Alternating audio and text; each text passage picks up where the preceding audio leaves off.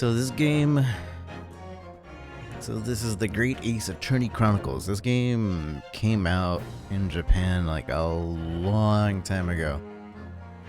Somewhere in between the main series, Apollo, and then this came out, and then the other ones. So at least for me, I haven't played the others on stream, but at least for me, I'm gonna be right on track with the release order. It's usually how I like to play anyway. But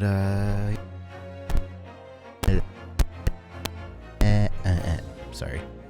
But yeah, let's start a new game. I just tested it out, made sure everything was okay.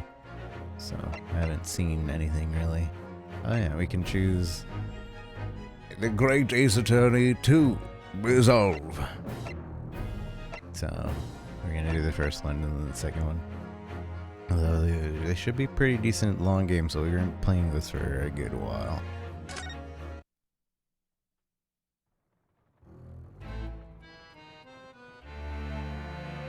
The Empire of Japan. After opening its doors, a push for cultural transformation brought great waves of Western influence to this far eastern island nation.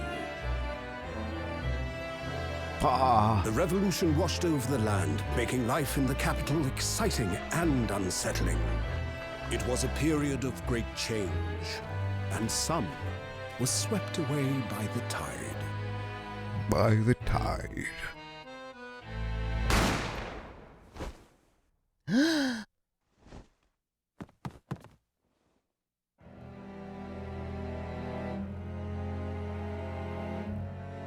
But for one man, the turbulence of that era was just the beginning of an extraordinary story. He did it. Everybody saw him. Bienvenue à la Carnival. The Great of... I didn't read that.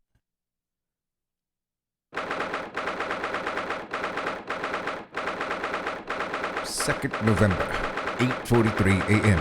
Supreme Court of Judicature. Defendants Antechamber 5. I can't believe it. I still can't believe this is happening. How can it be just beyond the doors to this quiet little chamber is the highest court in Japan, waiting to decide my fate?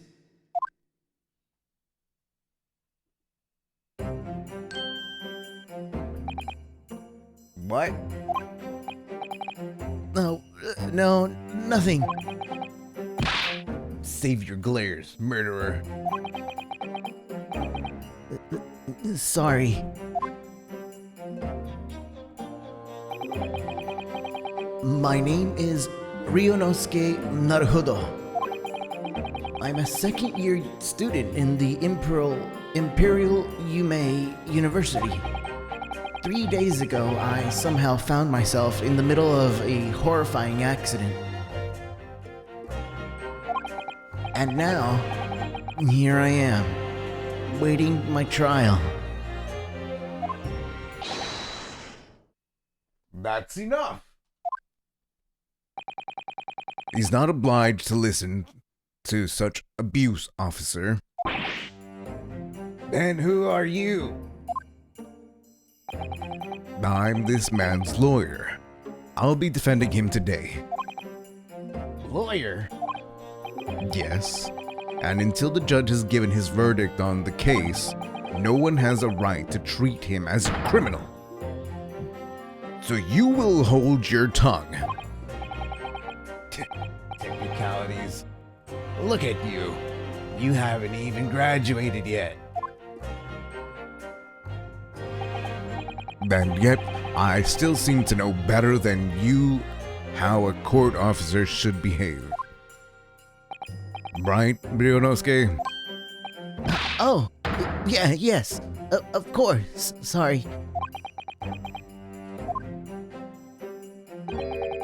What are you apologizing to me for? Oh, no. I suppose that wasn't my fault. But really, Kazuma, I never meant to drag you into this. I'm sorry. There you go again, apologizing. Just like always. Though I must say, you've been all over the newspapers these past few days. Yume University professor murdered in cold blood by a student. But obviously, you didn't actually do it, did you? Of course not. You have to believe me. I didn't do it.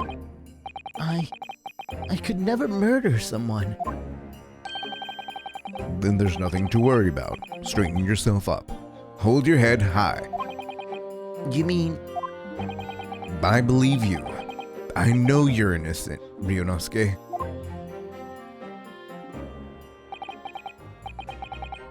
Kazuma Asogi, my best friend. Also in his second year of Yume University. But he's far more clever than I. A A-star student, in fact. He's even a qualified lawyer. Impressive, considering he's a... I'm not that impressive. The very concept of lawyers is only a few years old, here in Japan anyway. My qualifications don't mean much. Yet. You said exactly the same thing 3 days ago. But I'm proud to have a friend like you, Kazuma. Truly. 3 days ago. Yes, that's when it all started.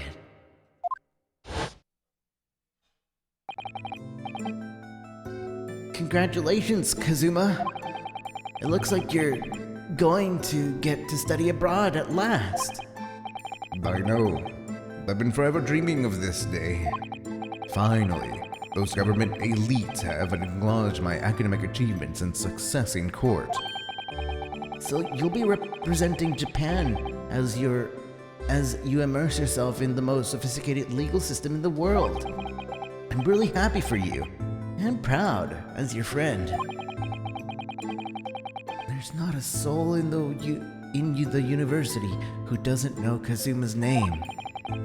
He's a living legend.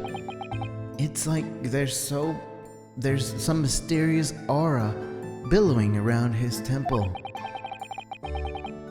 I want to bring about change in our own legal system. That's why I have to cross the ocean and see the real thing with my own eyes. The heart of the British Empire. I wish I could see it too. Then come with me. We'd have a wild time tearing up the streets of Her Majesty's City of London together. If only it were that simple. Oh dear, look at the time. I'd better be going. Alright, I'll see you later. I think I'll stay and enjoy this place a while longer. Good idea. After all, it's not every day you get to visit a high-class Western restaurant like this. See you in English class tomorrow, then, partner.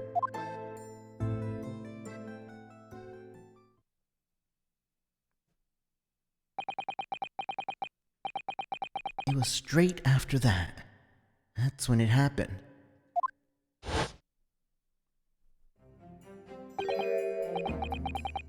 Asogi, may I have a word?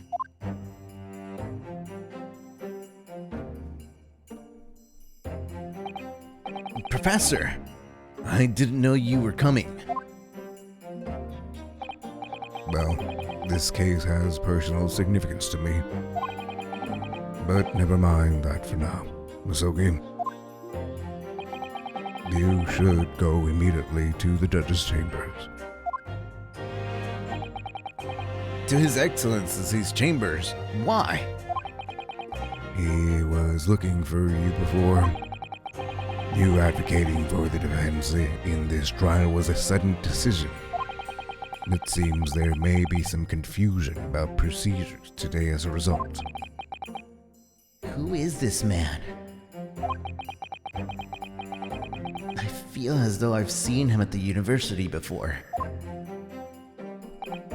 I see. I'll go at once then. I shall accompany you. Alright then. Bironosuke, I'll see you in the courtroom. Yes, thanks, Kazuma.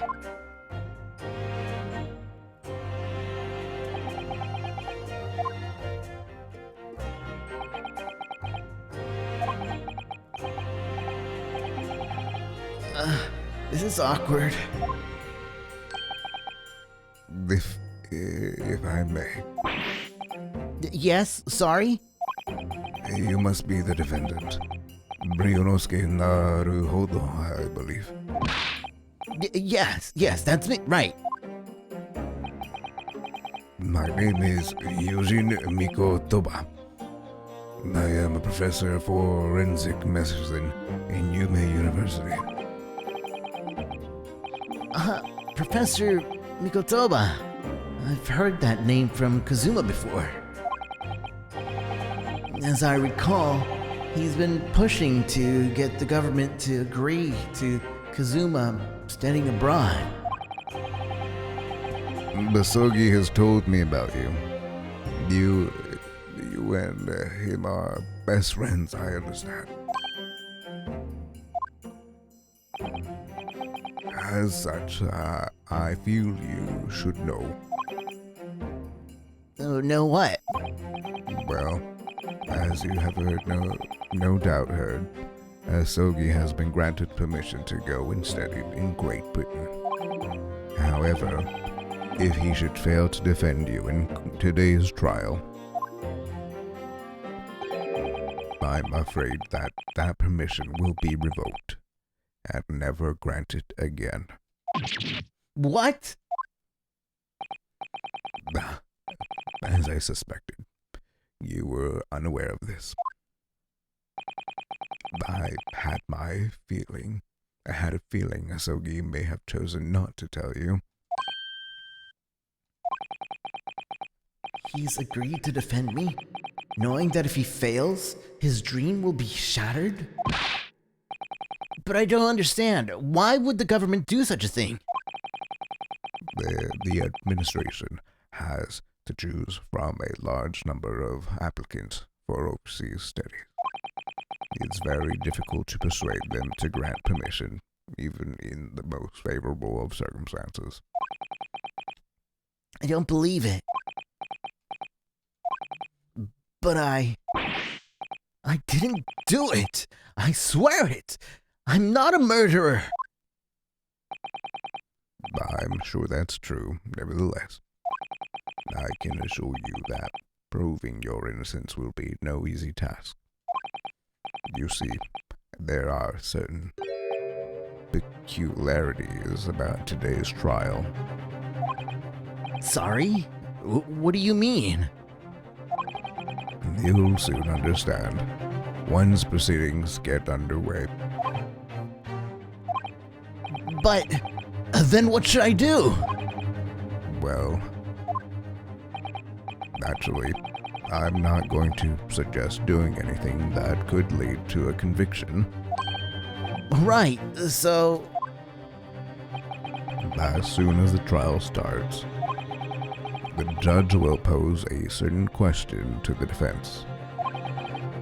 When that happens, you must answer before anyone else. You must say, "I do." I do? But what will the question be? Surely not... Do you accept the accusations? Do you accept the accusations brought before you?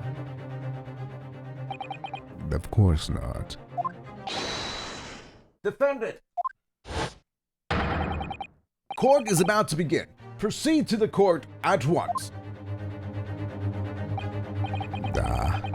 It would seem our superstitious discussions are to be cut short.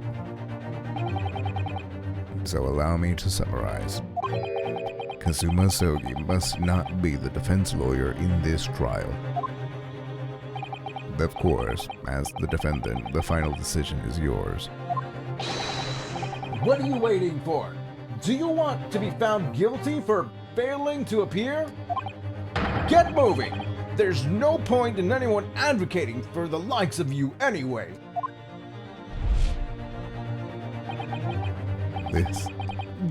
This is it.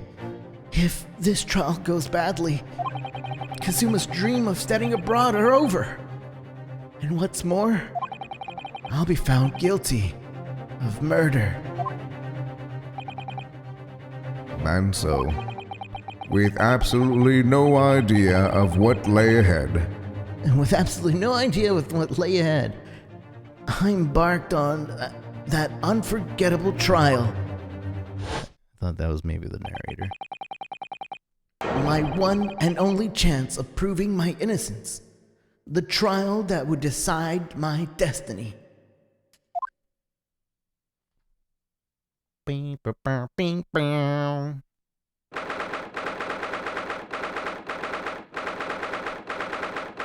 22nd November, 9 a.m.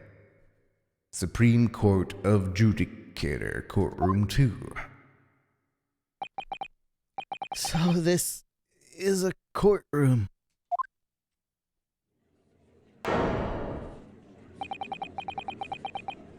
The Supreme Court of Judicator. No court in the land is more powerful. I don't much like the look of those people sitting in the public gallery. Lots of military and other uniforms in there. The powers to be have demanded that this be a secret trial. The powers that have demanded that this be a secret trial. A secret trial? The trial that's closed to ordinary members of the public. Only military and government officials may attend. What? But why? It'll become clear in time, but for now, you need to concentrate, Ryunosuke. It's about to begin. It looks like pain. Oh, the judge's voice. The court. The court will now hear the trial of Ryunosuke Naruhodo. The prosecution is ready, Your Excellency. As is the defense. Before we begin, there is one point of order I would like to confirm. Yesterday evening, the defense made a last-minute request for a change of advocate. That is correct, Your Excellency. I made the request myself. Normal procedures is for the defendant's advocacy to be decided 2 days prior to trial. As this is an unusual circumstance, I am obliged to... I don't know what the voice is. I am obliged to ask for final confirmation now. See, the other judge's voice is so much easier because it's kind of silly. And this is the usual circumstance. I am obliged to ask for the final confirmation now. But I don't think that works for this guy. He seems very serious. I am obliged for final confirmation now. Who advocates for the defendant in this trial? This is it. This must be the question. Who's going to defend me? That's the question the professor meant. But then, if I say I do, I need to answer quickly. What should I do? I do! Your Excellency, no confirmation is needed. As I'm standing here beside the defendant, I hope it is clear that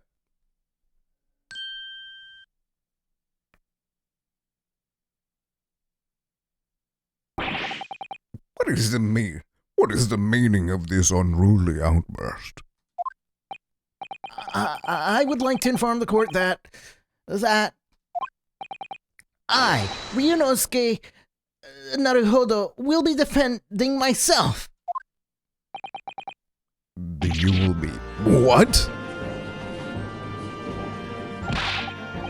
What are you playing at, Ryunosuke? Professor Mikotoba told me everything just now, before the trial. He did what? He said that your dream of studying abroad would be dashed if you were to lose. How sad. It means you don't have faith in me. Do you think I won't be able to get you off? No, it's not that really. It's kind of awkward that you would try to get me off. It's just that, well, on the off chance that things don't go well for me, I couldn't bear to be the reason that you... Yes. I knew that's how you'd feel, which is exactly why I decided not to tell you. Professor Mikotoba shouldn't have stuck his nose in. Very well. The court hereby recognizes the defendant's desire to advocate for himself in today's trial. Well. Does the accused admit defeat already? Renouncing his own counsel, really? Objection! Make no mistake, counsel. This merely shows that the defendant's innocence is so apparent, he's confident he can speak for himself. Isn't that so, Naruhodo-san? Yes, exactly. Exactly what I wasn't thinking. I'm not confident at all. In fact, my mind's a complete blank.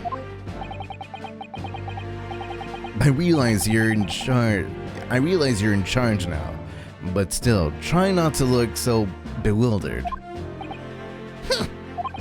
Well, for a mere university student to be brought before the Supreme Court,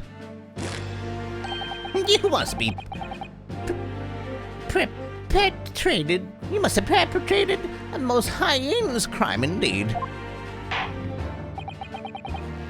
As you are no doubt aware, this is the Supreme Court of Judicature of Japan. Accordingly, the highest standards are conducted and expected of all present. Do I make myself clear, Defendant Naruhodo? Yes, Your Excellency. This is therefore my duty to assess your competence for the task you have undertaken. My competence? What does that mean? He's questioning your ability to do the job. Well, he can't be questioning it more than I am. So, let's start with the very simple, with the very simplest of questions. Yes. Kindly state before the court the name of the victim in this case. Well, that's easy enough. I've heard his name more times than I care to remember. But, wait. I'm so nervous. I can't even remember who that... What was it again? Ryunosuke. Let me guess. Your mind's gone blank. You know me so well. All the relevant information for this case can be found in the court record. But I can't even find that. It's simple. You can access the court records with the press of R. If you ever find you've forgotten something, just consult that. It's all there in there. I just have to press R for the court records? Alright. There's no time to lose.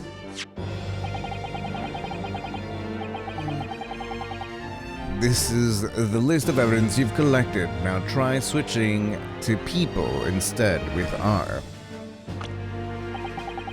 You find the details of the victim here. When you're done, press B to go back. So remember, everything you do with the current case can be found in the court records. What's the guy's name? John H. Wilson, 47. The victim in this case, he was visiting the professor of medicine at UMay University from British Empire.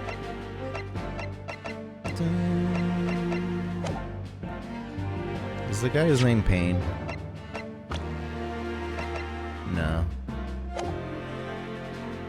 So remember, everything you do in the court case can be found in the court records. Now, you'd better not keep His Excellency waiting any longer. Go on. Find the victim in the people section of the court record and press X to present. Yes! Yes! The victim's name was Dr. John H. Wilson. Well, at least you can remember the name of the esteemed member of your own university. Dr. Wilson was visiting the professor from England, invited to UMay University 3 years ago. Indeed, which is the reason why this case has such a profound implications. The British Empire is at present our country's most valuable foreign ally. And as most of you will be aware, we have just signed a new treaty together after lengthy negotiations. There can't be anyone who hasn't heard of the Anglo-Japanese Treaty of Friendship and Navigation. And yet, despite these delicate circumstances, the blood of an Englishman has been spilt on our soil. You two are both undergraduates at the Imperial UMay University, are you not? Murdering a professor from the very institution that provides your education. Have you no honor? But I didn't do it. This case is coming under great scrutiny from our allies on the other side of the world. The court therefore wishes for a speedy resolution to this matter. In other words, our feeble government is scared of upsetting England's policymakers. And you're a convenient and expendable scapegoat to blame for this crime. So that's why the trial has these unusual peculiarities, is it? Exactly. Our government needs to convict someone as quickly as possible. All because the victim was an Englishman. Yes, Dr. Wilson was an Englishman. But nationalities and treaties won't make any difference for me here. The fact is, I was there at the scene of the crime.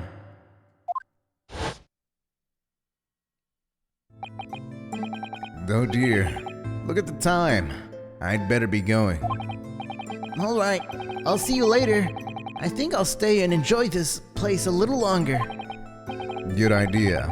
After all, it's not every day that you get to visit a high-class Western restaurant like this.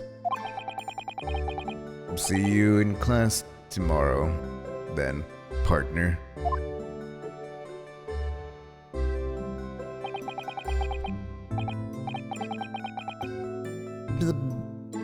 The British Empire. Wow.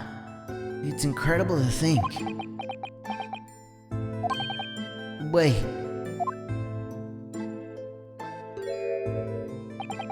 I've seen that man at the university. I'm sure he's a visiting professor from Great Britain.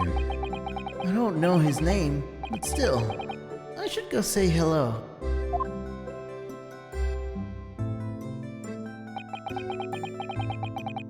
So I went over to the professor's table.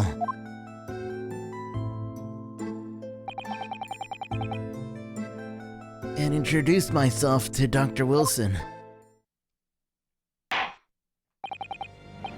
Now then, let me pose my next question to you, Defendant Naruhodo. Yes, Your Excellency. How did the Professor of Medicine, Dr. John H. Wilson, lose his life? State before the court the cause of death. The cause of death? Well, obviously, that was, Brionosuke, remember that in court every assertion must be backed up by evidence. by evidence. But how? Find the piece of evidence that shows the professor cause of death and select present. Do it now. Death occurred a little after 2 a.m. and was caused by a loss of blood, gunshot from the chest. The bullet did not pass through the victim's body. We're going to be on cam. Hi. Did not pass through the victim's body. Although I feel like being on cam would be better during actual choices and not just story. I'm just straight story. Yeah. 2 p.m. and a loss of blood from a gunshot to the chest. The bullet did not pass through the victim's body, so it got lodged in there. Yes! Yes! Well, according to this document, the victim suffered a hemorrhagic death due to gunshot trauma. Learn to read, you imbecile. That's the post-mortem report, I take it. Sorry, yes, that's right. The post-mortem report. In the West, a doctor dissects corpses to identify the cause of death in an autopsy. But here in Japan, a police officer merely inspects the body and draws a conclusion that way. Oh, I see. As long as I'm not going to be tested on this later. This is the so-called photographic print of the scene of the crime. You can clearly discern the scorch marks around the bullet's hole produced by the powder explosion. In other words, we should assume that the victim was shot at close range. Thank you, counsel. The court will accept this more modern scientific evidence into the record. The photograph print of the victim has been entered into the court record. Chanston subsequently died. So, that's a photographic print. Well, that's something I've never seen before. It's clearly superior to a drawing. The detail is incredible. Very well. I am satisfied with your answers. Let us start the trial. Certainly, Your Excellency. So, without further ado, in order to better apprise the court with the facts of the case, the prosecution hereby calls its first witness, who was there at the scene of the crime when it happened. This is it then?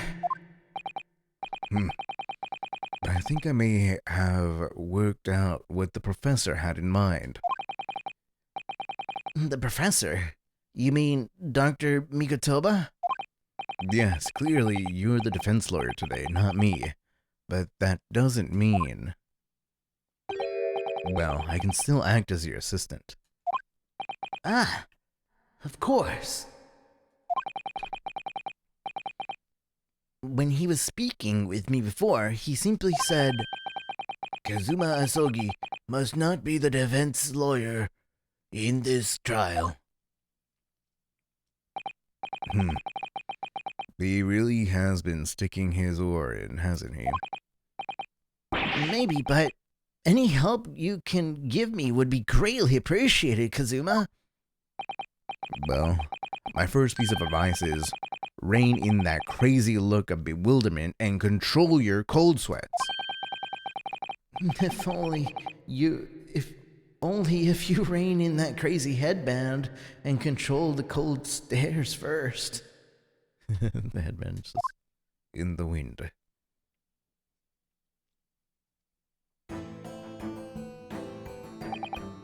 Witness, state your name and occupation for the court, please. Of course, my name is Satoru Hosonaga. I am a head waiter at the Western-style restaurant called La Carnival.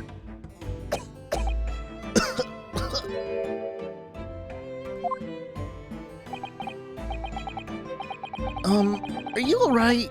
You seem to be coughing up some,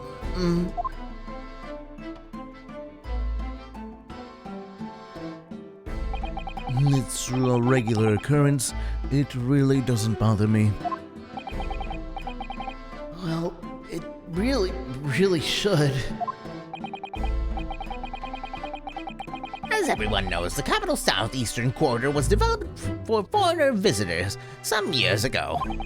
It's become a very fashionable district now, full of hotels to accommodate overseas guests. There's grim crime occurred in one of the district's so-called restaurants, an Occidental eatery, 3 days ago. Understood. Hosonaga-san, you will kindly tell the court everything you can about the incident. At once, sir. But no petty introductions from the aspiring lawyer boy, please. Oh, perspiring, maybe, but aspiring? It was just after 2 p.m.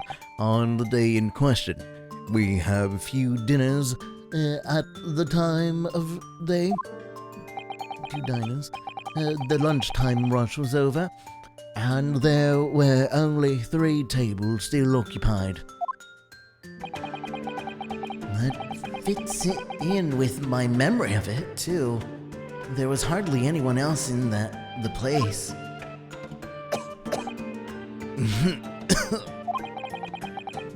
It was when I was in the kitchen putting away crockery and cutlery. The gunshot rang out, so I hurried out to the dining area to see what had happened. I found the victim, an English gentleman, slumped in his chair, and standing immediately beside him, gun in hand, was the accused university student. Yes! Hold on! Let me clarify something here. While I did pick up the gun that I found lying on the floor beside the professor, I didn't shoot him. Objection! I believe I asked you to refrain from petty interjections. The court wishes to listen to the witness's report of what you saw, you amateur. But The next time you interrupt at an inappropriate time, you will be penalized. Defendant Naruhodo. Don't worry, Ryunosuke. You'll have your chance to fight back. For now, We must just quietly listen to the witness. If I may confirm one point, waiter. Standing beside the victim with a gun in his hand was the same man who we see here in court today.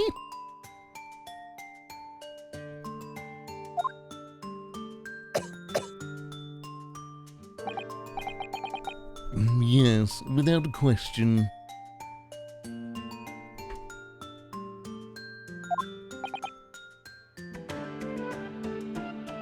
I see. And apart from the accused, was there anyone else standing beside the victim?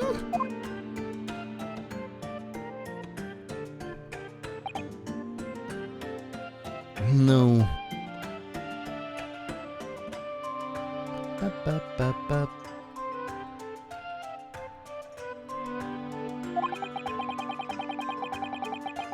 There was no one else around that table but the deceased Englishman and the university student. Huh? Wait, what did he just say? There was no one else around that table? What's the matter, Ryunosuke? That's not right. When I went over to Dr. Wilson to say hello,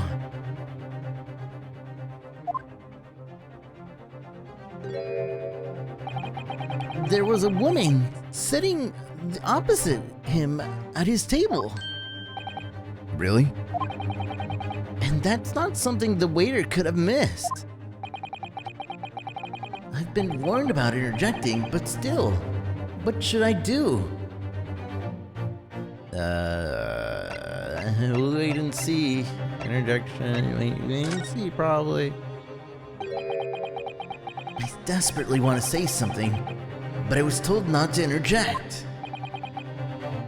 Ryunosuke, if your parents tell you to study, you're the kind of man who would diligently get to work, aren't you? I suppose I am. I'd never have to go to Yume University. I'd never have gone to Yume University otherwise. But you can't just always follow the rules in life, you know? If you don't say what you want to say right now, you'll seriously regret it when you're found guilty. All right, you've scared me. I won't forget that piece of advice in a hurry. And there is something I want to say. I'm just going to shut my eyes and say it. Yes! Just a moment, please. But Dr. Wilson wasn't alone that day. I'm sure of it. There was a lady sitting with him at the same table. Objection! Dear me. What are we going to do with you? With your blatant disregard of court proceedings, I'm beginning to wonder if you're not a fraud. Could it be that the accused is this mere student is not a real lawyer after all? But I'm sure of what I saw. So, Naga, is there any chance you're mistaken? Perhaps your memory of the events is hazy? No. The deceased gentleman came to dine alone. I don't believe it. I actually have a rough plan of the restaurant as it was that day. Please, have a look if you'd like to.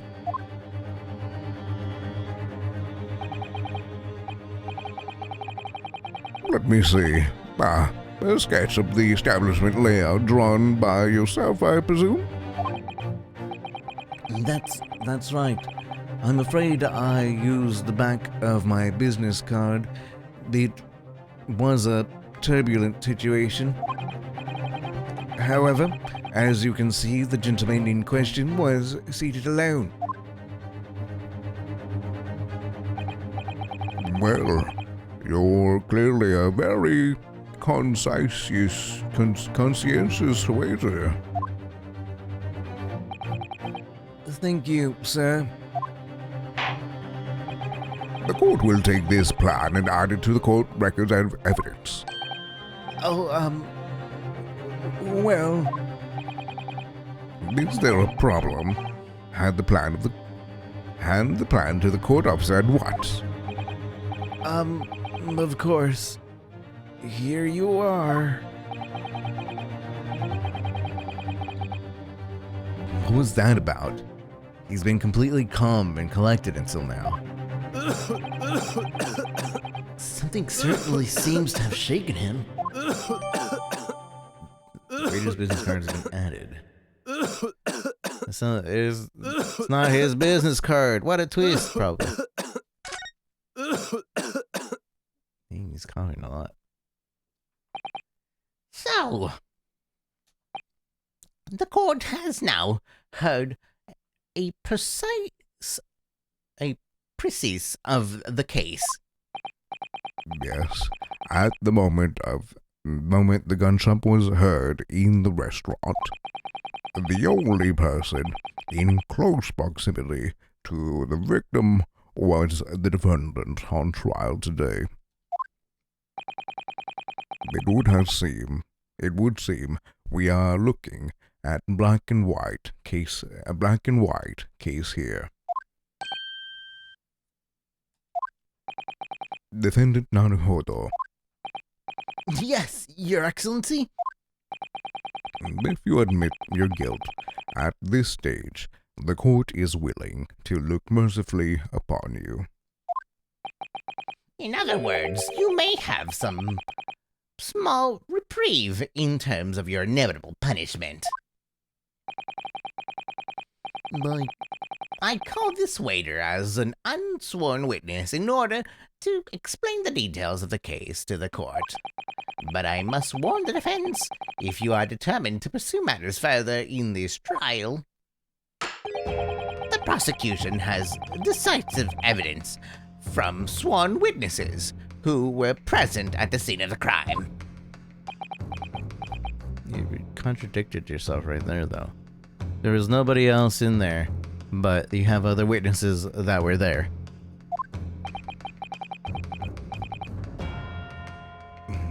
What do you think I should do, Kazuma? What do you mean? Well, I'm going to be found guilty one way or another, it seems. Wouldn't it be sensible to plead guilty at this stage and hope for a more lenient sentence? Everyone keeps telling me that this trial is unusual, about these peculiarities. You've said it, Professor Mikotoba said it, and so has the judge and the prosecution. I'm scared what lies ahead if I push this.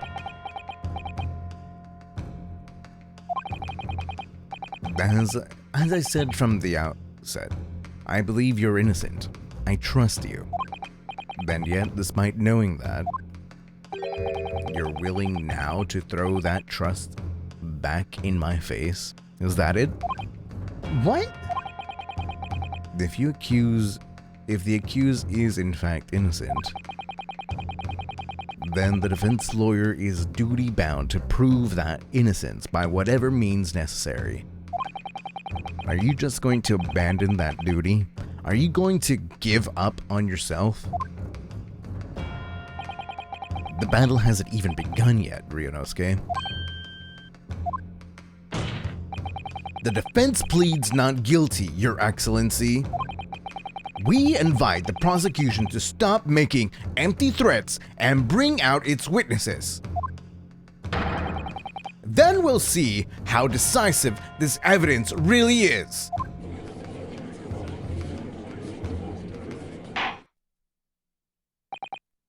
Indeed. Prosecutor Ouchie. Oh, his name is Ouchie. Prosecutor Ouchie in pain. I get it. I get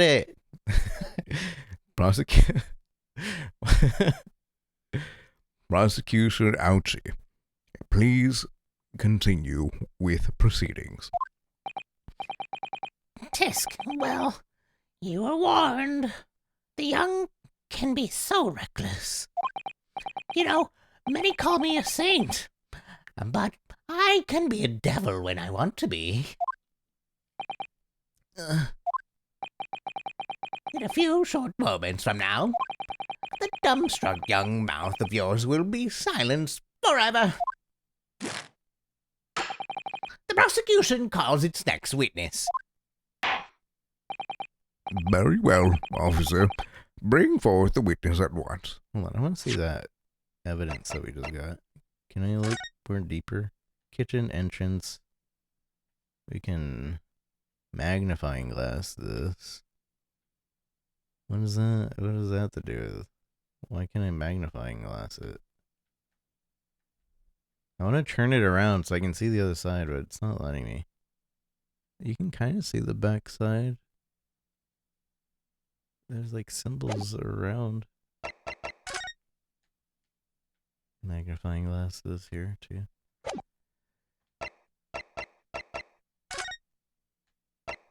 So I can't turn it around, unfortunately, but I can magnifying glass it. Alright, I just wanted to see that real quick. Very well, officer. Bring forth the witness at once.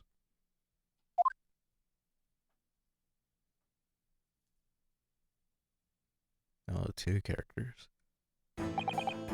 Witnesses, kindly state your names and occupations for the court. Yes, sir. The Great Nipron Emerald, Army Sergeant Ayesa Nosa, reporting for duty, sir. Myself, I find employ as the purveyor of fine articles and antiquities for all nations of our nation, Nippon. And conduct my trade from Raisute, a humble premises in the 2nd District.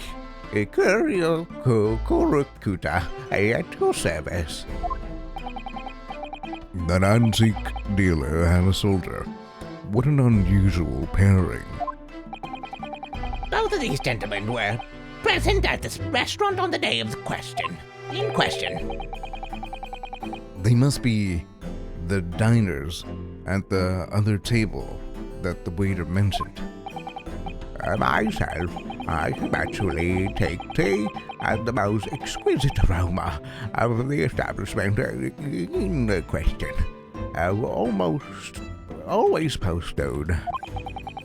And not infrequently converse with interstate parties regarding the curios with which I make my business. I can't understand a word that old man is saying. He's an antique dealer, and it sounds like he's a regular at La Carnival. He seeks out potential customers who may have had an interest in antiques and tries to sell his wares to them.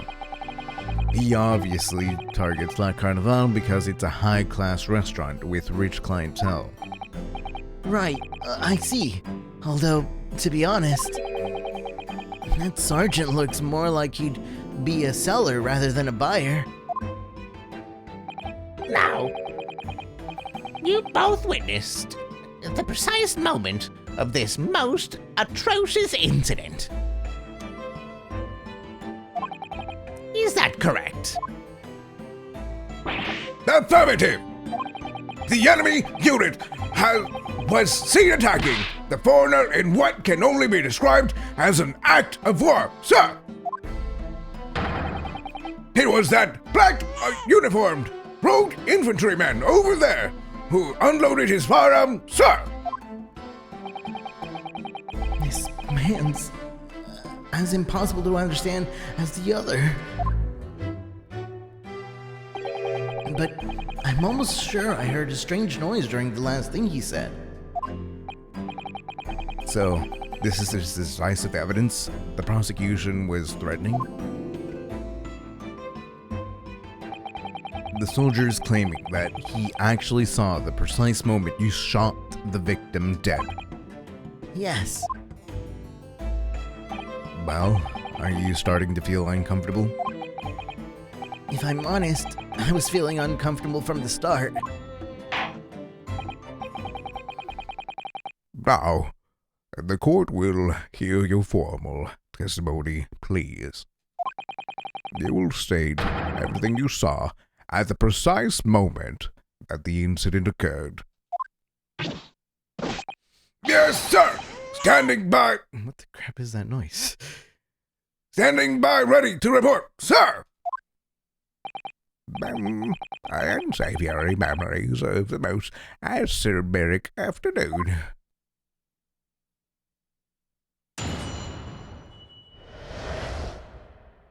What the witness saw. I was ingesting the regulation beef steak at the restaurant while having a tactical discussion with the old man. Myself, I was extolling the virtues of a particularly fine golden curio in the military to the military gentleman. At the precise moment, a firearm was discharged. I observed the enemy's action with my own eyes. The black uniformed varsity cadet fired on the English civilian, and from the back, the cowardly little weasel. And from the back? Okay, that's already a contradiction.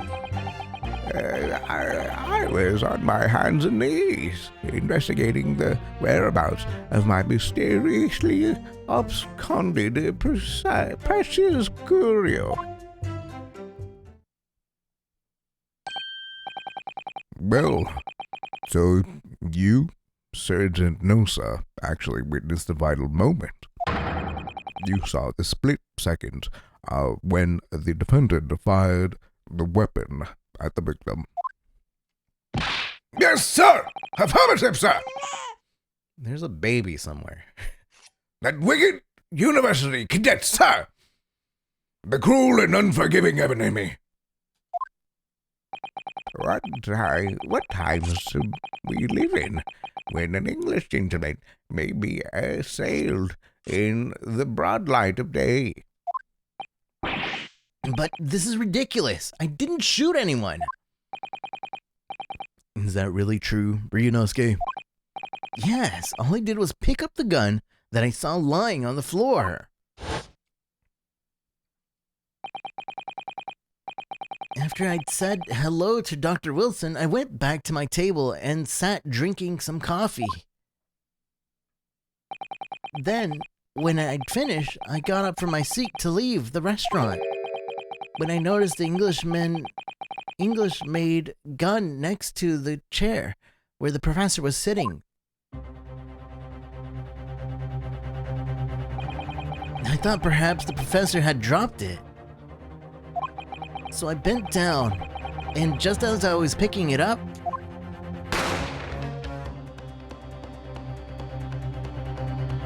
bang. Well, if that's true, there was obviously a criminal on the scene somewhere.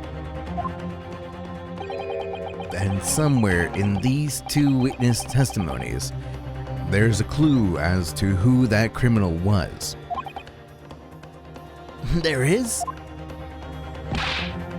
Ryunosuke, you must exercise your right to cross-examine the witness. Cross-examine? Do it now. As you have heard, Your Excellency, there is no room for doubt in these testimonies of these witnesses. The defendant is clearly guilty. It is time to bring this despicable student to justice. Certainly. The testimony the court has thus heard eliminates any visage of doubt. Therefore, it is my grave duty to declare...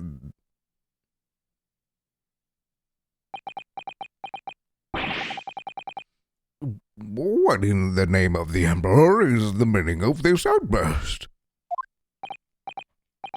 I mean, the defense demands the right to cross-examination.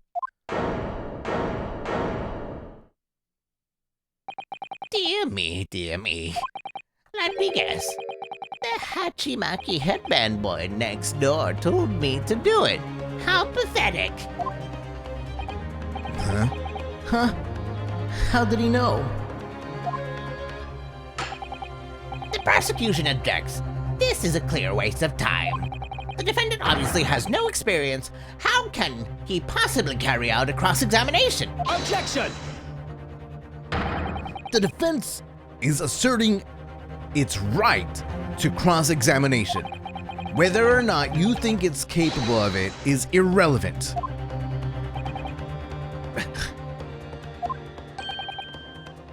Kazuma is so commanding. Very well. Let the defense conduct a cross-examination of the witness. All right. This is where the battle really begins, Ryunosuke. But I don't even know what I have to do in a cross-examination. Isn't it obvious? You have to expose the lies in the witness's statement. How? You didn't fire a gun, which means what the soldier said has to be a lie. Well, yes, but It's just a case of proving it. And the key to doing that is evidence. right, evidence. All you need to do. All you need to do is present some decisive and indisputable evidence that proves the witness is lying. Now let's go, Ryunosuke. Don't let them beat you. How he looks with it, he just slams it. All right then. It's all or nothing.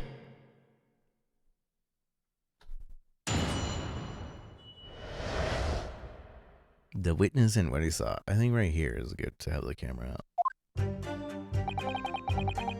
I was ingesting the regulation beefsteak at the restaurant while having a tactical discussion with the old man.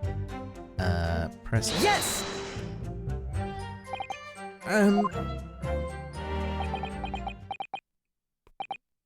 Why aren't you saying anything? Is this some new interrogation technique? I hadn't actually thought of what I wanted to ask. Just ask about anything that catches your attention. Anything that bothers you. All right then. This beefsteak you mentioned. What kind of food is that? Shut! Beefsteak is a delicious cut of veal, vigorously cooked in cast iron grill and served piping hot. Oh, If good could receive a Medal of Honor, beefsteak would be almost as highly decorated as a cutlet. right. I see. Thank you, sir. So next question.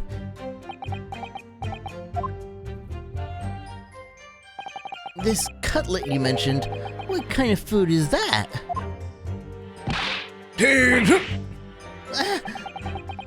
Cutlet is a delicious cut of veal tossed in breadcrumbs and deep fried in cooking oil.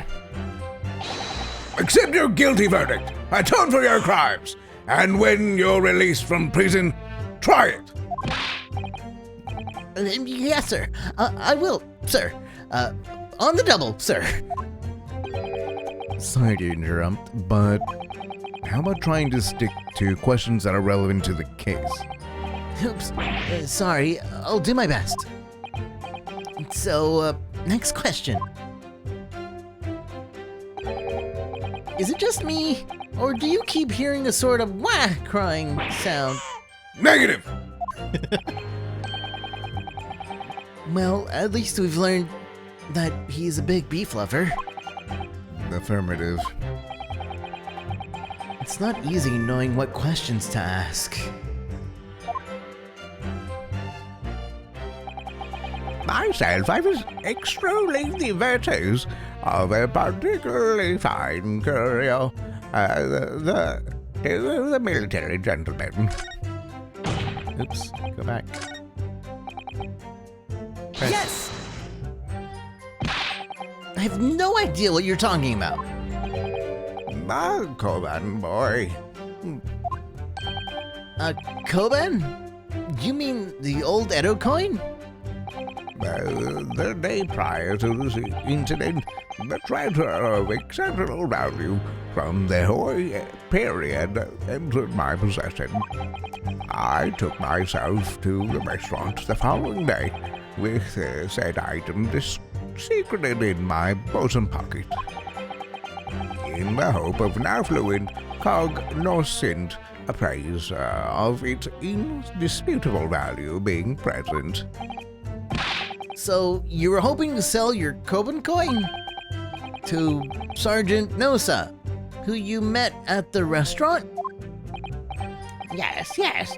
It's quite clear where you're going with this, boy. You are about to assert that a penniless soldier would have no hope of purchasing a precious Koban. Isn't that so? Well, You little upstart cadet! You wanted to address disrespecting a superior officer to your list of crimes, do you?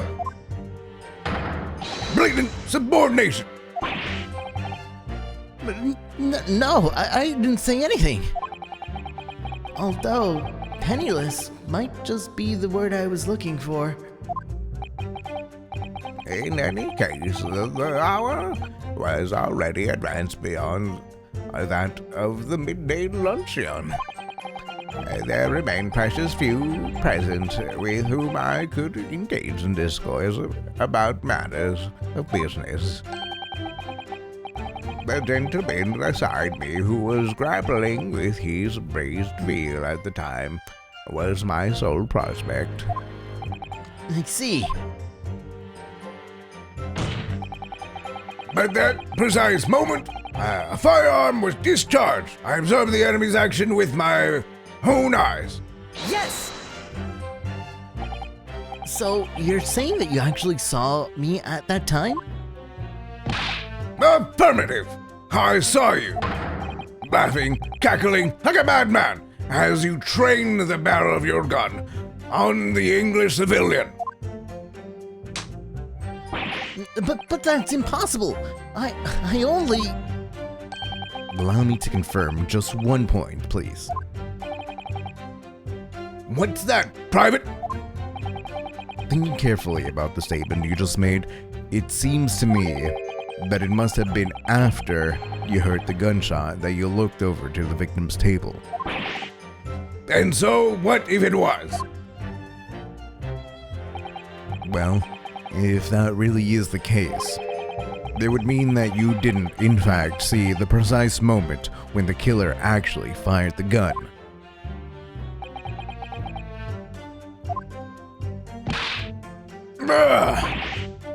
And double my sixth sense. Sorry? My sixth sense of danger. I picked up the waves of murderous energy radiating from your foul mind. Which means a split second before you pulled the trigger, I was looking right at you, cadet. Surely that's not really possible, is it? Do you think I... That wow distracts me. Do you think I have got where I am today in the army if I couldn't sense danger in the air, son? Well, it would seem this soldier is absolutely convinced that he saw you do the deed. This is not good. The black uniform varsity cadet fired on the English civilian, and from the back, the cowardly little weasel. So I can present right now the picture, because that's a lie. Yes! We're gonna press. So, this black uniformed university cadet you're saying that was... Ah! I have had just about enough of your sauce, Cadet. Who else do you see around here in black uniform, Well, there's someone standing right next to me who fits the description as well, but... It was you, you little weasel. You unloaded the firearm on that man from behind his back, and you call yourself a citizen of the great empire of Nippon? You disgust me.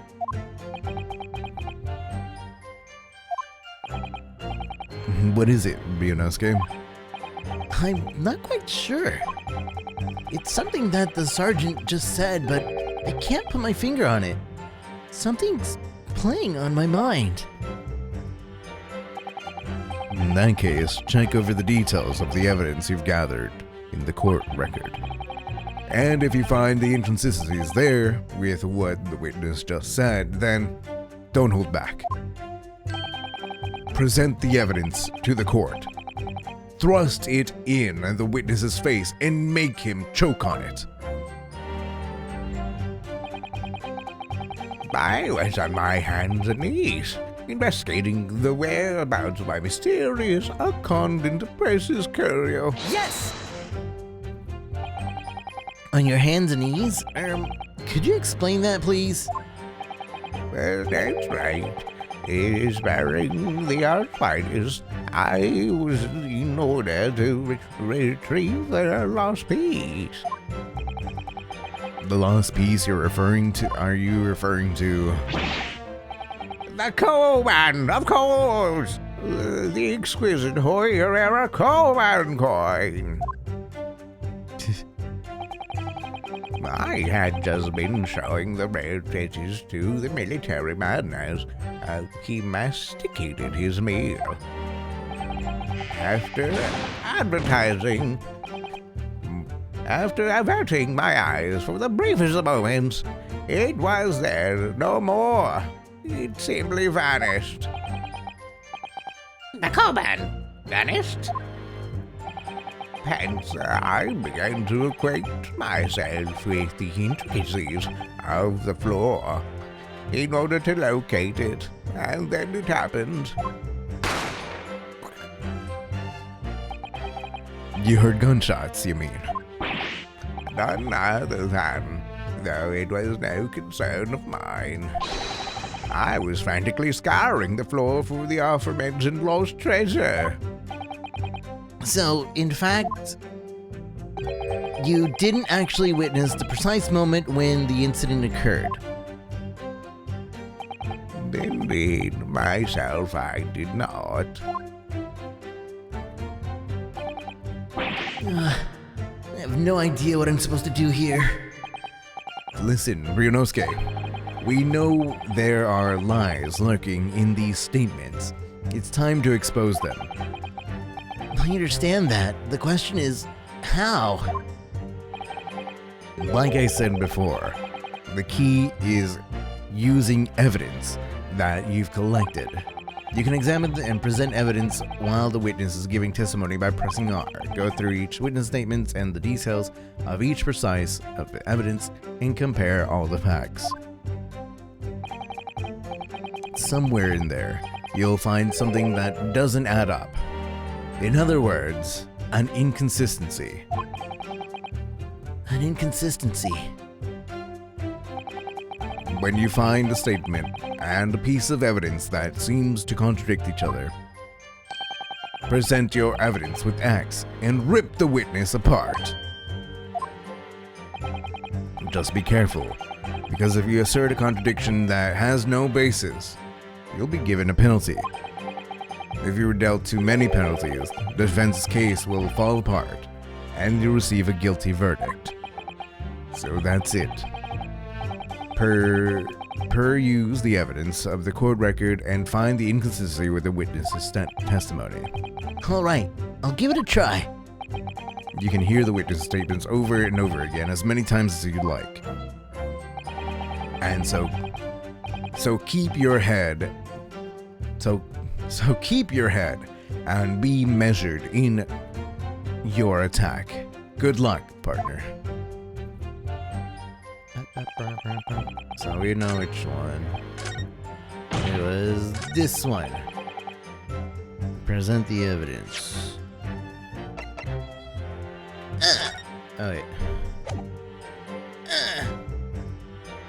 Yes! Yes! Yes!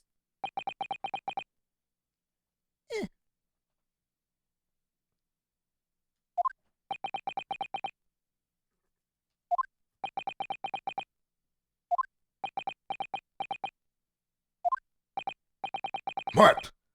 What are you playing at, cadet? What is the meaning of this subordination? Thrusting some photographic print in my mustache. Inconsistency, sir. I mean, yes. There's a clear inconsistency here. What nonsense! What can this print possibly tell us that we don't already know? Well, obviously, that, I know what I want to say, but the words just won't come out of my mouth.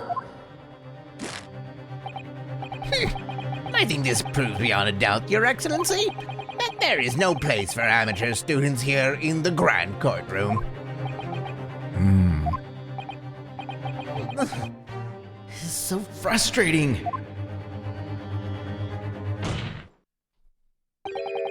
Oh, please. Surely this doesn't require an explanation. It couldn't be more plain. To spell it out would be an insult to the court. Kazuma, what? What are you talking about? It's apparent from the single glance of a photograph print presented by the defense that there's a clear discrepancy here with the sergeant's statement. What? Sergeant Yesa Noza. Yesa Noza? Yes, no? Yesa Noza. I'm trying to see the whatever. Sergeant Yesa Noza. Yes, sir. What, sir?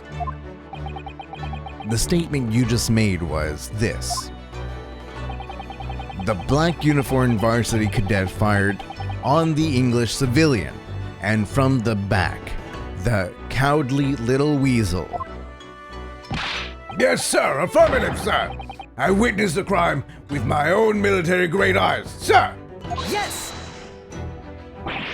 But no, that just can't be. And why not, cadet? Because.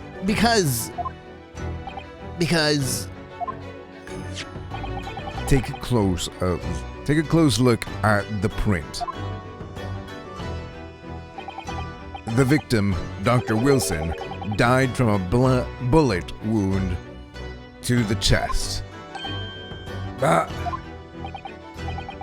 Sergeant, according to your witness statement, the culprit shot the victim from behind. Then that is the obvious discrepancy here. Well, how do you explain it? No. There is a baby. Well,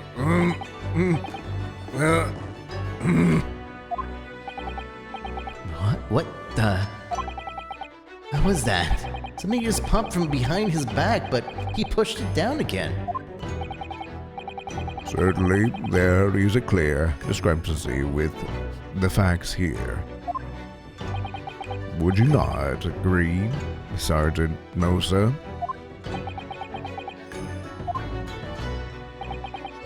I get it. I get his name. Yes, sir, and no, sir. Yes, no, sir. Okay, sorry. Yes, sir. At this juncture, that would appear to be indisputable.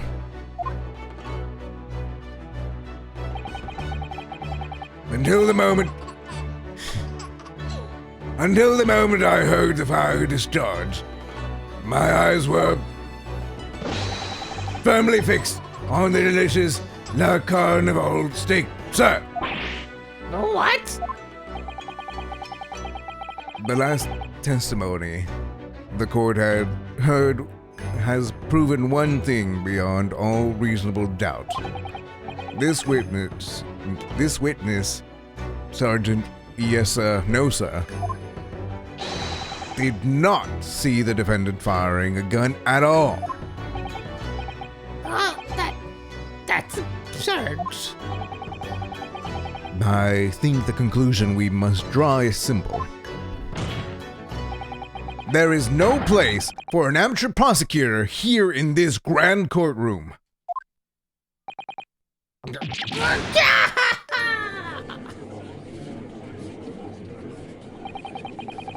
There's been a complete turnabout in the mood of this trial, just from that one discrepancy. So this is what an ace attorney is all about. But I definitely saw him! That university cadet there. He was pointing the firearm directly at the victim's back. Yes!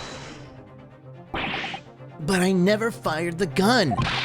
All I did was pick it up off the floor. And you, old man, you didn't see the moment the victim was shot either? Myself, I have already been quite clear. The gunshot seemed to hit me not. I was far too busy on the floor. Oh, yes. You were looking at the Coben coin. Looking for your Coben coin, weren't you?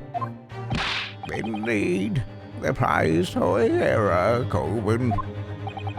Nothing around. Under the table, I was, in case mayhap, it had fallen there. And then it happened. You heard the gunshot, you mean? Indeed I did, but I heeded it not, for I was concerned only with finding my absconded toy treasure. Nothing could distract me. Out of interest, did you find the coin in the end? No, I see. that lamentable day, the precious toy Coban was lost to me. No doubt some unscrupulous scoundrel pocketed the prize coin for himself.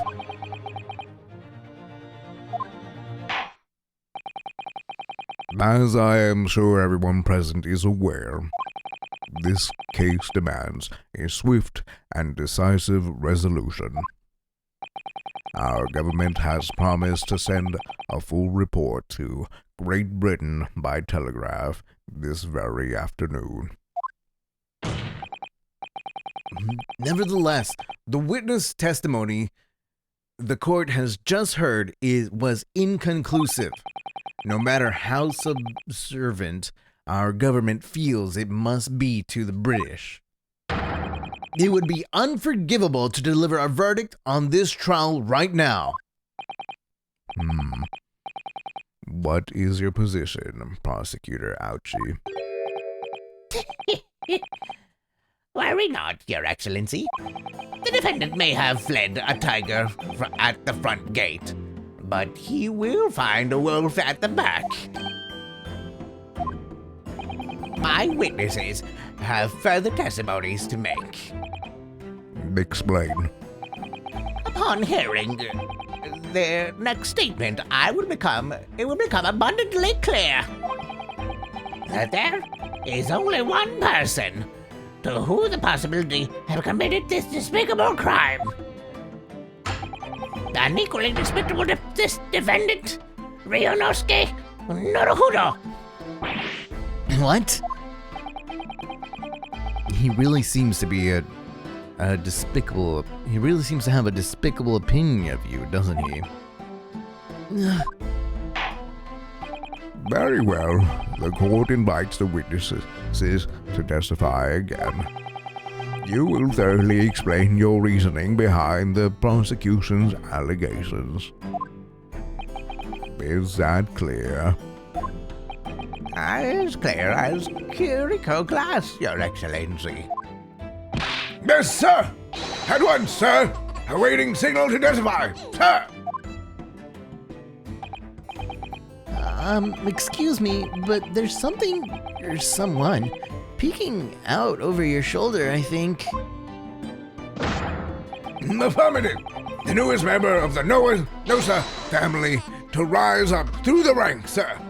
Name Aido. I do.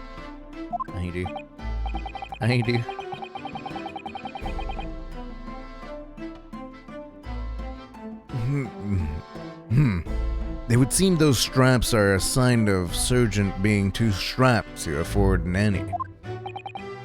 I do. And sir,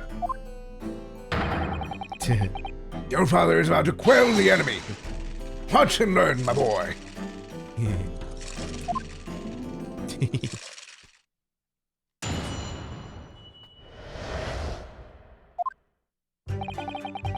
Even as I saw the most precious moment, the firearm was discharged. Even if what I saw wasn't the precise moment a firearm was discharged, it's almost the same thing. No, it's not. Pointing his gun at the forward man, he was that young lad in black. That much I myself did see. Furthermore, a visual search of the premise at the time confirmed that we were the only personnel present. Indeed, alone he was, the Englishman dining all by himself. Therefore, no one other than the black uniform cadet could have dispatched the Englishman. Over and out!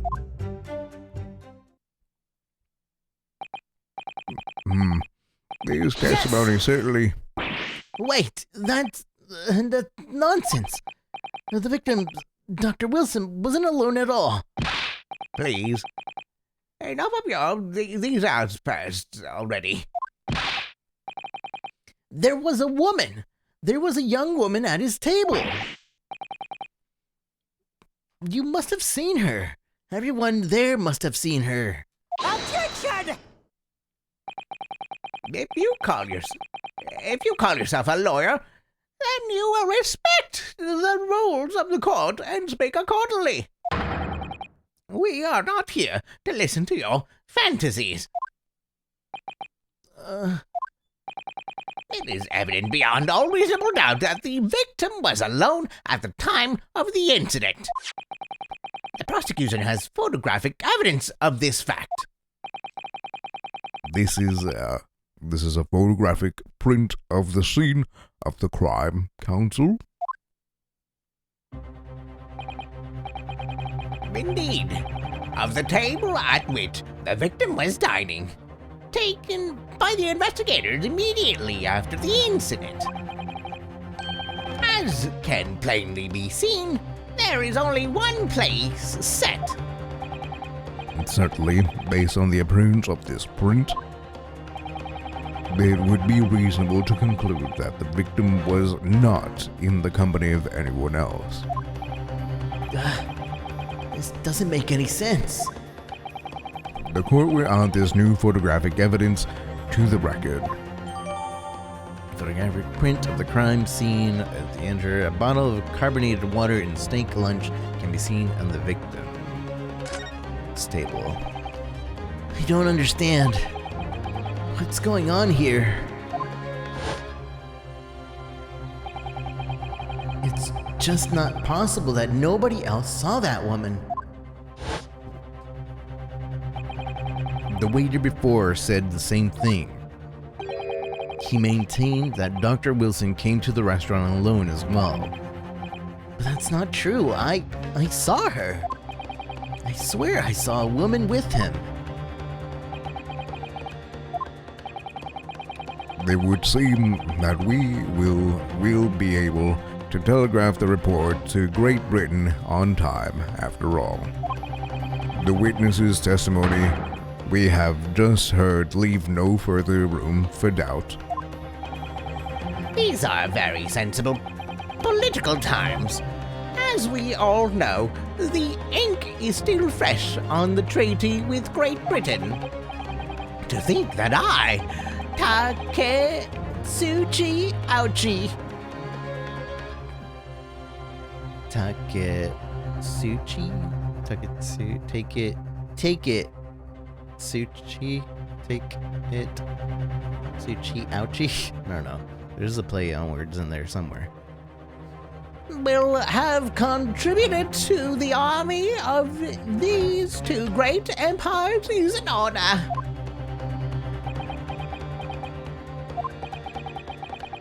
How can this be happening? The judge is ready to rule. Stand tall, Ryunosuke. It's not over yet. What? If what you say is true, then there's something going on behind the scenes. And now is your chance to expose it, to draw out the truth in your cross-examination. I don't know, Kazuma. The defense is entitled to cross-examination the witness, but make it quick. Understood? Rules can be so unbending at times.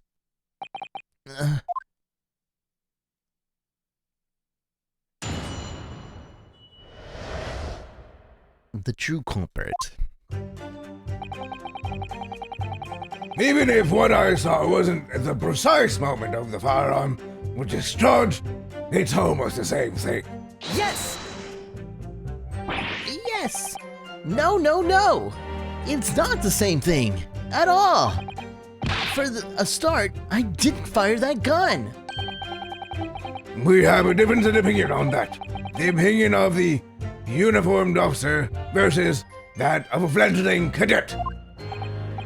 I don't think so. Consider this, defendant. Just a moment ago, I blinked. Did you? Did you see it? Did you see me blink? How could I? And yet, it is an undeniable fact that I did blink. So there you have it. Have what? Attention! The sound of the firearm rang in my ear, and the very next moment, I saw you waving the gun at the Englishman. To think that, I think that says it all, don't you? And let's not forget these antique dealers' witnesses, the accused in this most incriminating position as well. Isn't that so, Korekuta-san?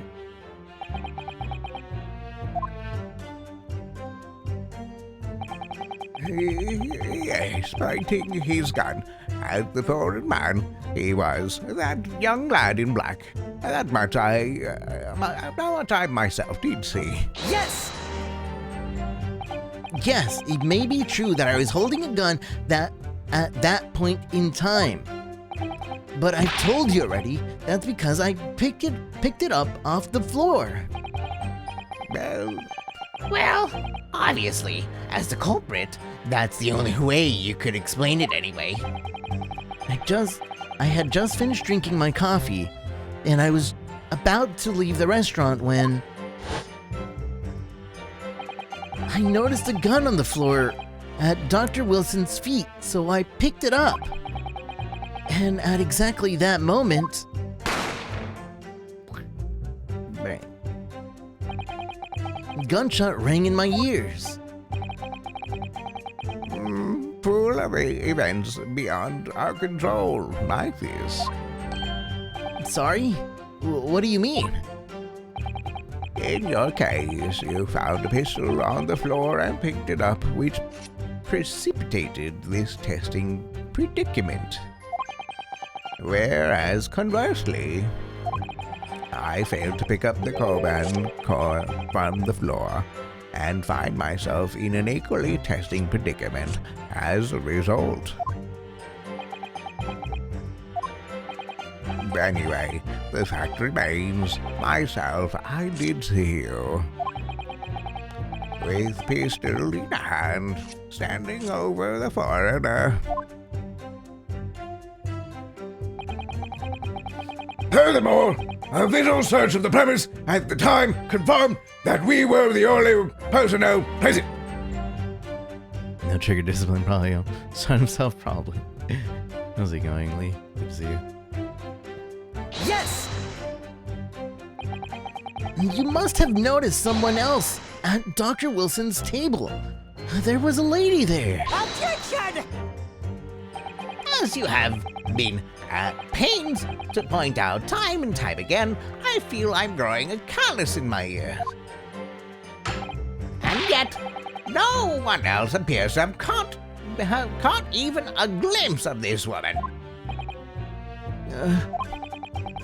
If only there'd been more people dining there at the time, then someone else would have noticed her. But unfortunately, it was already past 2 p.m. when it happened. The quiet time between lunch and dinner in any restaurant. I know, of course, the place was almost empty when it's what you'd expect. Certainly, 2 p.m. is neither here nor there in terms of time to eat. I wonder if there was a reason why the victim was eating at that time of day, and why he was alone. Yes, Your Excellency, there was indeed a reason. There was? This was found on the victim's jacket pocket. What is that, Counsel? It is a medical report, Your Excellency. It would seem that the victim had an appointment at the clinic prior to visiting the restaurant. Hot Up Clinic, yes. There would indeed appear to be an entry for the date in question. Hada Clinic. Is that the same clinic in the other games? I think it is. Or maybe I'm thinking of the Hada Hotel? No, I remember.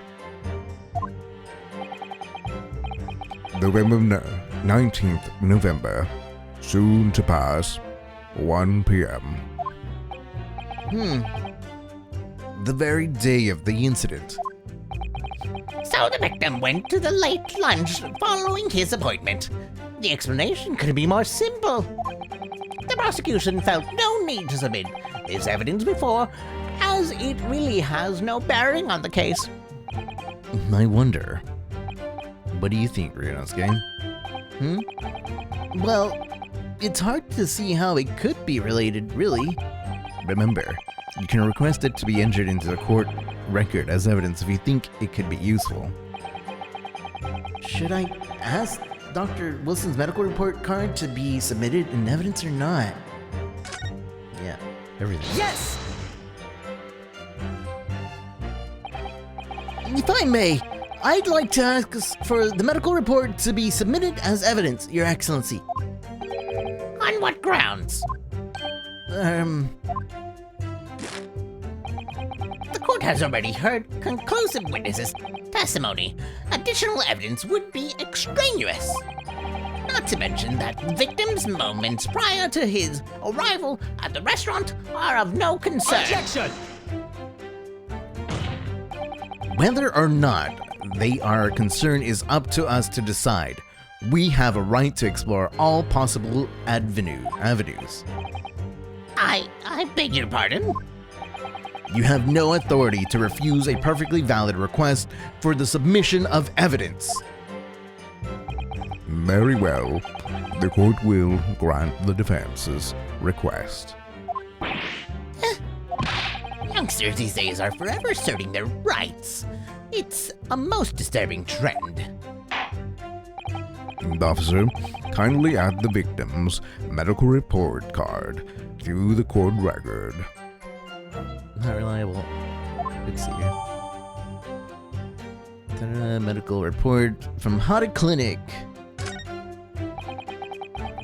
What we need right now is new clues. We have to explore things from every possible angle, even if they don't seem relevant at first. Right, I hear you. You can conspire to prolong this trial as much as you'd like, but it's the day after the festival. All ready for you. Or perhaps you'd forgotten that these witnesses' testimonies leave no room for doubt. Feel free to reiterate before the accused, Korekuta-san. Indeed, alone he was, the Englishman dining all by himself. Yes! So you actually saw that with your own eyes, did you? The victim, Dr. Wilson, dining alone? And I did. Forgive me for the position I place you in. So the testimonies of the old man, the soldier, and the waiter all agree on that point. Isn't that interesting? And let's not forget the contestable evidence we have to support their statement as well. As can clearly be seen, there is no single beefsteak on the victim's table. A meal for one. There's only a single beefsteak. A meal for one. No. The antiques dealer, the surgeon, and the waiter who testified before. It's not impossible that they're all lying. But if so, then why? If I'm perfectly honest, I have absolutely no idea. Therefore, no one other than the black uniform cadet could have been dispatched. Could have dispatched the Englishman. Over and out. Yes! Why aren't you telling the truth? What did you say, cadet? I clearly remember. There was a woman sitting across the table from the professor. Perhaps one of you might not have noticed, but for both of you to have failed to see the professor's dining companion, it's just not possible. Unfortunately for you, Defendant Naruhodo, it's not just a case of these two witnesses alone. Sorry? The waiter, whose testimony the court heard earlier, clearly stated the same thing. So, he also said that the victim was alone. That's right. Precisely. In other words, you are the sole proponent of this phantom lady. But I... If such a woman were to indeed be present at a scene, the prosecution demands to see proof.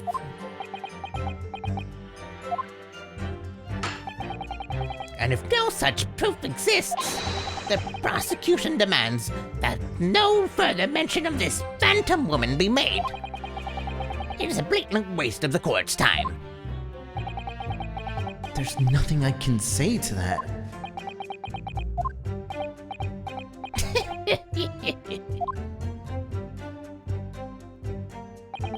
Excellent work, Ryunosuke.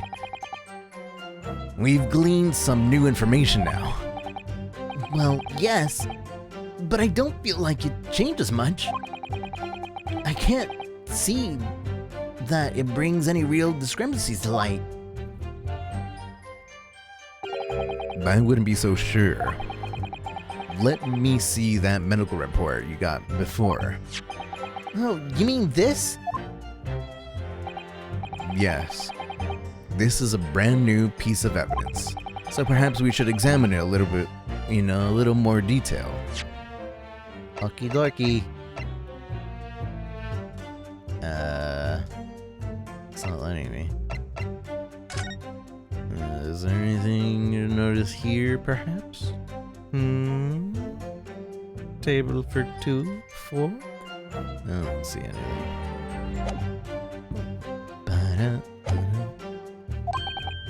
How exactly? You'll notice that some pieces of evidence bear a magnifying glass. These are the ones you may examine. Press A and you can take a closer look at the piece in question. Use R. Oh, what? Wait, so I can do that to all the ones that have the magnifying glass? To rotate the evidence in all directions and examine it with the angles. That means I can look at the behind this? No. R. So, okay, only some of them can actually be turned. And that's not letting me do it yet. Rotate the evidence by using L. You can examine it. I get it.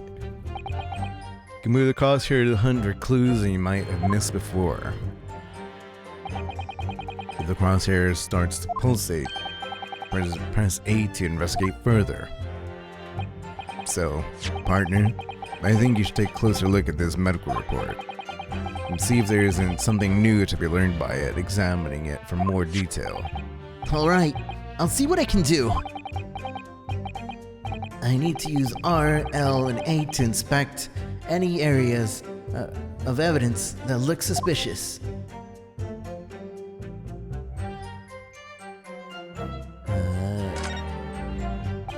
It says Hada Clinic on the medical report card. I hate clinics, almost as much as I hate hospitals and surgeries. Aren't they all the same? When I was 5, I caught the only cold I've ever had in my life. And I remember, even though I felt awful already, I had to have this hideous injection in my right arm. I'll never forget it. Never in my whole life. Most people would give their right arm to have had only one cold in their whole life. Anyway, I don't think this is a clinic where they treat people for illnesses like that. Let's keep looking for clues. We don't want to miss anything. Medical report. Dentist. Looks like the medical report card was first issued quite some time ago. It's probably a record of long-term treatment. That's why. With a family doctor, I imagine. Well, I can't imagine going to a doctor. I mean, as long as I'm alive, I'm never consulting one. Well, if you were dead, there'd be no point. So, you don't like doctors then? Why would you? They make you drink horrible tasting medicine. They give you painful injections, and then they demand lots of money from you for the privilege. All when you're at your lowest. Bib. EBB. Ib. You sound like a model patient. With a bad case of stubbornness, no less, for which the only cure is a very bitter medicine. Healthy curiosity achievement. Ba-ba-ba-ba.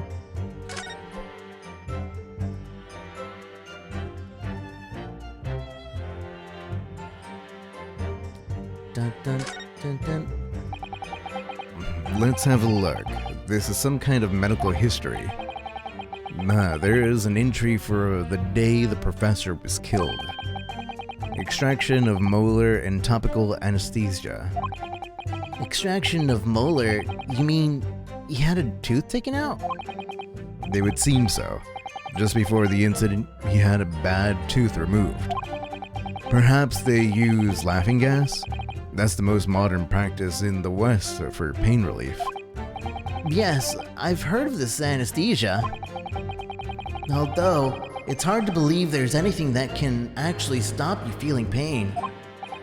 Nah, there's a cautionary note from the medical practitioner as well. Strictly no food or drinks besides water for 3 hours post-procedure until anesthetics effects have passed. Really? Sounds like information worth bearing in mind. The medical report has been updated. Dental work. Received dental work. Oh, and he was eating? Dental work. So, wait, no, that food wasn't even for him then. On the day of the murder, the victim had undergone dental treatment and had been prohibited from eating and drinking anything but water. With this new information, the meaning of the one particular statement totally changes. So, I think it's time we listen to the testimony again, don't you? Definitely.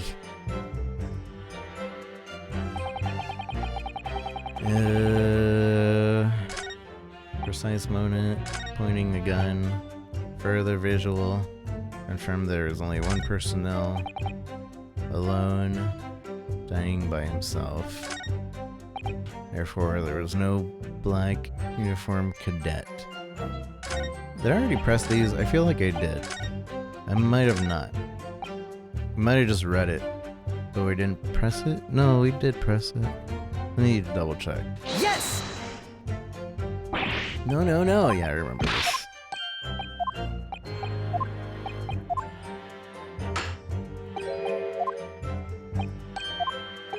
Did you? Oh, one thing I might have changed. Reader. Text skip. I don't want to text skip on accident.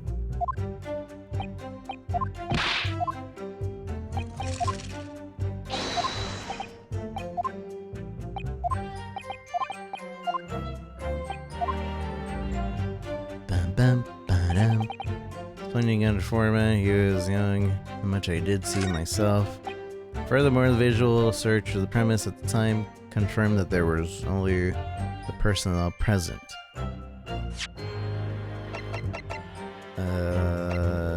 The day of the murder, the victim had gone. Oh wait, it would be the one eating. Indeed, alone he was, the Englishman, dining all by himself. Objection! Yes! Yes! Well, I think, What about what are you wheedling, lad? Call yourself a lawyer. I wish I could, but first and foremost here, I'm the accused. Ryunosuke. Everyone stumbles on their words occasionally under the circumstances. I wouldn't worry about it. Thanks, Kazuma. I could see it quite clearly in that cross-examination that you just carried out. When you raised your hand, straight up like that, so purposely, you knew exactly what it was you wanted to say. Don't feel like you have to choose your words carefully. Just say what you're thinking. All right, and thanks for the advice.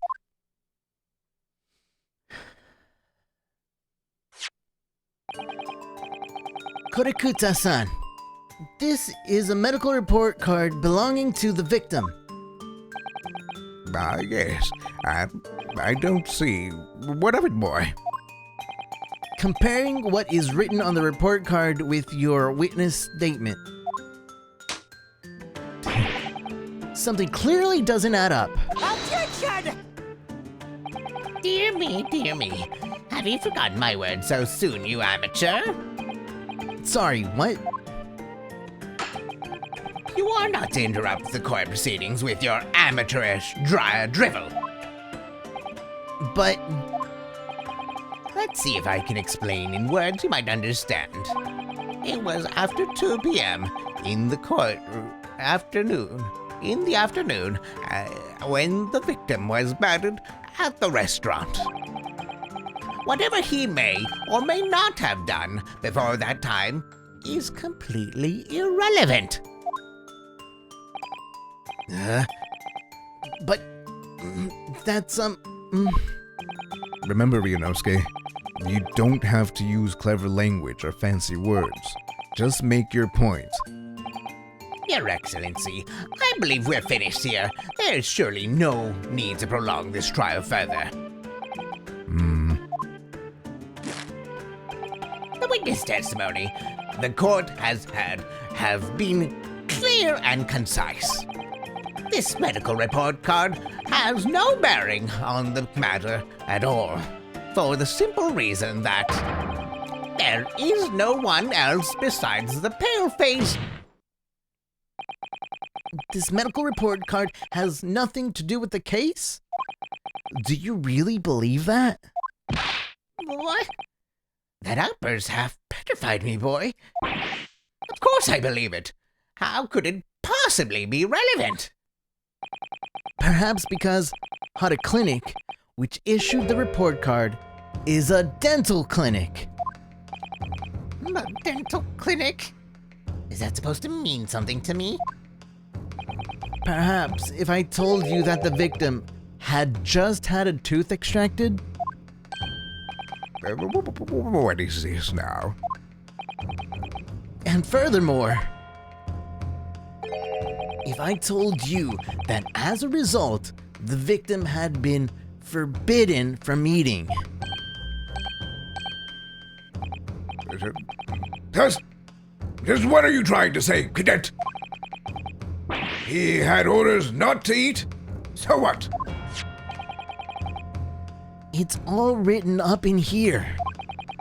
No food or drinks other than the water for 3 hours post-procedure while anesthesia wears off. What? No, that can't.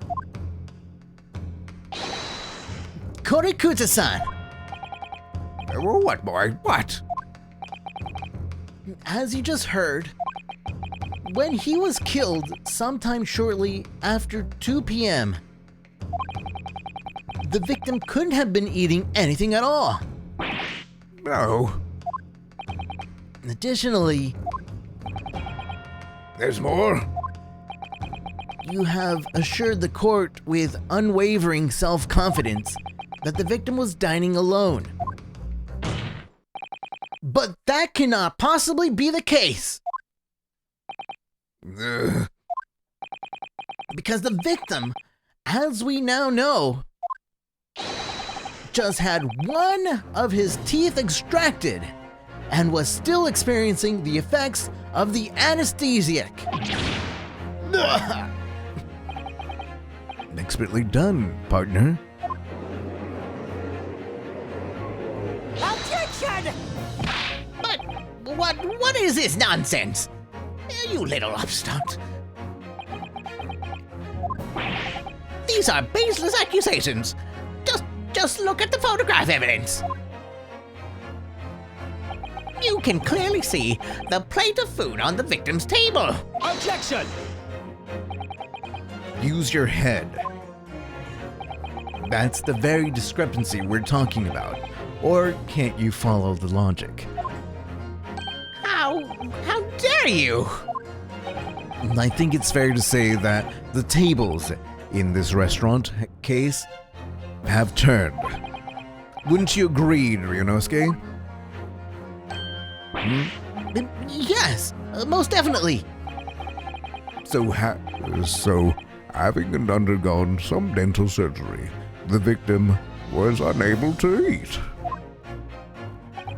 Which leaves one very crucial conundrum.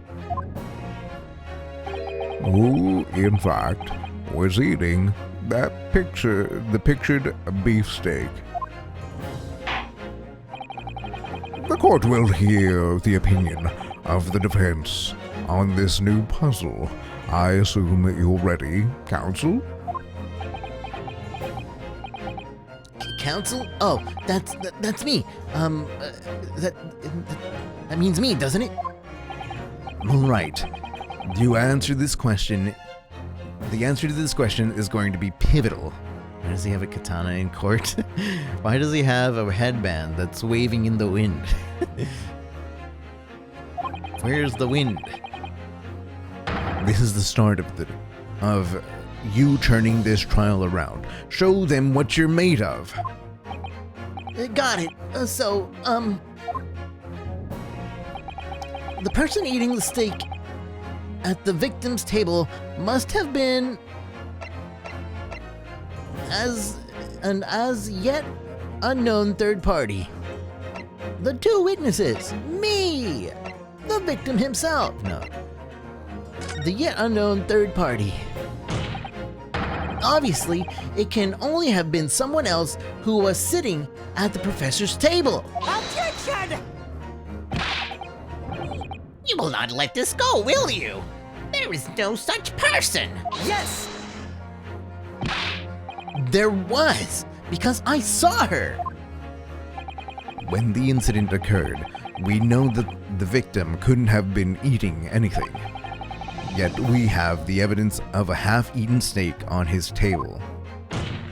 Therefore, the only logical conclusion is that there was somebody else there eating it.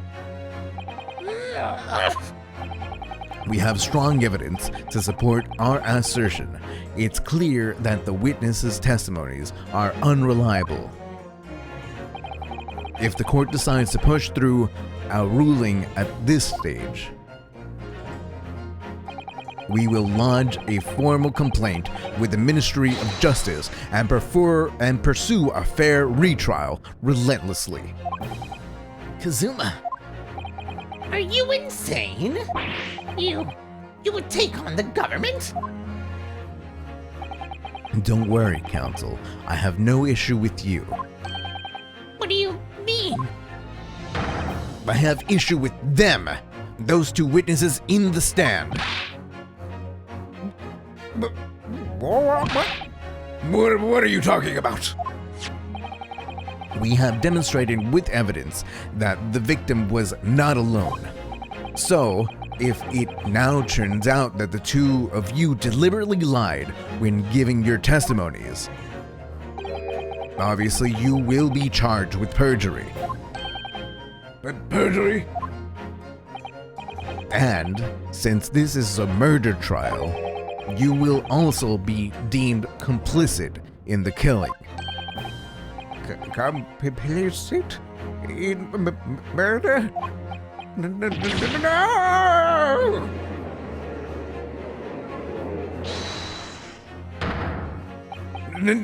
Negative! There was no mention of this at the tactical meeting. I was just following orders. That's right. As the man says. Just say, you never saw the gentlewoman. That's what they told us. Oh. what? What did you just say, Korakuta-san? No. You were just following orders? Now, hold on, lad. I was, You say you never saw the gentlewoman? When you say gentlewoman, do you mean you saw the victim with a lady from overseas? What? Objection! What is the meaning of all this? These witnesses gave false statements? Is it true, you pair? Just one. Just one simple slip of the tongue.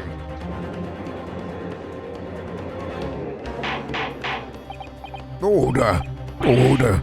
Counsel. Explain what is going on here.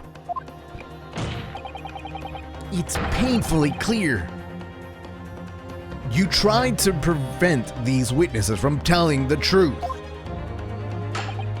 Absolutely not! The prosecution knows nothing of this! Then who's behind this? Who tried to make you keep your mouth shut? Well, that's classified. So you're prepared to be tried as a conspirator to this murder, are you? You wouldn't. This can't be happening. Ryunosuke, judging from the way they reacted to this, I'd say they were sworn to silence by someone with considerable influence. However, I don't believe Ouchie had any idea about it. What are you saying? I mean, to wield that kind of influence, there are only a handful of possibilities.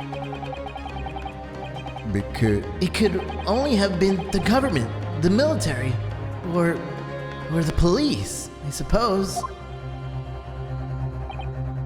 Well, any ideas who might be behind this? If we can affirm who tried to silence these witnesses, we can continue our pursuit. So we need to name whoever it was that tried to make the witnesses keep their mouths shut? Of course, we'll need evidence before we make any firm accusations. Evidence that proves whoever it was really did wield his or her power here. But how? How can we possibly... Remember how we made progress before? We examined this piece of evidence in more detail and found a new clue as a result. Yes, that's right. Well, that's not the only piece of evidence we have, is it? We need to re-examine everything and make sure there's nothing we've missed. There's no time to lose. I want answers. If it's proven that these witnesses have been manipulated, I assure you the penalty will be severe. Please, wait, Your Excellency! I had no idea about any of this. I swear to every Shinto god, I knew nothing! And what does the defense have to say about all this, Well, Your Excellency, no time to think. I'm just going to have to close my eyes and shout out the first name that comes to my head.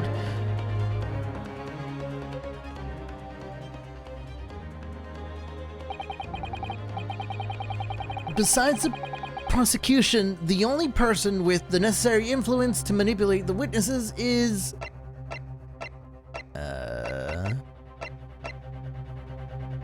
School professor, prosecutor. There's like no way to... The head waiter? Sir, no. Witness the incident. I don't know. Eugene, a medical school professor. With the Imperial... He has authority forensic medicine. And is Kazuma's mentor.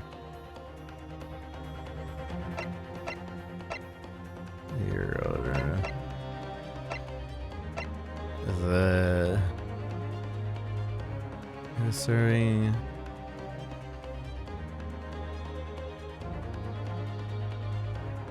This is tough. 'Cause I don't feel like this guy is it. I don't feel like that. There's no other choices though. Can we cheese it and save? There's no saving, is there? Oh yeah, we can. Cheesy save. I'm a cheesy saver. Saving this slot. Just in case. I don't think we'll need it, but... It's nice that you don't have to like reload your save or whatever. Save and exit to save.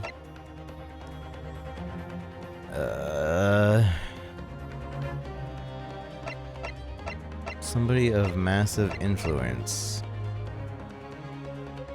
He is learning forensic medicine. Kazuma's mentor.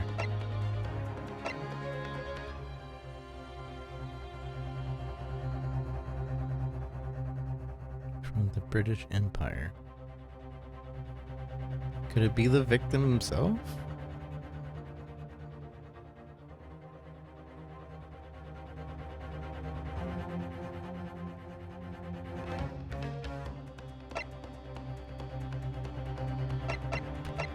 It kind of makes sense. Or it's this, but Yes! There! What do you make of that? I think, Counselor, you may want to close your ears as well as your eyes. And otherwise, the sign of disappointment in the courtroom may very well deafen you. If you feel you must close your eyes in a crisis, might I suggest that you keep your mouth shut next time, too? Otherwise, I may have to use the influence I have in this courtroom to shut it permanently. I don't know what it is about that prosecutor exactly, but he really makes me wince in pain sometimes. I don't have a great deal of influence myself, but believe me, I can find other ways to make you keep your mouth shut as well. Alright, don't get angry. I'll think again. There must be a clue somewhere in the evidence in the courtroom record. Hey, what? You're only letting me look at that.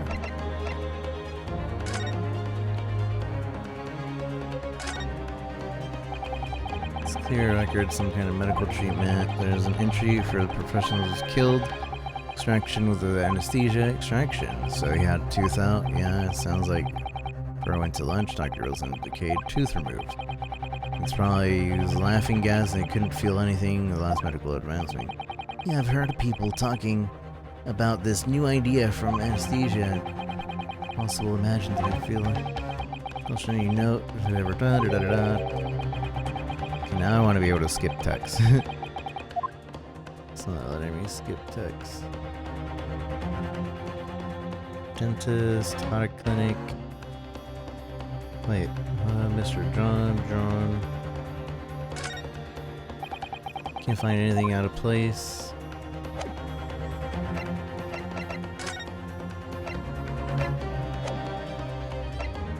Can I actually turn this card now? No.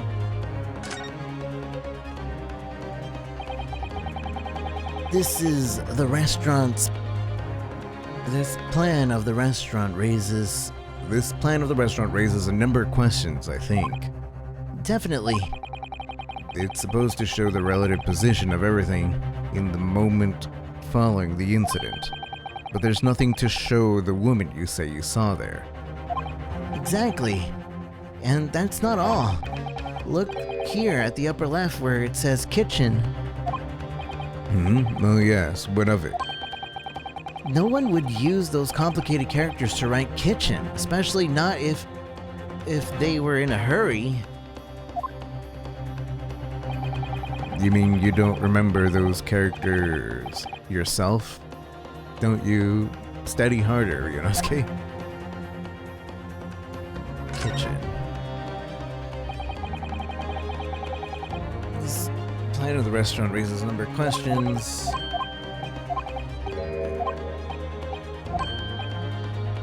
Maybe it is the waiter.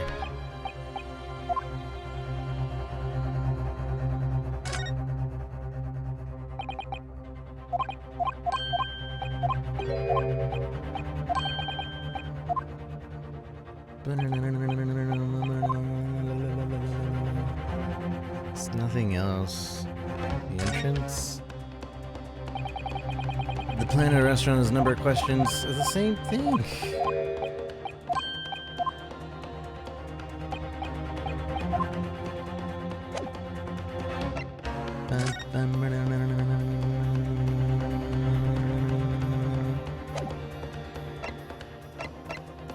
Postmortem, past 2 o'clock. Imperial. The symbol of Yuma University. Every student wears it with pain and pride. It's funny, but most emblems seem to be either round or rectangular. I like the spike design, even though it doesn't really make any sense. Although, it does cause problems. Lots of students end up cutting their fingers on their badges. Perhaps it was the idea of the founders, a sharp pin for a sharp mind or something?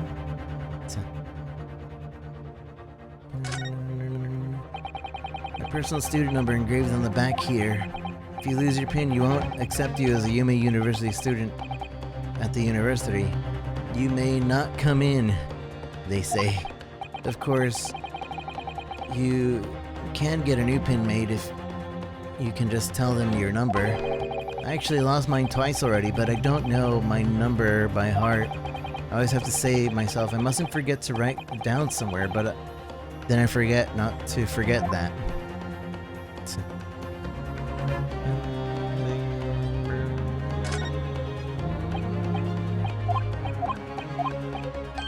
Okay, that has nothing to do with anything.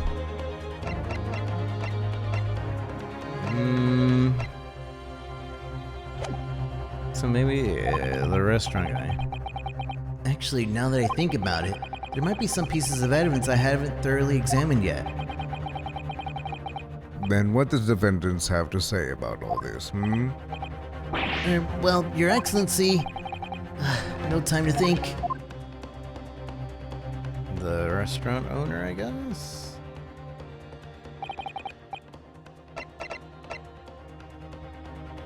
Because he...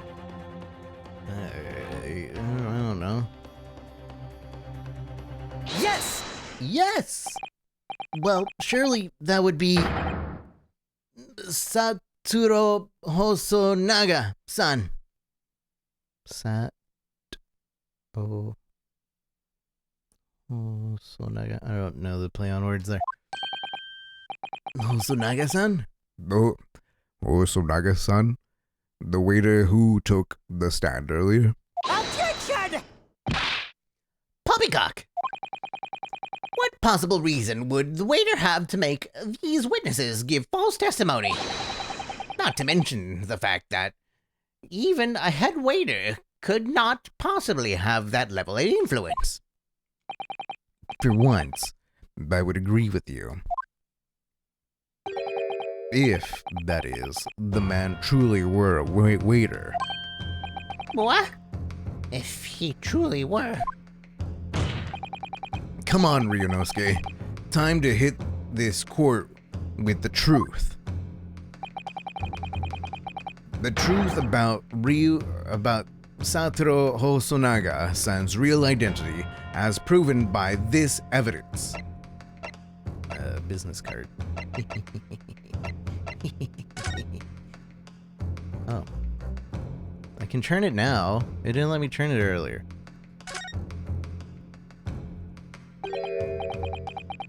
Well, that's unexpected. What is? Look, do you see it say the witness's name here? Satoru Hosonaga?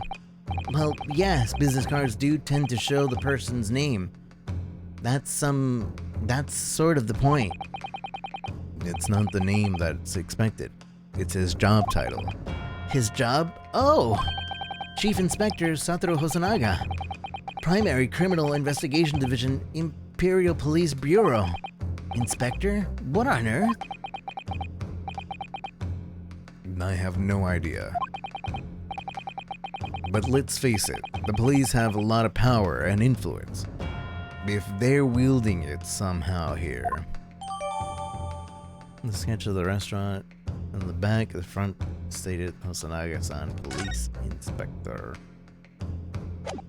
So now I can present that. Yes! The judge, the plan of the restaurant sketched by the man in question? I agree it shows a great deal of attention to detail, but I'm not sure we can conclude anything. Sorry, Your Excellency. That's the back of the card. It's the back. The back of the card that's of interest. I beg your pardon? Or perhaps I should have said the front? Yes, it's the front of the back of the card. That's where the telling detail is.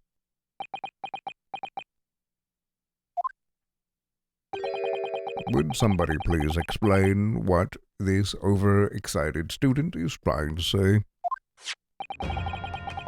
Hosonaga sketched the plan of the restaurant on the reverse side of his business card. The front of that business card reveals the man in question. Profession. His true profession. The waiter's profession? But that's surely... Good gracious. That's right, Your Excellency. The card reads, Chief Inspector, Primary Criminal Investigation Division, Imperial Police Bureau. What? The waiter is a police detective? I haven't heard any mention of this before. Why haven't I heard any mention of this before? The Imperial Police Bureau has immense power, absolute power, as far as regular civilians are concerned. So, witnesses there in the stand. Was it in fact the waiter who gave you your orders? Was it he who told you not to mention that you'd seen this foreign gentlewoman at the scene? Well...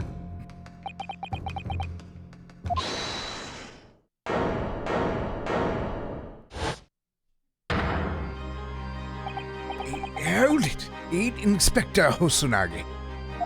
Inspector Hosanagi. Hold it, Inspector Hosanagi.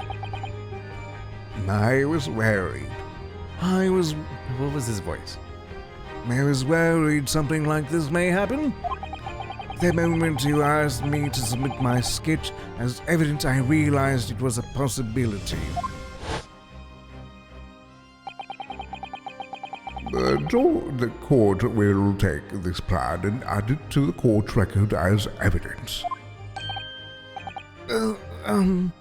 Well... Is there a problem? Hand the plan to court officer at once. Of course. Here you are. Yes, I remember now. He did act strangely when the judge asked him to hand over his business card. I strive to carry out the investigation flawlessly. It's my guiding principle. But I let myself be distracted when I made that sketch. It was an unusually careless mistake. So you mean to say you really are a detective? But why would a detective be working as a restaurant waiter? Of course. Your salary must be... I was working undercover. Undercover? Yes, there have been a series of incidents at the restaurant recently. In order to investigate, I decided to get a job there as waiter, working undercover. Incidents at the restaurant? What kind of incidents? That would be classified police information, which I am not at liberty to divulge. However, I can state categorically that they are unrelated to this case of homicide. Very well then, Inspector Hosonaga. But you will elaborate on one point for the court. Of course, Your Excellency. We have just heard information from the two witnesses beside you, that at the time of the shooting, there was in fact another person present at the victim's table.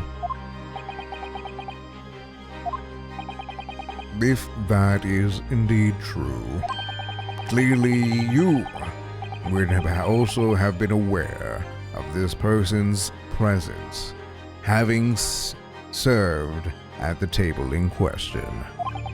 However, your testimony did not allude to this other diner. Therefore, I am led to assume that in your professional capacity as a police officer, you required these witnesses to be in agreement. Would that be correct?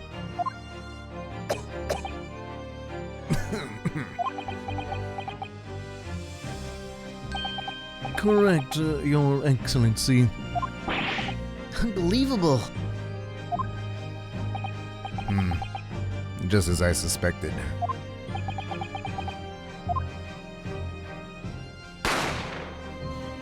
Bang.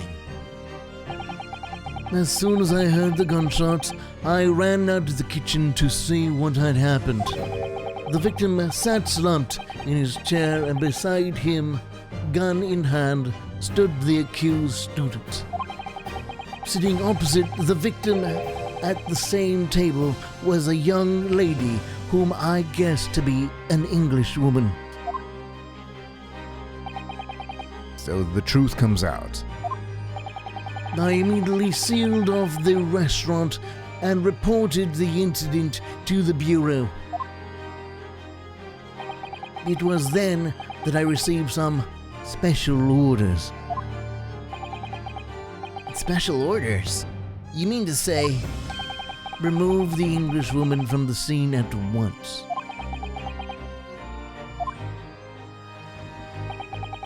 It was made clear that the English woman's presence at the restaurant was to be concealed. Those were my orders. But what if the English woman was the killer? I think it would be in everyone's best interest not to pursue that idea. The Empire's views the friendly terms of its relationships with Britain more highly than anything at the moment. An Englishman has been murdered on our soil. To name an English woman as the primary suspect, well, without irrefutable evidence, that would be completely out of the question. So that's the reason for the disappearance of the Phantom Woman in this case. But it's not right.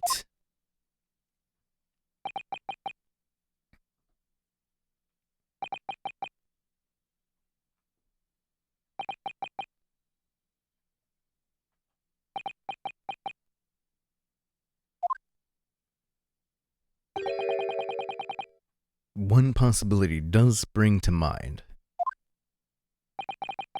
What do you mean, Kazuma? Yume University is currently hosting a number of exchange students from Great Britain. And I'm fairly certain that one of them, standing in the medical faculty's research laboratory, is a young English woman. What? You're a shrewd man. I can see why you're the chosen candidate for the overseas study tour. You mean... When I removed the woman from the scene of the crime, I thought it prudent to check her identity first. Then the court demands that you name the lady in question at once, Inspector. The Englishwoman sitting at the university professor's table was a certain Miss Giselle Brett. She is indeed a foreign student studying in the research laboratory of UMay University's medical faculty. What's happening here?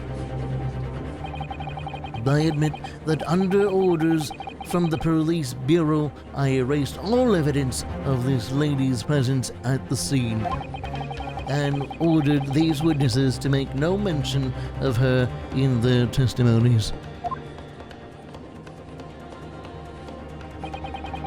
It must now be up to Your Excellency to decide how to deal with this situation.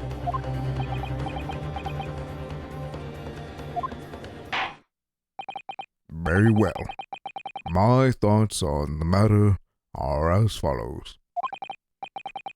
Thus far, the case presented to the court have been underpinned by a particularly critical premise, namely, that the victim was dining alone. However, as we have now discovered, that this premise is false. It would be a desecration of our justice system to ignore the truth and give a ruling at this point. Objection! But Your Excellency, that would mean missing the noon deadline of the ruling in order to send a telegraphic report to Great Britain. Our own government will surely be displeased by such actions. Calm yourself, Counsel. I will not allow the government of our country or any other to influence the proceedings of my courtroom. Inspector Hosonaga. Yes, sir? You will locate this Giselle Brett and escort her to the courtroom with the utmost urgency. At once, Your Excellency. But that means you'll be going against the special orders you were given from the police bureau. As I said before, it is my guiding principle to carry out all investigations flawlessly. So, it won't be a problem?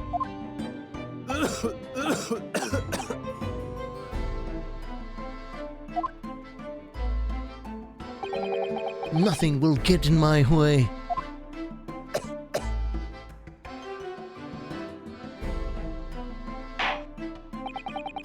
Court will be adjourned briefly. The prosecution must call the English student Giselle Brett to the witness stand. Do I make myself clear? Yes. Your Excellency. Good. We will have a 30-minute recess before reconvening.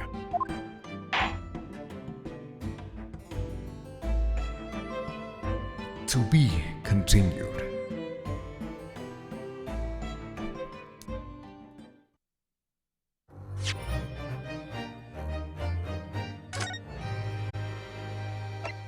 Looks like we didn't need this after all.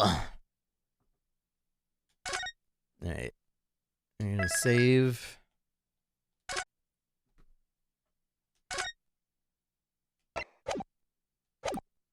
Continue. 22nd November.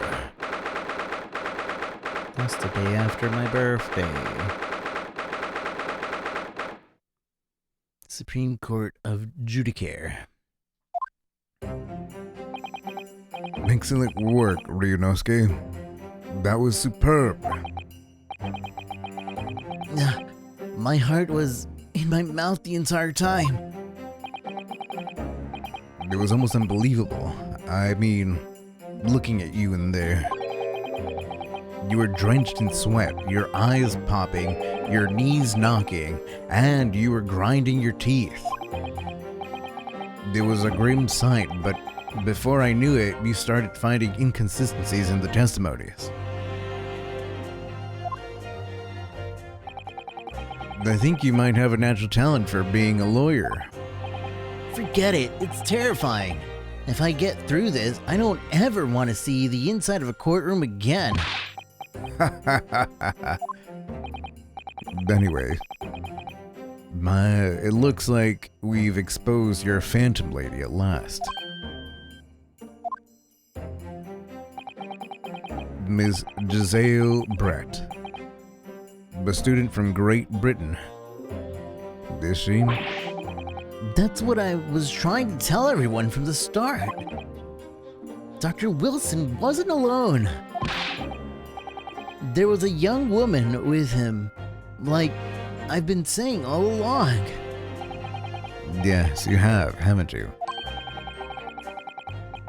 I might not be overly confident in the courtroom, but my powers of observation are one thing I'm sure of. Yes, I can see that. So, about this young gentlewoman. Thanks to our detective friend, she was hastily escorted away from the scene, it seems. Did you see what happened with that? No, I didn't see any of it. It was just on my way out of the restaurant. I was just on the way out of the restaurant myself. Then, on the floor next to Dr. Wilson's table, I noticed there was a gun lying on the floor. And just after I bent down and picked it up, bang. I didn't have time to think about where the sound of the gunshot had come from.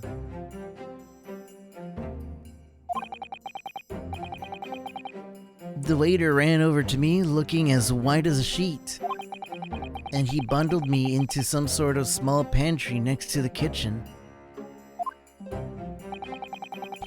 As thinking by the detective, he apprehended his suspect without a moment's delay.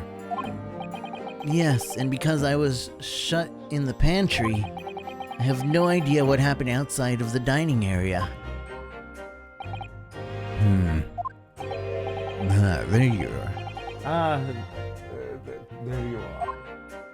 Good on you both. Professor Mikotoba. Well, I see I was right. The pair of you make an outstanding team. You've exceeded my expectations, I have to say. Yes, it seems you planned this from the start. You arranged things so that I wouldn't be able to act as a lawyer in this trial. Our modern country is still in its infancy. Our justice system, even more so. Which is why I firmly believe that we need to send our brightest young stars overseas to learn all they can. I wanted to avoid a situation where that may have resulted in your steady tour to Great Britain being cancelled. Well, it makes no difference. Lawyer or otherwise, if I'm the kind of man who can't help his best friend avert the worst crisis of his life, I shouldn't waste everyone's time by going to study overseas anyway. What? What are you saying, Kazuma? So that's your stance. I was afraid you'd feel that way.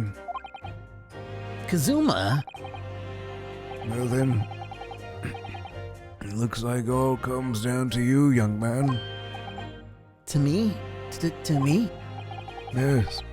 You need to prove your innocence and uncover what really took place in that restaurant. I must say, I very much want to know the truth. After all, I have a personal connection to this case. Come to think of it, he said the same thing earlier this morning, didn't he? If you don't mind me asking, Professor, did you know the victim? Yes, they did. As you are probably aware, Dr. John H. Wilson was the visiting professor at UMA. Then it was I who invited him. Oh, I see. I didn't know that before. Anyway, they're about to go into battle. The victim was a university professor from Great Britain, and a well-known one at that. Naturally, our government is looking to identify the punishment, the culprit, as quickly as possible. But let's not forget who we're going up against. The gentlewoman whose involvement was police bureau with our police bureau went to extraordinary lengths to hide. Yes, I'm sure the prosecution will be using every tool at their disposal to quash your case. But I've no doubt that you pair will put up a good fight right to the last. Best of luck. thank you. Now then, I need you to run an errand at the university at once. There's something I think we may need.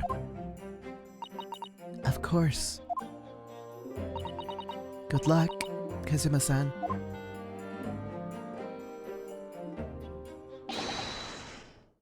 Defendant Naruhodo, court recess is over. Please make your way back inside the courtroom at once. It's time. Let's get back to it, partner. Let's go in there and deal a decisive blow. Before those old fossils know what hit them. Kazuma? What? Thank you. Really. And what for? Well, if you hadn't said you believed me, then I'm fairly sure I'd already have been found guilty by now. Look, I have faith in you. As a lawyer and as a friend. Coming from you, that means a lot.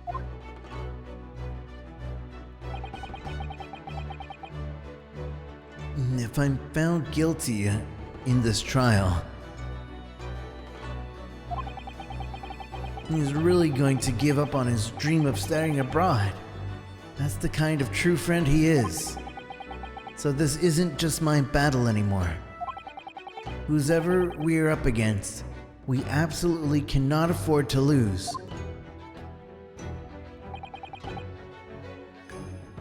Alright then.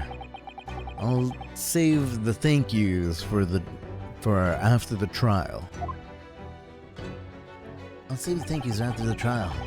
You can treat me to one of those sukiyaki meals I like from Yume Cafeteria on University Street.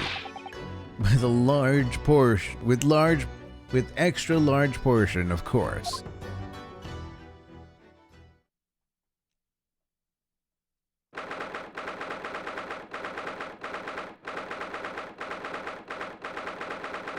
Supreme Court of Judicature.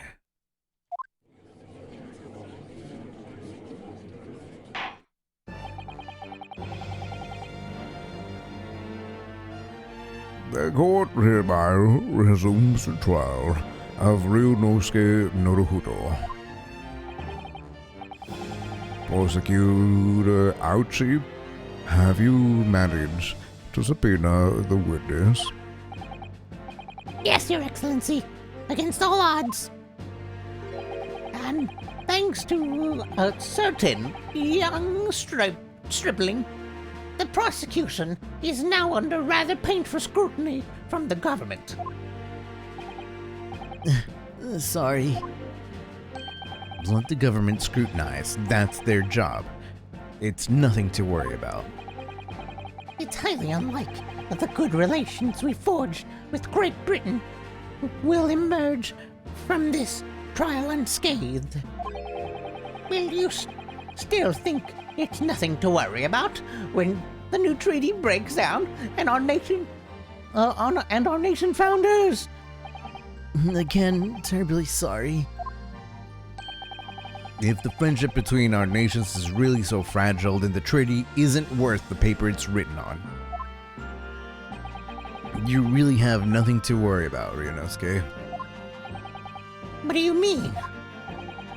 The secret trial, anxiety over some foreign government's opinion, a bungled investigation, missing witnesses. Is this what our nation's justice system is? Is this the Supreme Court of Japan or of England? Shut up! You jumped up, rookie boy! You and your friend know nothing of the situation our nations finds itself in. By aligning ourselves with a great power, we'll become strong. Diplomacy has never been more critical. Steady political maneuvering is what will secure our futures. I won't deny that I'm no expert, but I'm a student, and one who could arguably study harder too. But standing here now, in our Supreme Court, there's one thing I feel very strongly. A country that fails to uphold the truth in its justice system is a country with no future at all.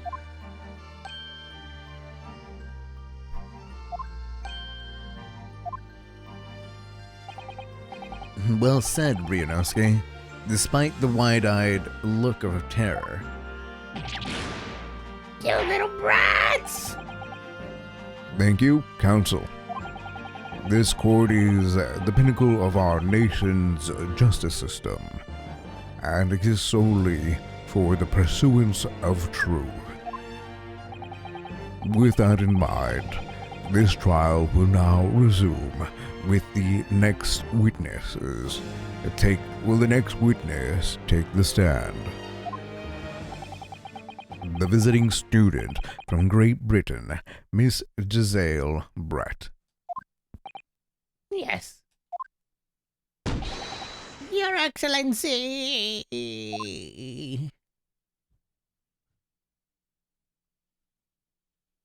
Oh, gosh.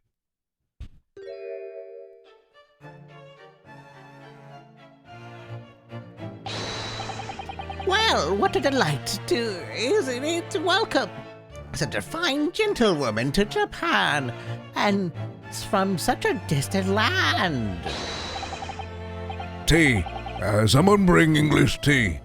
In England, no discussion takes place without tea. Is that true? No idea. So, could we possibly trouble you to state your name and occupation for the court? Of course. My name is Satoru Hosonaga. I have been working undercover as a head waiter. Yes, we know all about you already. Inspector Hosonaga, well, your manners. In England, it's always ladies first.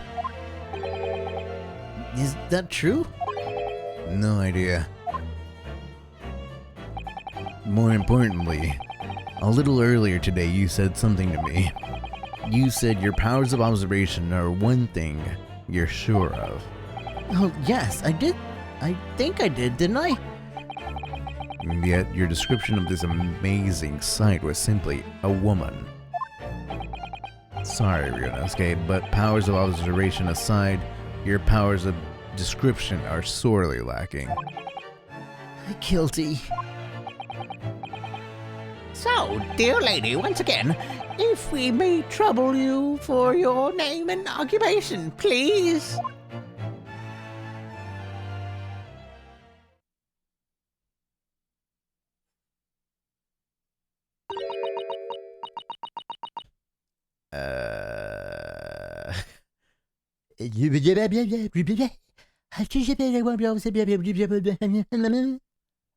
Can't read that.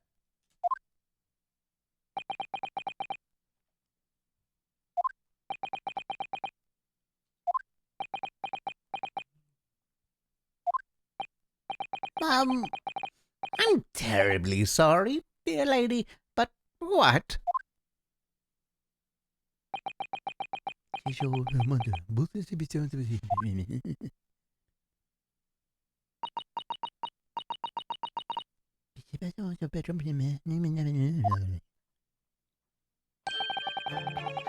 The lady says her name is Giselle Brett.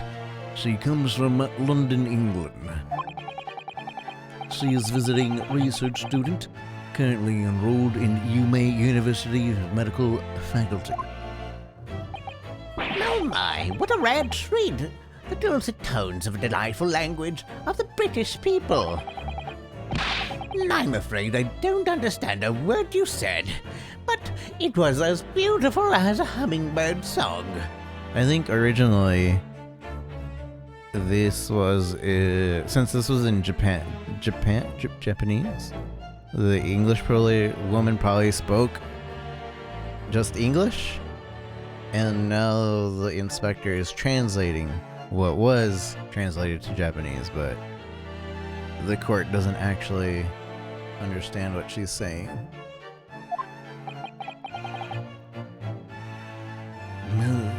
As far as I can tell, the detective is translating her words faithfully enough.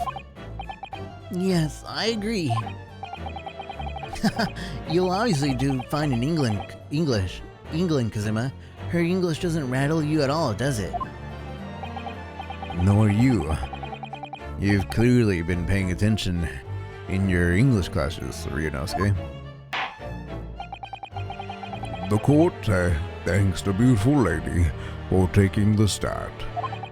Now, if we may trouble you to confirm something, Miss Brett. 3 days ago, at a restaurant called La Carnival, a grim murder took place.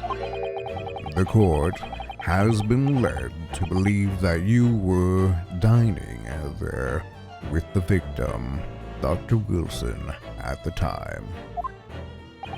Is that correct?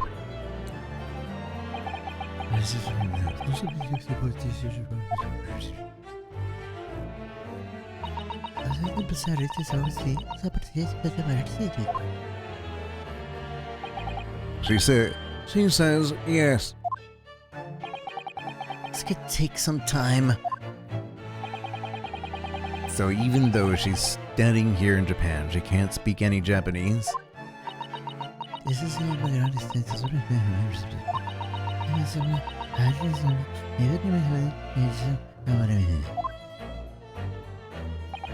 And she'd like to apologize for disappearing from the scene. She says that she was due to make a presentation at the university, so she had to leave immediately. Interesting. When you're the one who engineered her escape. I was just following orders from the bureau.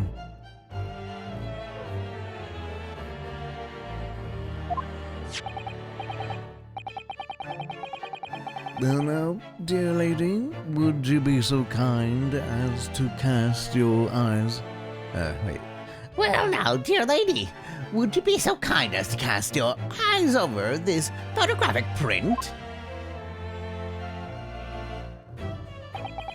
Seeing as you were so unfortunately present at the scene of the crime, could it be that your resplendent eyes caught sight of the wicked perpetrator, perhaps?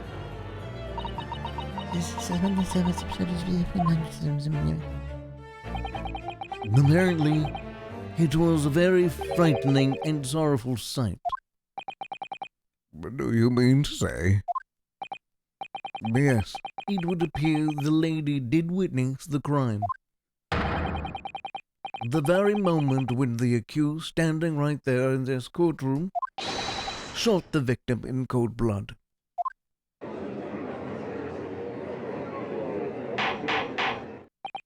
Order. Order in the court. Did you hear that, Your Excellency?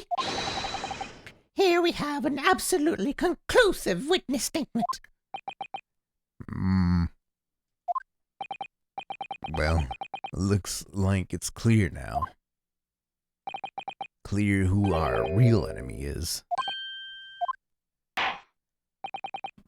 Unfortunately, I will have to ask you to formally testify, if you please. Kindly tell the court the exact nature of this frightening and sorrowful sight you described.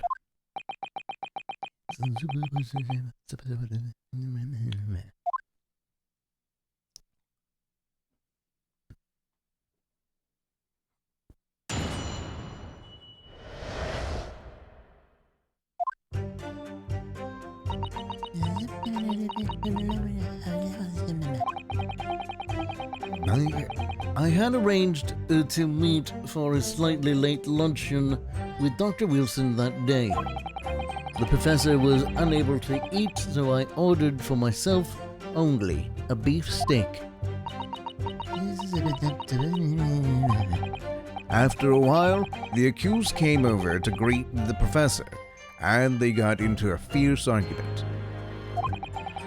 Then, not long afterwards, the accused took the professor's gun and shot him right before my eyes.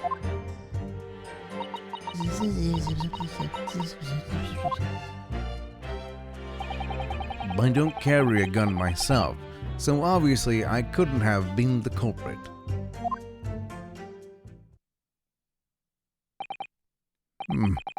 This is a condemning testimony. No, I didn't have any kind of argument with the professor at all. Objection! Quiet, you filthy wretch. Look at you, you black-hearted blackguard. And look at those this snow-white angel. I'm sure even a dark-minded scoundrel like you can imagine whose words the court is going to believe. You're still making the same mistakes, Ryunosuke. You mustn't blurt out what you're goaded, like, when you're goaded like that. That's a lesson you need to learn. But he's so annoying. Of course, I was at the scene as well. I took statements from the lady and 2 witnesses who testified before and reported back to the Bureau. It was decided that Miss Brett was not involved, so I let her go. The testimonies of the last 2 witnesses were completely worthless, however. Well, even so, on the day in question, the lady was wearing the same outfit as she is today. As you can see, there is nowhere about her person where she could conceal a firearm. What do you mean, that hat? Her bosoms? The booty? I'm sure there's a compartment there. I would think she could hide a gun almost anywhere in that outfit if she wanted to. Unless and until the precise location where the witness is to have hidden the weapon can be shown, this is mute. Moot. There are no pockets in my outfit. I have nowhere to hide a gun. Those were the witness's own words on the matter. It's ridiculous. If only I was able to lift up her dress, I could prove it. Don't think about doing anything rash, Ryunosuke. But I didn't fire the gun. I picked it up. I picked up. There must have been another gun there that day. You're right about that, which means this lady was hiding a gun somewhere. Yes, that's what we have to prove now. And to do so, we need to pull her testimony apart.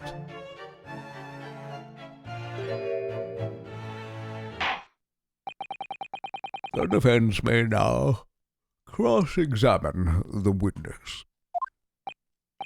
Oh, yes, Your Excellency.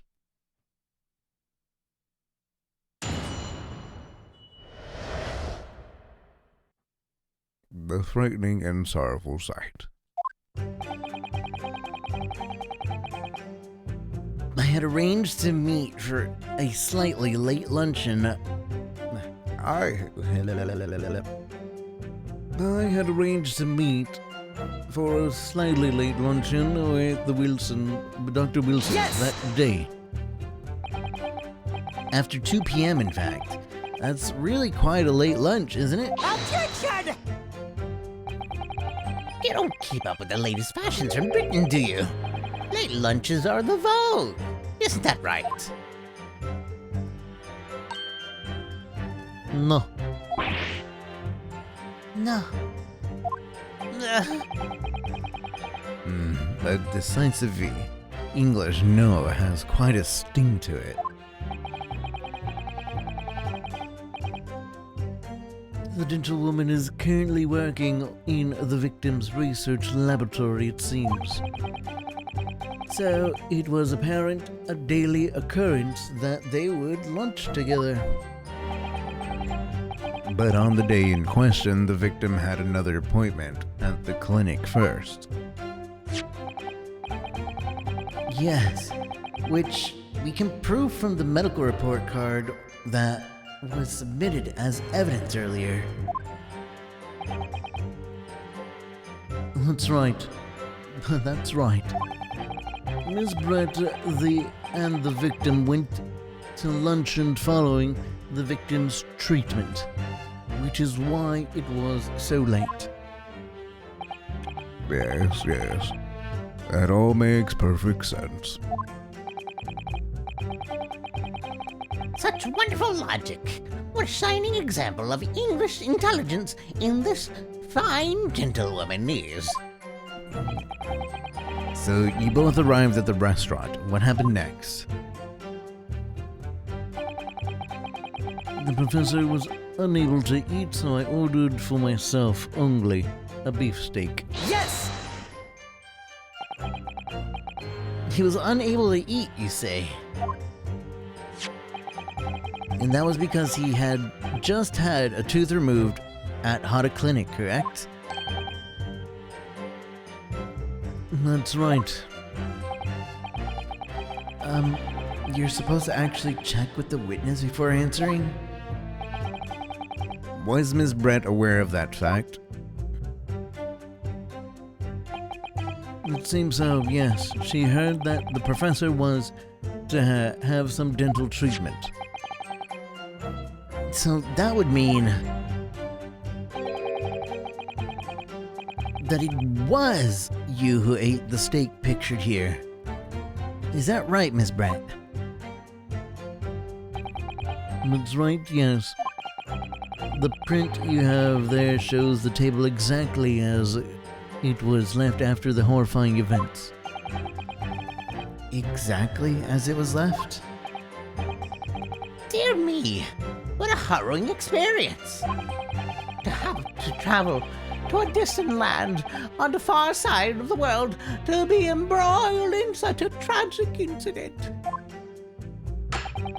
Have no fear, my dear lady. I swear I will crush the evil fiend that has subjected you to this terrible plight. So the victim, Dr. Wilson, had nothing to eat or drink at all? That's right. Other than some carbonated water. Just water? Yes, the professor was unable to eat, but he had been given permission to drink water. I don't think that's true. Pretty sure that prohibit from eating or drinking anything but water. Oh yeah, maybe it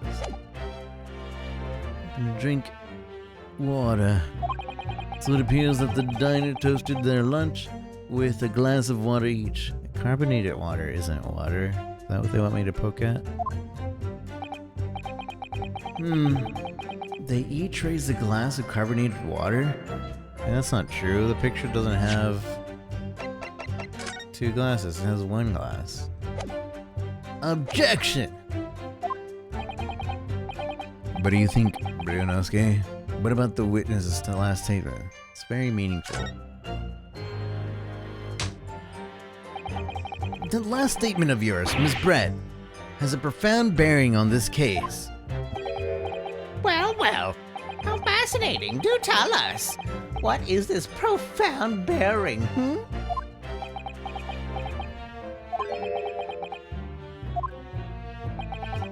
The significance of the statement will become apparent when the time is right. The defense calls for the witness' last statement to be formally added to the testimony. Well, step aside, counsel. Very well, Miss Brett. Kindly repeat what you just said to add it to your official testimony.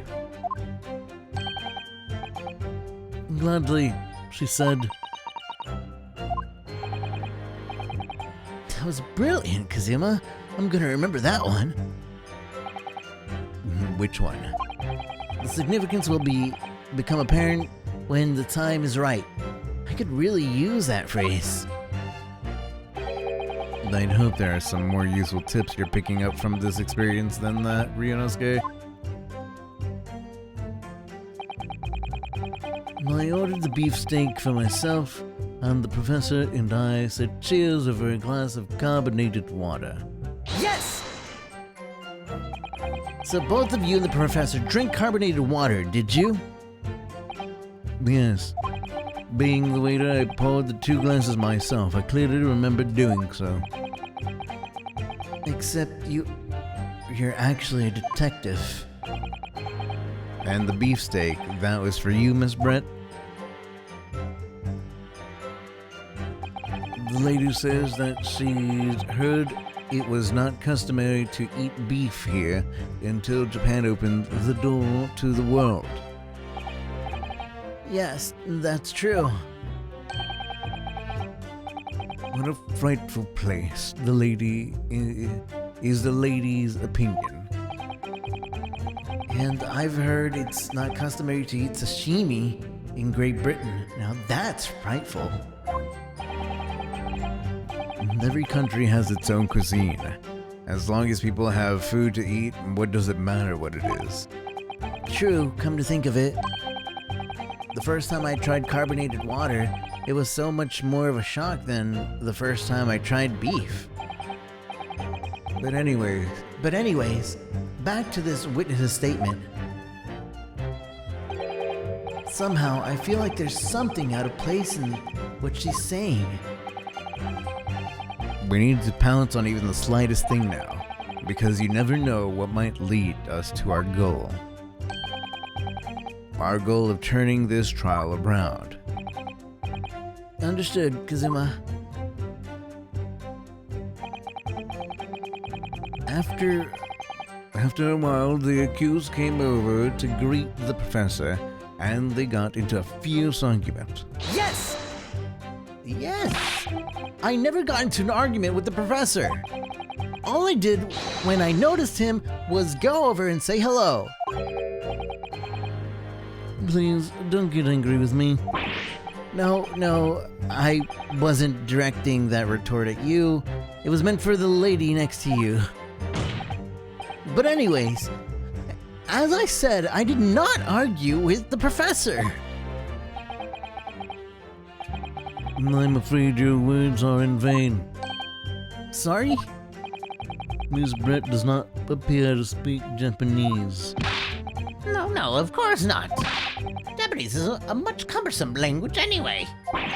English is the future. We must all speak English.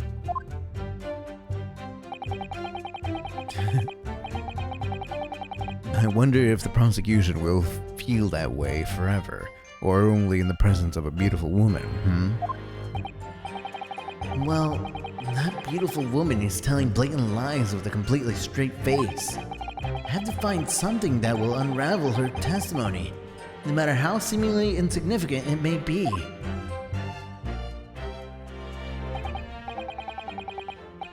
Anyway, it seems that after the argument, the accused briefly returned to his own seat.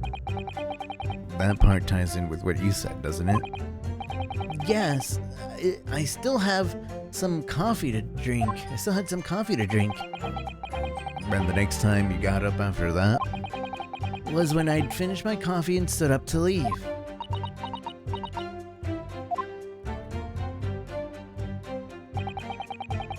Then, not long afterwards, the accused took the professor's gun and shot him right before my eyes. Yes! Like I said, I did not shoot that gun. And like I said, there's no point repeating the assertion over and over. Well, I wasn't expecting to be attacked by my own side. Nevertheless, defendant, you can't deny that when the shot rang out in the restaurant, you had a gun in your hand. Well, yes, that's true, but all I did was pick up the gun I saw on the floor next to the professor as I was leaving the restaurant. In fact, yes, there was someone much closer to the victim than me at the time, and highly suspectable. That will do, you rotten little scoundrel. Dirty? Your baseless accusations could very well cause an internal incident, boy. It seems to me that your accusation is just as baseless as ours. That's nonsense. What nonsense? That lady. The lady is merely stating what she saw. This is already an international incident as far as I'm concerned anyway. I don't carry a gun myself, so obviously I couldn't have been the culprit. Yes! It's all very well saying that, but can you prove it? Absolutely, I verified it personally. You verified it? Yes, immediately after the incident, I checked to make sure the lady was not carrying a gun. I distinctly remember her saying, "I'm not." That's all you did? You just asked her? Surely you carried out a physical search, Inspector? No. Why on earth not? Your Honorable the Honorable English gentlewoman clearly stated that she did not possess a weapon. There was obviously no need to any further to probing into the matter. Or there was no permission given for any further probing into the matter, perhaps. Think what you will. But if you're going to continue this preposterous claim that the refined lady was concealing a firearm, the prosecution demands that you support your assertions with facts. In other words, he wants evidence.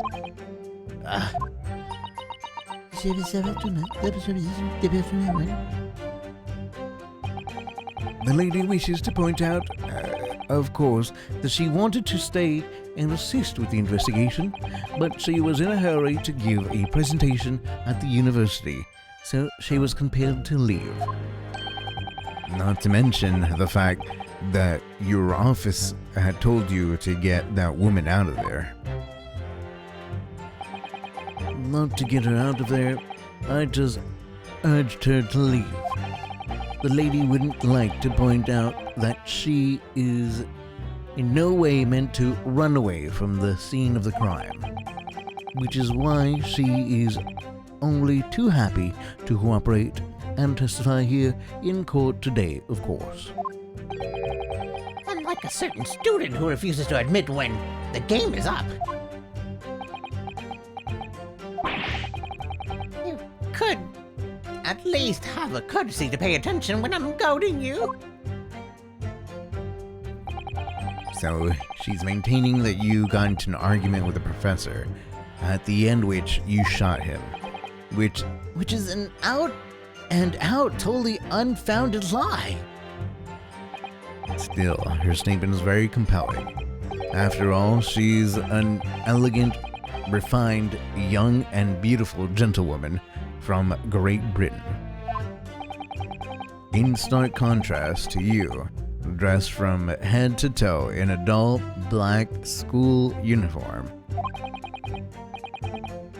I'm dressed exactly the same way you are, except except for the flapping red ribbons.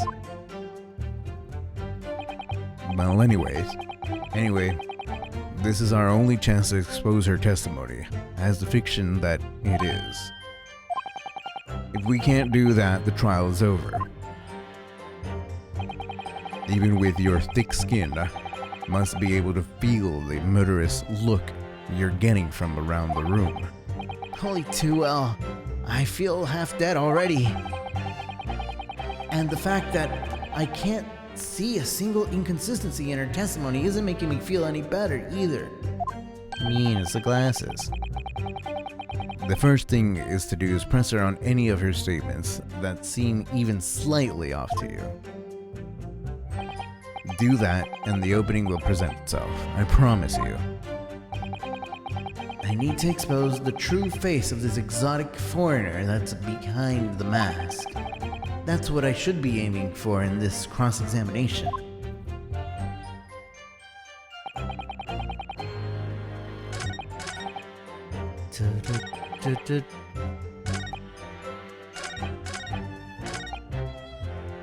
Cheers, Objection! Yes! Yes! That's it! Let me just confirm something, please. It's to do with the photographic print.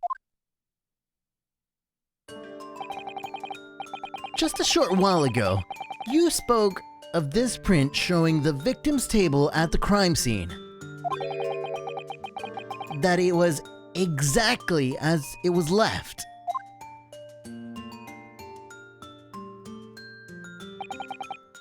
That is correct, the lady says.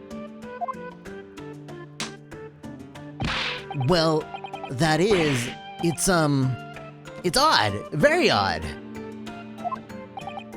Dear me. What's odd is the defense's inability to express itself. Brianowski, what is it about the print that looks onto you? Well, obviously, it's the cheers. The cheers? Miss Brett just told us that she and the professor said cheers over a glass of water. But if that's true, there should be 2 glasses on the table, not 1. You're quite right. Counsel, there's only 1 glass pictured here.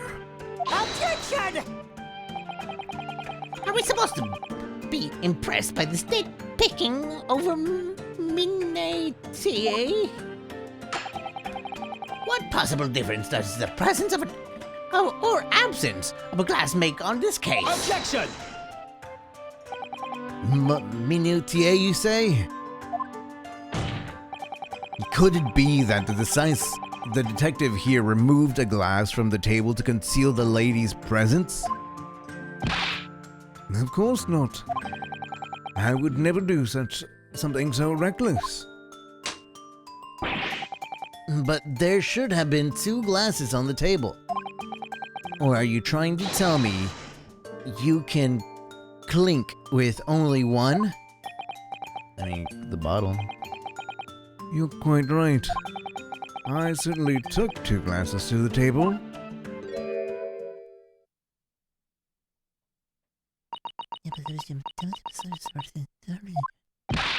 Inspector, what did the lady say?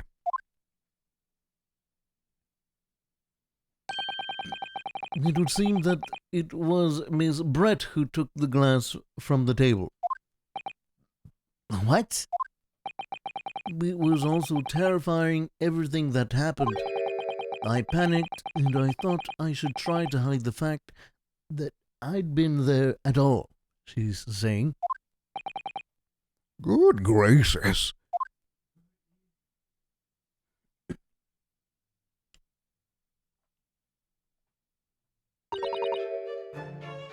Sorry.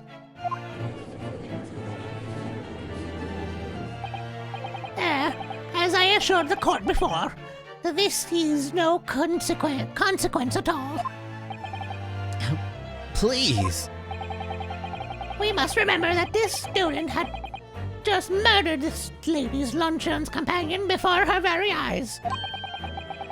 Who could blame her for concealing a glass or two in her state of disarray? That's absurd. No, really. So do we take it that you are now going to accuse this vulnerable young and beautiful woman of mischief?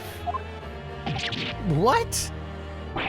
No. This can't be put down to mischief. I'd like to know exactly how the lady took the glass from the scene.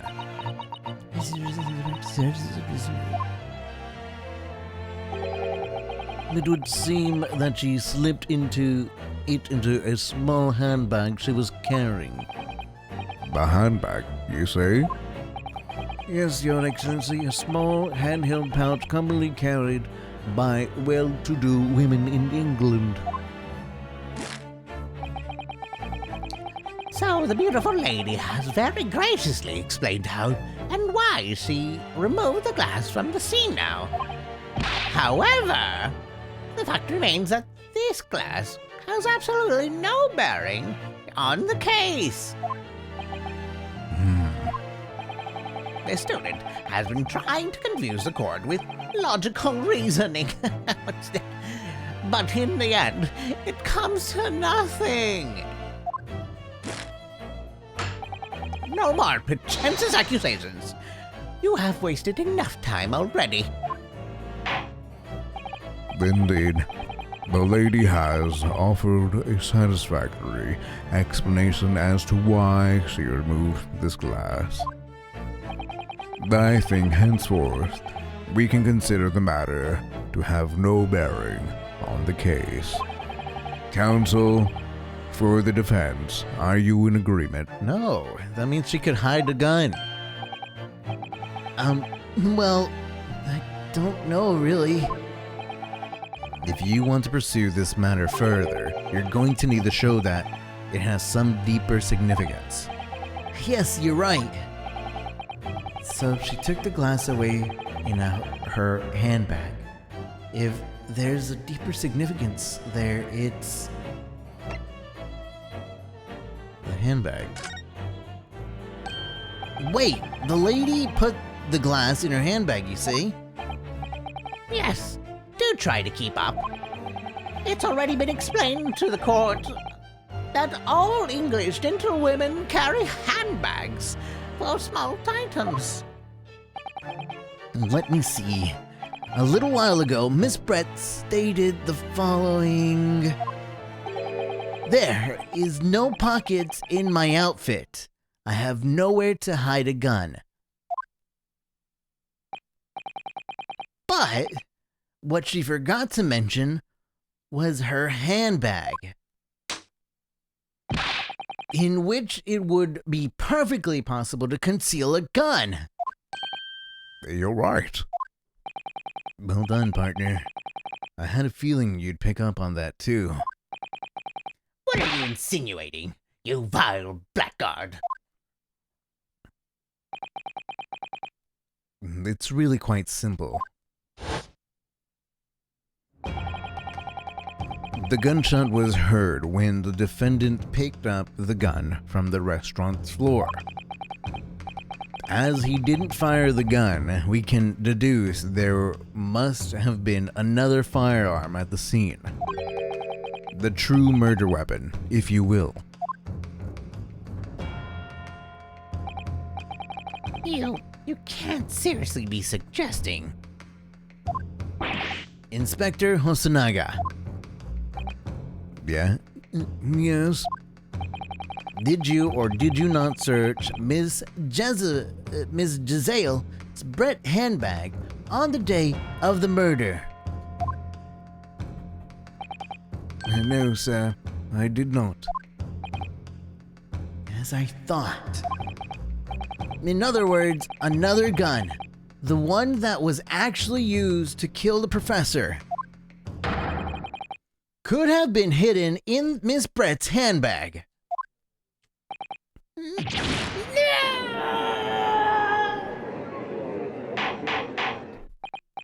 Order! Order! Order! What is the meaning of this, Inspector? The meaning of what, Prosecutor Ouchie? Why on earth did you not have the lady open her handbag and show the contents at the time? Thanks to your bungling incompetence, now she has to endure these uncomfortable accusations. Brilliant work, partner.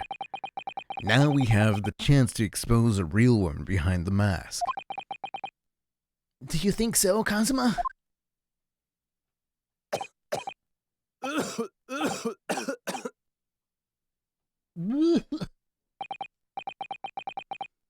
Well, what a sorry situation. Clearly you have no faith in the police. As I said, I did not search the lady's handbag after the shooting, simply because it was unnecessary. Unnecessary? In what way? I thought to thank the student lawyer, really. I have a piece of evidence here that I had completely forgotten about. This photographic print. This print is of a photograph that I thought would be prudent to take immediately after the shooting. It's a clear bag. As you can see, it clearly shows Miss Brett's handbag. There's a tattoo on that guy's arm? Hand? Wrist? Well, I never. You can see right through into what's inside. That's right. Apparently, meshwork bags like these are the height of the fashion in London at the moment. So the contents were clearly visible. Exactly. So there was no need to search the lady's handbag. If there had been a gun inside, it would have been immediately obvious. As you can see, there's nothing to imply Miss Brett's guilt here.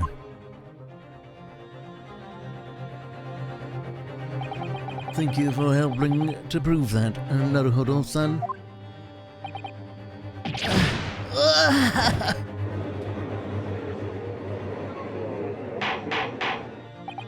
Order! Order! Inspector Hosonaga, you will submit that print as evidence at once. Certainly, Your Excellency. Quoting my Hosonaga incident, Brett's bag shares victim. I think you've had long enough to cross-examine the witness, counsel. Wait.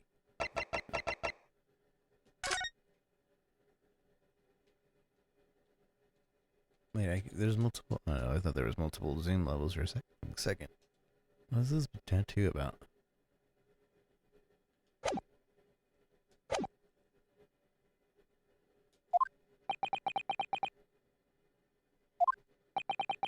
The court has now been shown considerable evidence, as the photographic print just submitted into the court records appear to have no further significance. I am satisfied that there is no longer any room for doubt in this matter, and I must make my ruling. Indeed. And there is only one logical conclusion. that the pathetic rookie slumped over there, over the bench, before us, is the only possible perpetrator of this crime.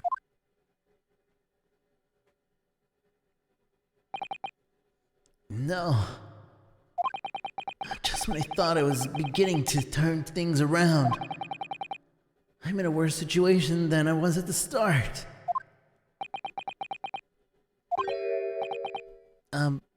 Kazuma? I'm sorry, Ryunosuke. Now that the examination of the witness is over, there's no way to force the trial to continue. What? You mean, this is it?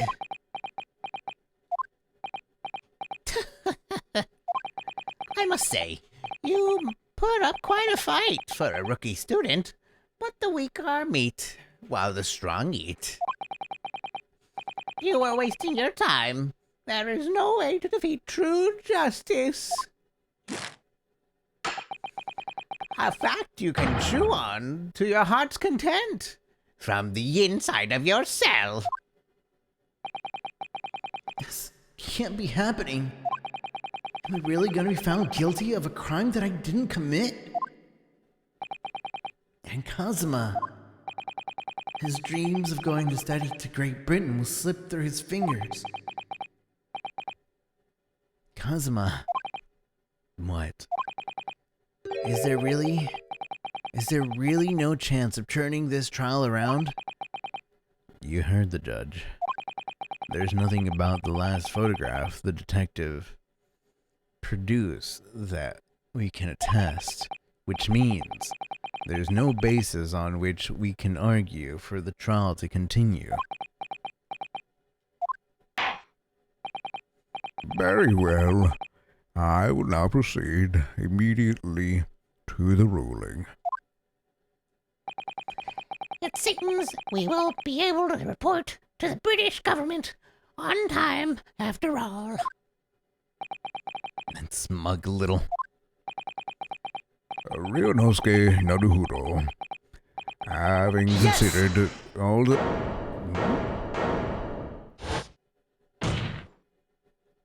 Wait, Your Excellency! Ryunosuke? I don't think you can rule on this case yet. Objection! This amateurishness is getting tedious. When His Excellency deemed the trial over, he is giving his ruling. That is the most basic protocol of the courtroom. Yes! Your Excellency, just a moment ago, you said this.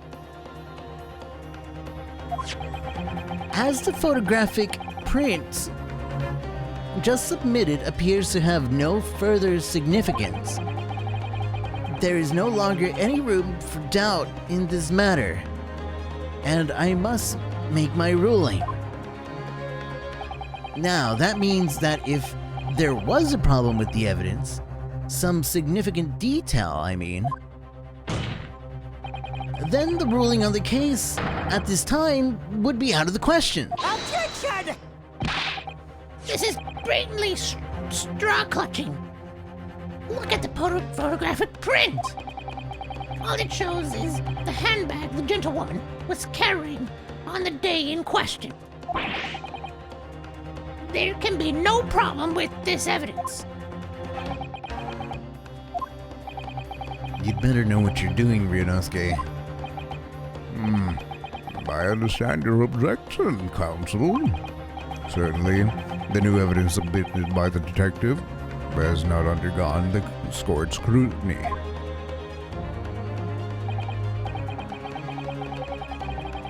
However, I fail to see how we can glean any new information from this handbag. Ha! My thoughts exactly. Really, the prosecution is becoming tired of this rookie's desperate wheezes. Yes, I am desperate, but this isn't a wheeze. There's something about this photograph which just doesn't seem right. If only I could put my finger on it. Very well. I will grant the defense one final opportunity. What? But be warned that if I am unsatisfied by your response here, the trial will be over with immediate effect. Do I make myself clear? Yes, Your Excellency. So, take another look at the photographic print Inspector Hosonaga submitted before you. You will identify for the court where this print we see the significant detail to which you have alluded. Can I save? I can. Scum saving at its finest.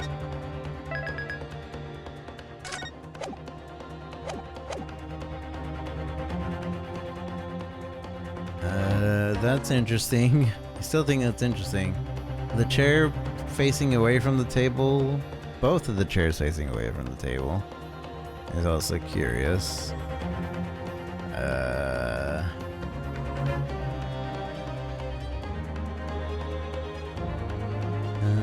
I'm gonna point out this tattoo. I don't know. Yes! Look at this! Here! This is a very unusual mark on the victim's wrist. That is true. That looks almost like a burn of some description. Objection! Dear me, I was pondering what new piffle you would come out with. A burn, you say? On the victim's wrist. Certainly. That has nothing whatsoever to do with the magnificent lady's handbag. Yes, that is a burn mark, you're right. Go on, Inspector. The police coroner has noticed it when he was performing the post-mortem examination. It was deemed unrelated to the cause of death, so he did not note it in his report. What did I tell you? In any case, we have no idea when the victim suffered this burn, do we? And no possible way of knowing either. The more I look at it, the more I find myself intrigued by the curious shape of this mark. However, as Prosecutor Ouchie points out, unless a firm connection to the case can be shown, I cannot allow any further time to be spent on the precise detail of this burn.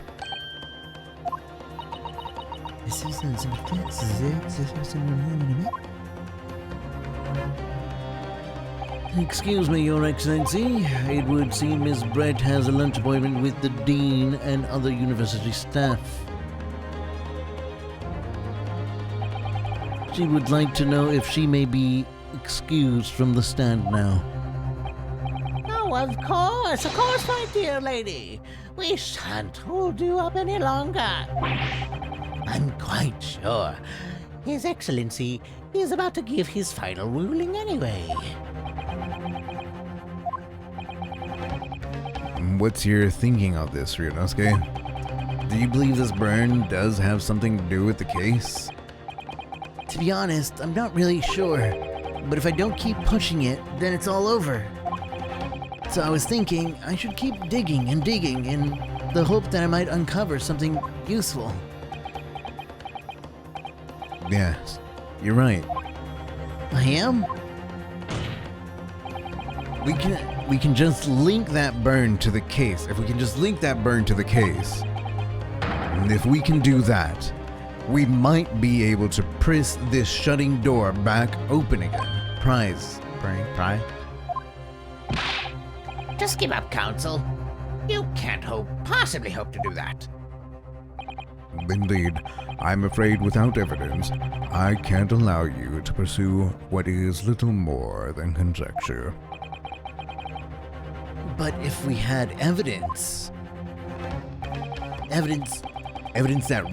irrefutably links the burn on the victim's wrist to the case, then you would allow it? I would, yes. The truth is, I hadn't noticed that burn.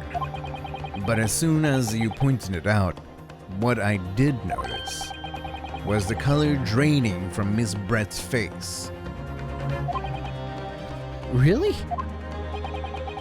I have to find some link between the burn and the case.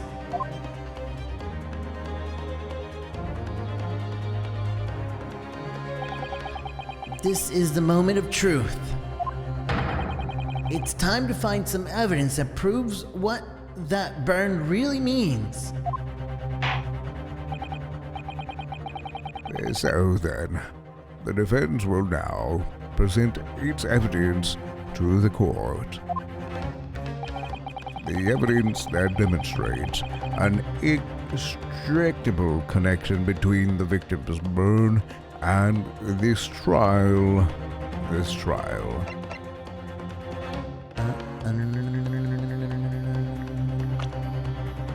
You seen his right hand, I think.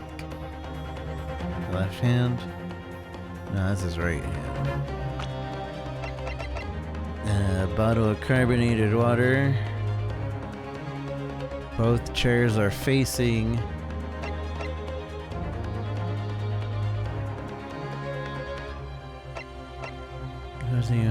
Answer bird holding handbag.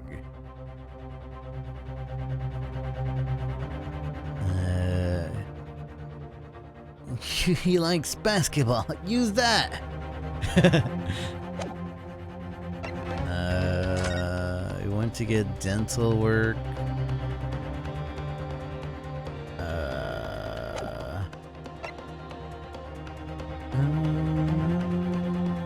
It has to be the fact that the chairs aren't facing. Like the. Oh, there! The bull right there! He got burnt at the table. Got him, coach. Bam! Yes! What's this, counsel? Yet another print? Yes, Your Excellency. I believe photographic prints are an amazing invention. When we humans look at a scene, we miss things. But in the photograph, things we may have overlooked at the time recorded are forevermore.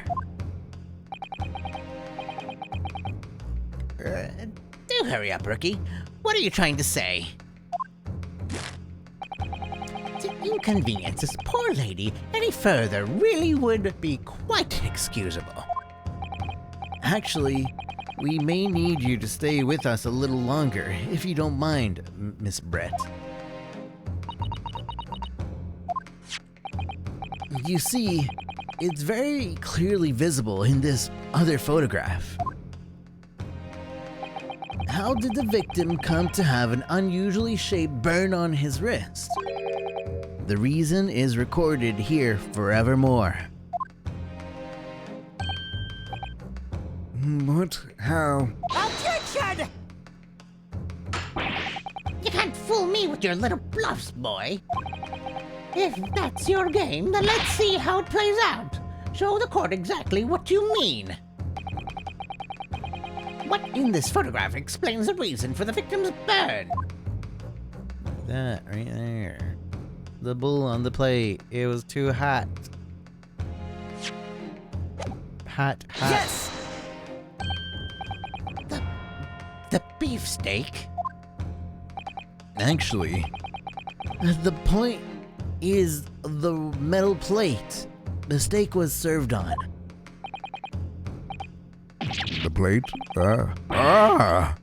Your Excellency, are you all right?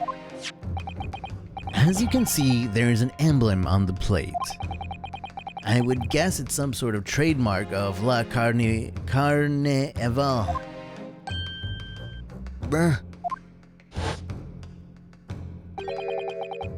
Is the emblem on the plate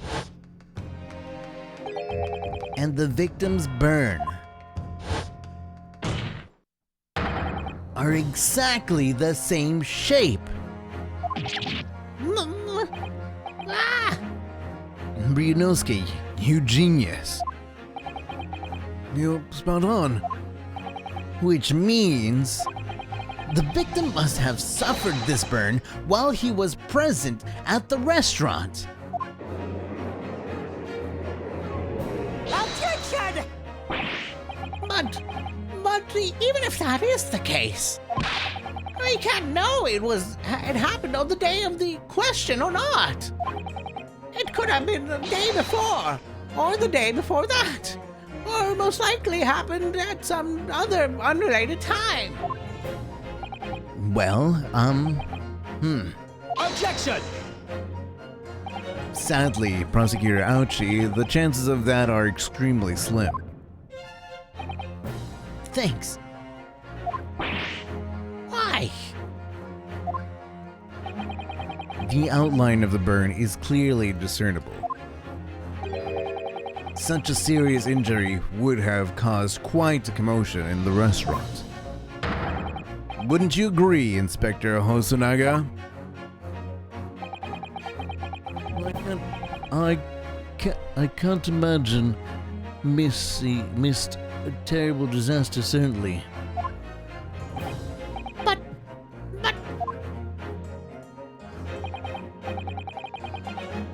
I would say, looking at the picture of the wound, that it wasn't suffered very long ago. And although it's not a particularly large burn, it's extremely well defined, as the defense has pointed out. This was no mild burn, that's for sure. Can you be more specific, Inspector? Well, let's see. If the plate was at around 90 degrees centigrade, a burn like that would have taken around 3 seconds. It's inconceivable that the victim wouldn't have let out a scream of pain then.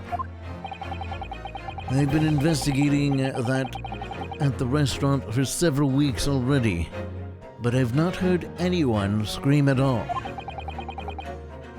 As the head waiter of La Carnival, I can testify to that without hesitation.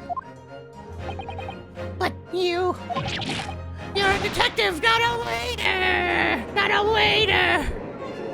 Yes! There you have it. Something isn't right here. As the detective said, anyone who burnt themselves on a piping hot plate for 3 whole seconds would scream in pain. There's no question of that. And yet, Inspector Hosonaga never heard the professor scream.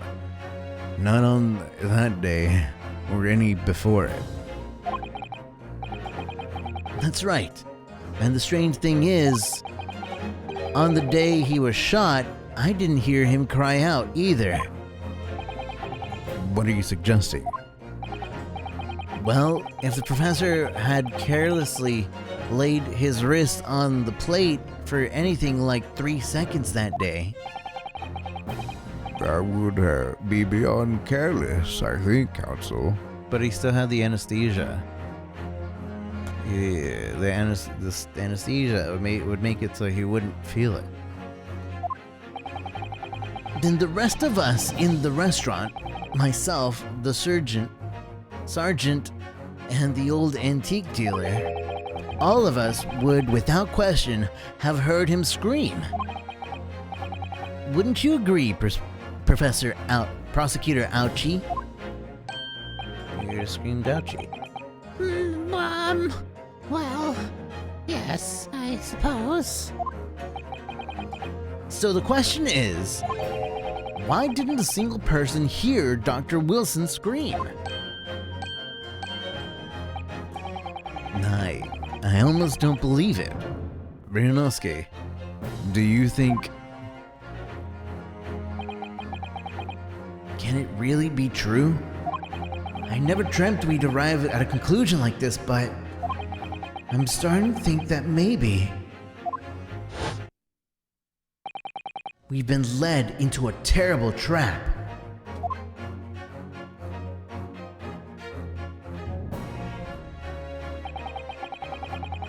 There's only one explanation I can think to make sense of this apparent impossibility. On the day in question, when he suffered the burn to his wrist, Dr. Wilson hadn't noticed the burn, was already deceased, was asleep, hadn't noticed the burn. Yes, the professor being absent-minded as usual. Wait, no, that's not the thing. Was unaware of his hand falling into the piping hot plate and didn't even notice the burn happening. No, he was on anesthesia. You didn't even know the professor, and yet here you are labeling him as a bumbling scatterbrain? How about I hold your wrist on a hot plate and see how your bumbling scatterbrain copes?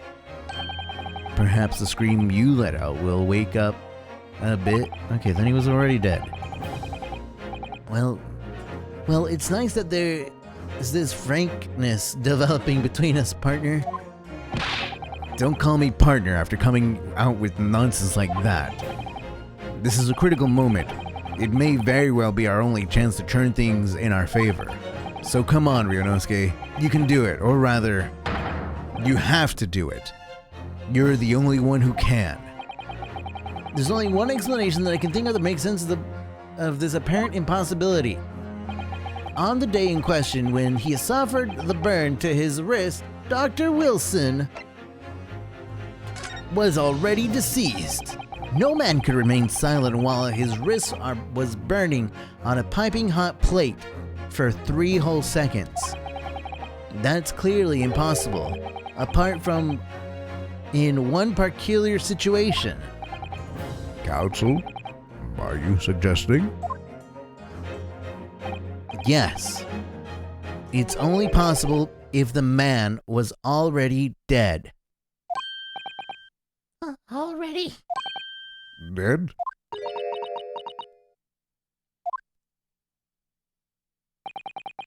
Knowing what we know now, it's the only possible explanation. When the beefsteak was brought to Dr. Wilson's table that day, the professor was already dead. That's madness! Order! Order! Order! Please, Counsel, explain this absurd notion at once. The victim was killed by a gunshot.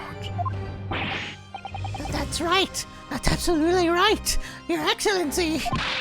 This is just another ridiculous ploy by the rookie student.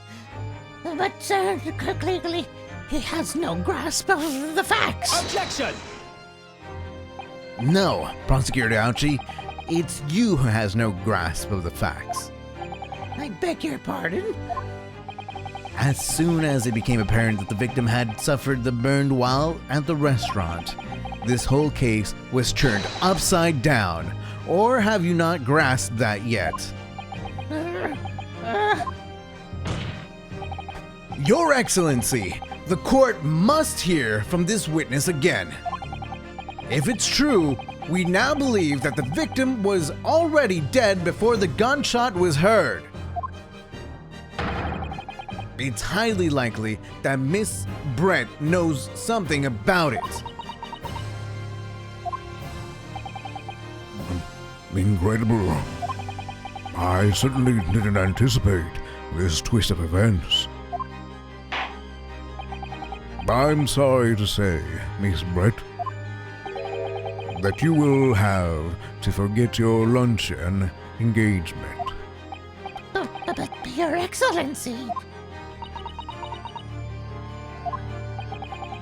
The justice system in our country may be in its infancy. But rest assured, all reasonable doubt must be dispelled before I am prepared to pass judgment. Thank you, Your Excellency.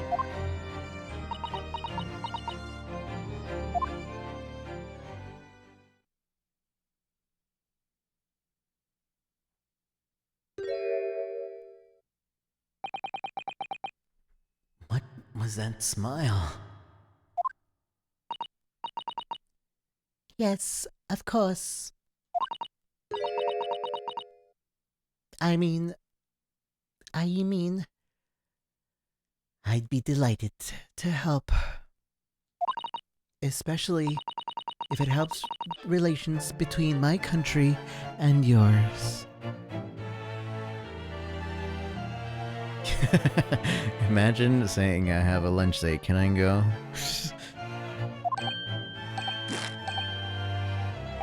Ah, Miss Brett, you speak Japanese?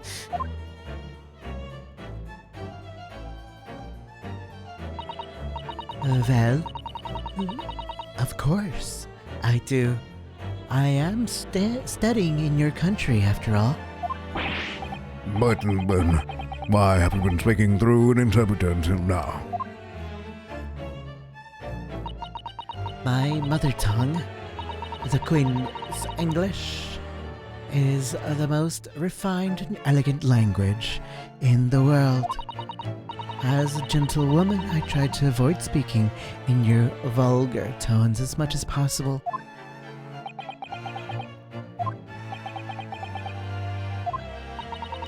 But it seems the men in this land possess none of the chivalrous virtues of English gentlemen. So I can see that I shall have to lower myself to communicating with you all on your own level. Oh, well, you are the epitome of a true English gentlewoman. We are truly honored by this lavish consideration you so graciously offer us. I see. In that case, Miss Brett, I will now ask you to testify in your own words about the events leading up to the death of the victim, Dr. Wilson.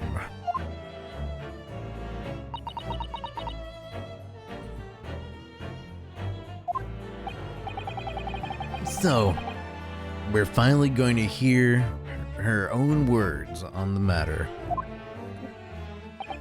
Things are getting interesting, Ryunosuke.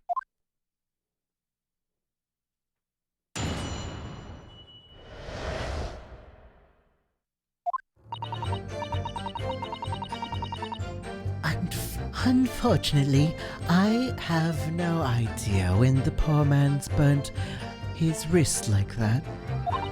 When the waiter brought my steak, the professor and I raised our glasses in a toast. As far as I've heard, the post-mortem report shows no other possible cause of death besides the gunshot. If there's some other way a man's life can be taken without leaving a trace, please do show me. But of course, this country's inferior investigative techniques probably wouldn't pick up on it anyway.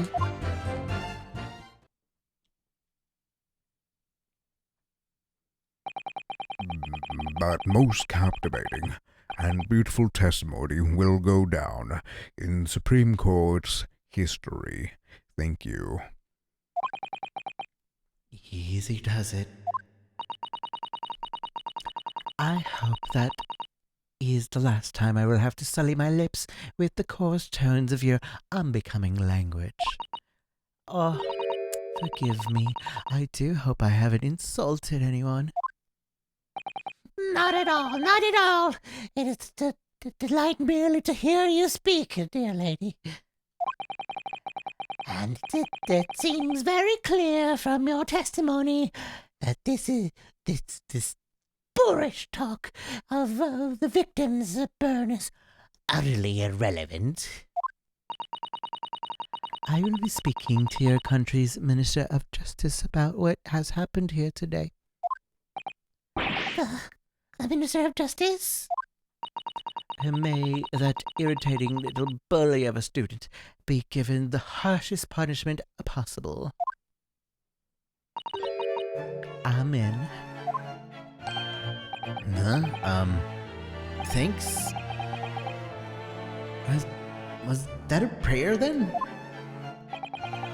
Well, you'll have to forgive the irritation, Miss Brett, and forgive the irritation, Miss Brett, and put up with the cross-examination now. I expect you notice that this little bully of a student, as you put it, doesn't miss much.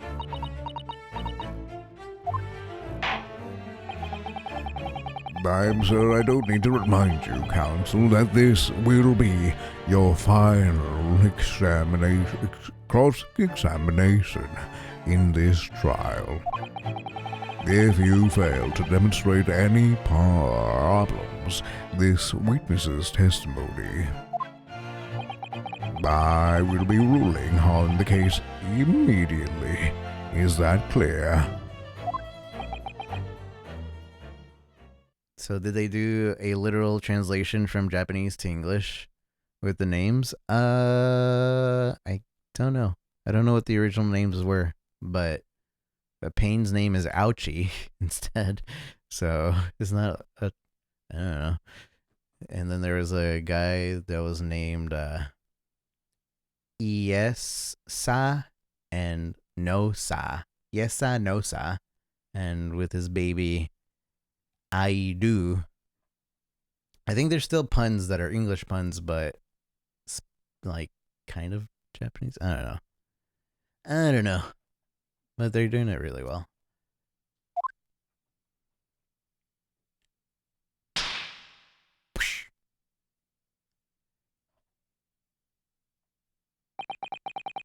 Yes, Your Excellency. Then you may proceed with the cross-examination.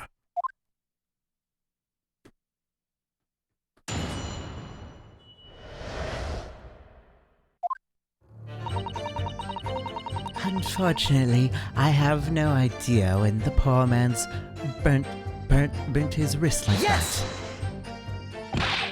But his hand was on the searing hot plate for at least 3 whole seconds. You can't not have noticed.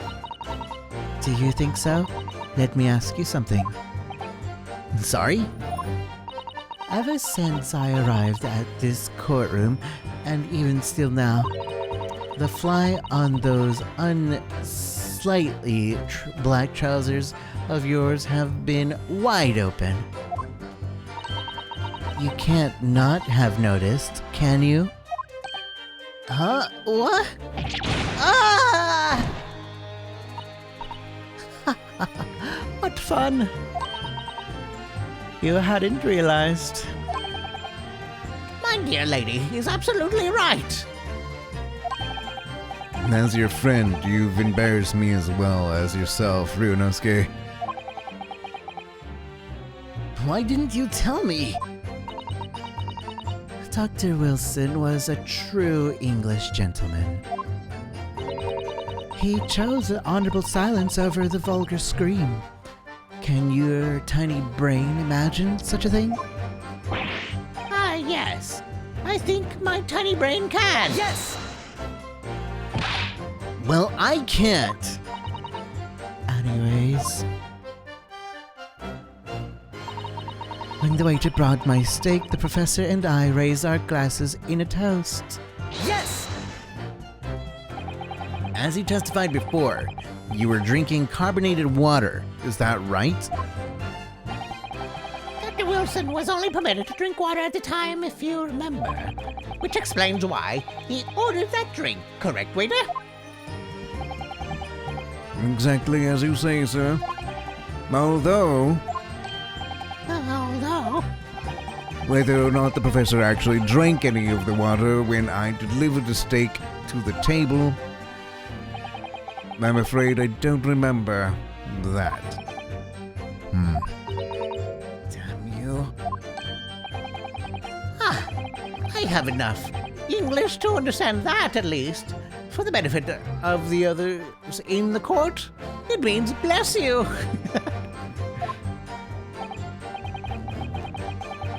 I think it means the exact opposite. Anyways.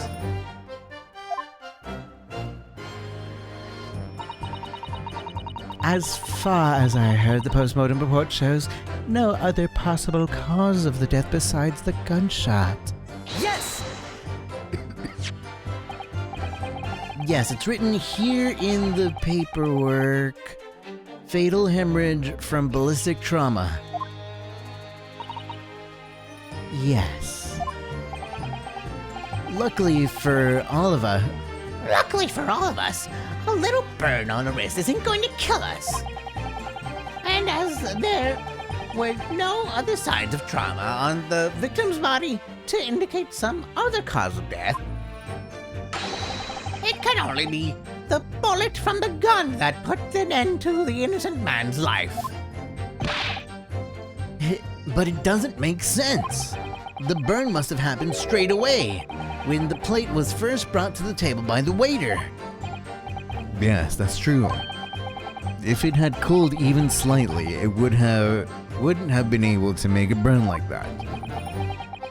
And if the victim burned his wrist on the hot plate as soon as it was brought from the kitchen, then he must have already have been dead at that point.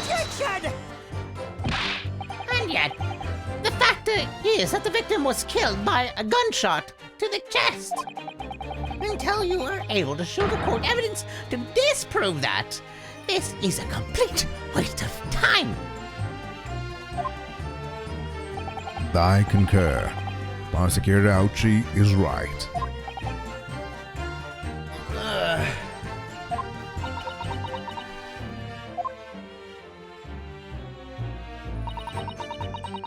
If there's some other way of a man's life can be taken without leaving a trace, please do show me. Yes! Without leaving a trace? If someone is shot or strangled or stabbed or thrown from a height, however a person's life is taken, there's always a telltale trace on the body. Quite right, dear lady. And as our police force has thoroughly examined the body of the deceased, there can be no doubt. Isn't that right, Inspector Hosagata? As I've said, I've always aimed for a flawless investigation. There would be physical traces with all those causes of death. That's true. But maybe there's some other way of killing someone that doesn't leave a mark. If, heaven forbid, you doubt me, young man, you're going to have to tell everyone how exactly you think the professor did lose his life. Otherwise, I'm afraid your argument falls rather flat, doesn't it? Oh no, perish the thought. Calling such a sweet young lady innocence into question. On my honor, I, Tsukatsu Ouchie, will cut down any who dare cast such aspirations.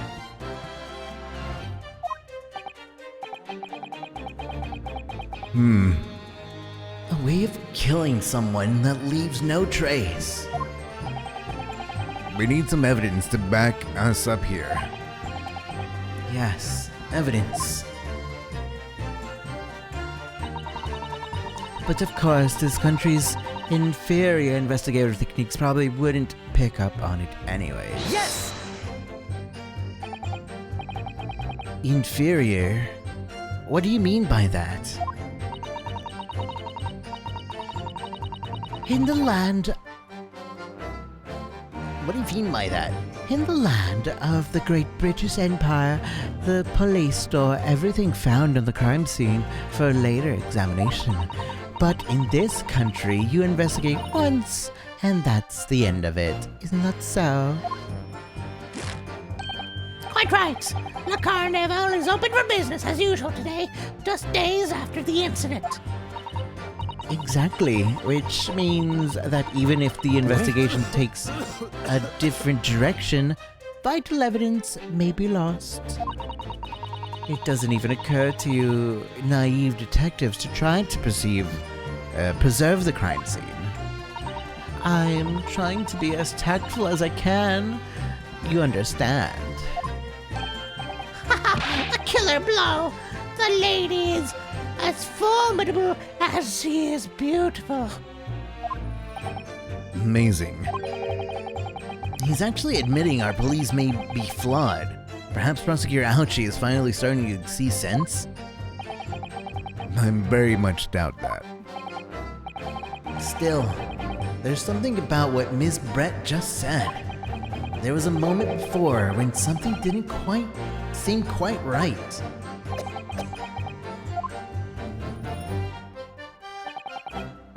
What do you think? What do you think, Ryunosuke? What do you think, Ryunosuke? I think it's going terribly. No matter how much I press her, I'm not turning up any new information. Yes, as I suspected.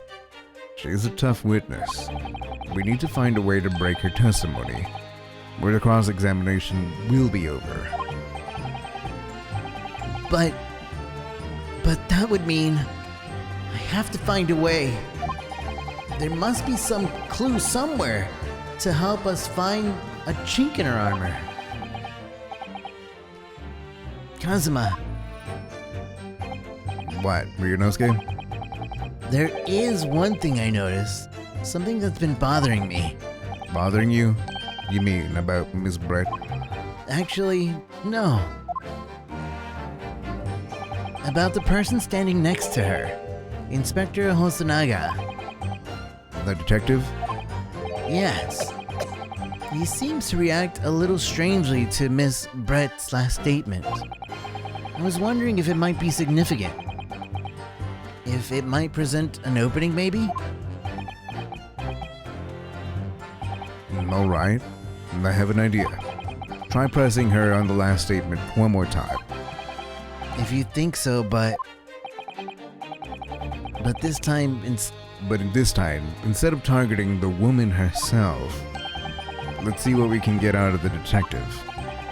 alright then. I wonder what Kazama's thinking. I'll find out soon enough, I suppose. Once I press Ms. Brett on her last statement again.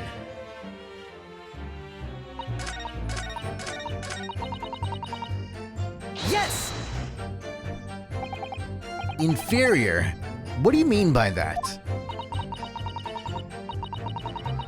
In the lands of the British, the police store everything and blah, blah, blah. But in this country, you investigate once, and that's the end of it. Isn't that so? Quite right. The carnival is open for business as usual, just days after the incident. Exactly, which means that even if the investigation takes a different direction, vital evidence may be lost. Yes, there it is again. The detective's reaction is just the same as before. Why? Up until now, the detective has been in the stand with Miss Brett as her interpreter. But things are very different now. For this testimony, the detective is just listening to what the Englishwoman has to say. This could be a golden opportunity. What do you mean?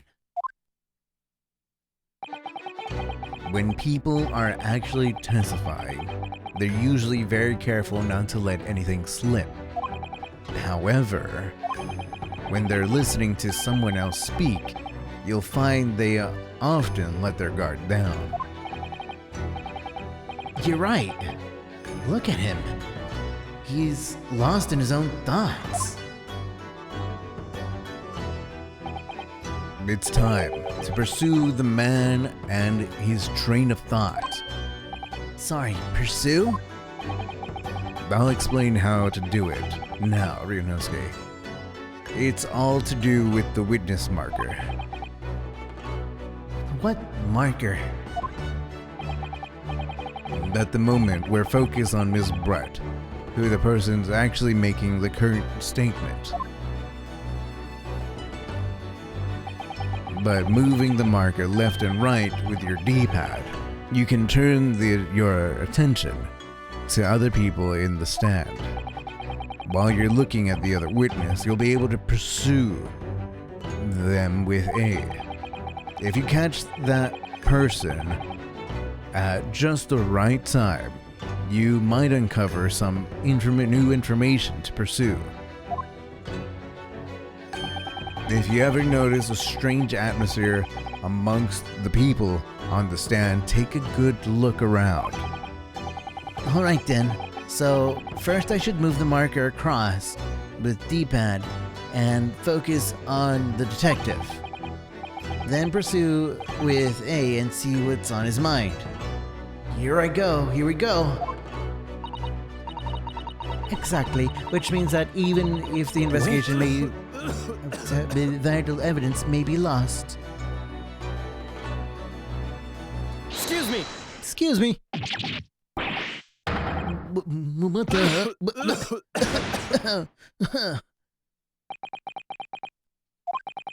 I'm so sorry. I didn't mean to shock you. He really was lost in his thoughts deeply. It looks like you were thinking something just now, Inspector. Perhaps having heard what the lady next to you had to say. If there's something you'd like to say, please share it with the court. Objection! What is the meaning of this? It's the delightful Englishwoman who's testifying at this moment. If you can't find fault in her testimony, then the cross-examination should be over immediately. No, is that how it works? Absolutely not. The detective is in the stand, which makes him a valid witness. Yes! So, not to mention the fact that he's immediately involved in the case. Inspector Hosoga Naga? Yes. Do you have something to add in relation to the statement just made by Miss Brett?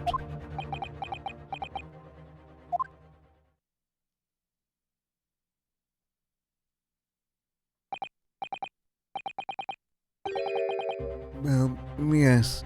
If you don't mind, I would like to speak.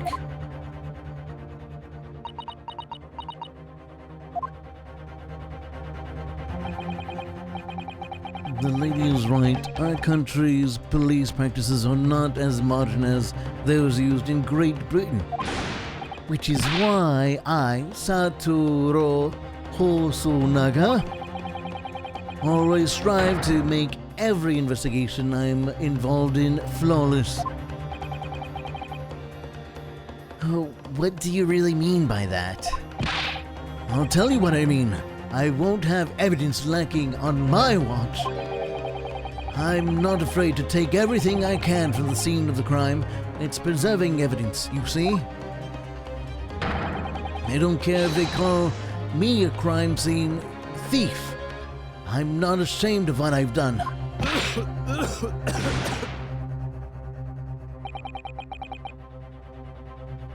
A crime scene thief? Well, looks like the lady's remarks touched a nerve there. Take this, for example. Is that... This is the bottle of carbonated water that I took to the victim's table on the day in question. And yes, it lost all its fizz, having been opened 3 days ago now. But it was carbonated water. I don't care what anyone says. Yes, there's some left in the bottle. I can see it. One day our police force will be among the best in the world. The time is coming. I guarantee it.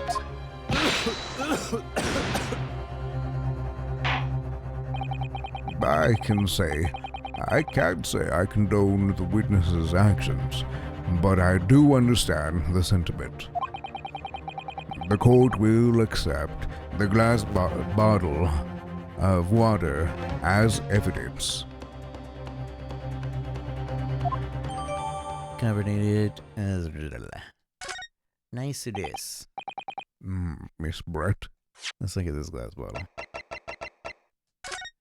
What's so special about it?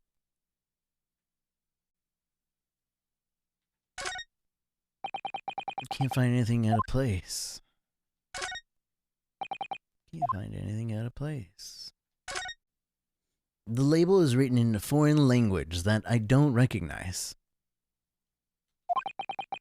Do you know what it says, Kazuma? I think it's French. This must be a very expensive water. Yes, but what does it say? That's what I'm asking. Then go to France and ask. You could just say you don't know. I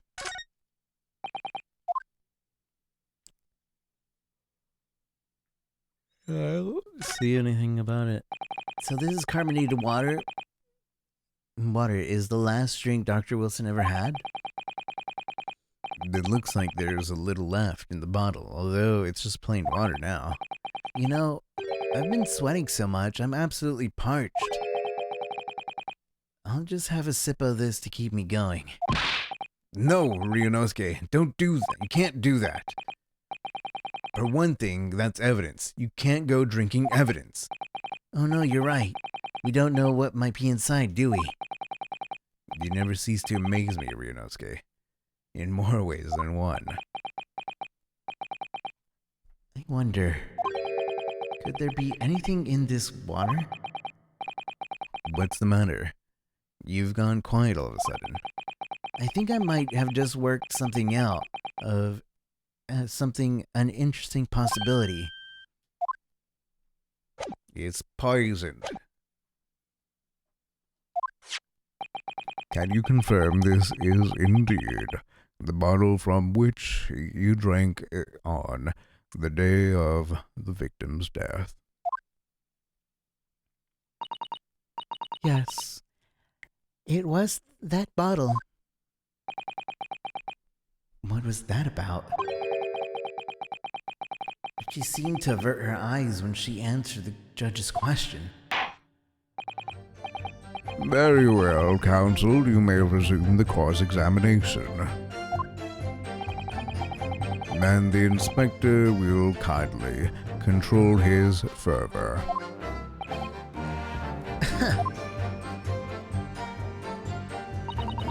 Unfortunately, I have no idea if the poor man burnt his wrist like that. When the waiter brought, the professor and I raised a glass in toast. As far as I heard, the poster, no possible cause of death. In other words, the man's life taken without trace. Please do show me. But of course, if you're...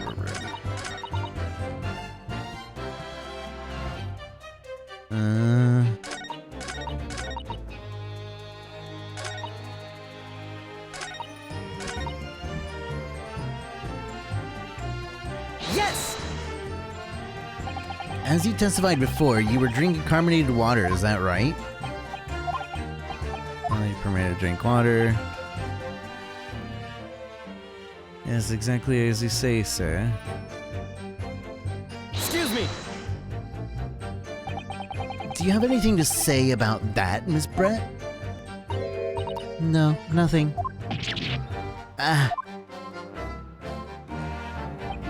So nothing strikes you as odd for having heard the last statement? Only your approach to this trial. Nothing else springs to mind. Oh. You people are so uncivilized. It's unseemly to make idle conversation with a gentle woman you don't know. Kindly refrain from talking to me again, please. I'll do my best. You'll do your best to crush her.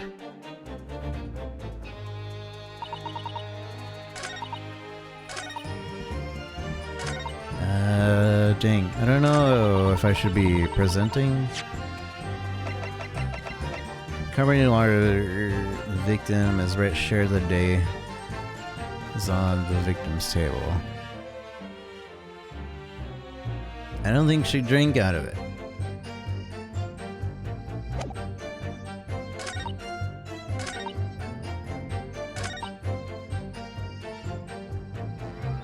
Raise our coconut and a toast.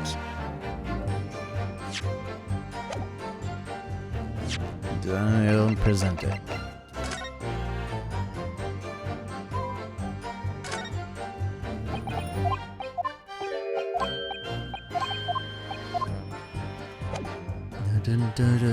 Present. Yes! Yes! I was wrong. The statement contradicts the facts as demonstrated in this evidence. As far as I can tell, there's nothing towards about this evidence. But that... Pull yourself together. You look as though your eyes are about to pop out of your head. Can't help that. It's just my look.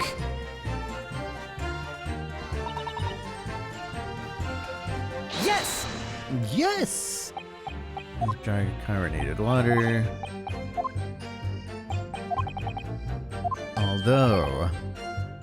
Although, whether or not the professor drank any of the water to the table, I'm afraid I don't remember that.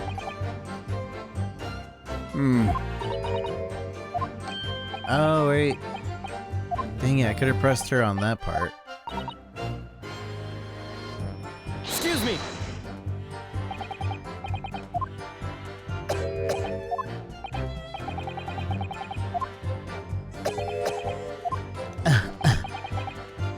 I think I could have pressed her on that part where she was like, "Damn you!"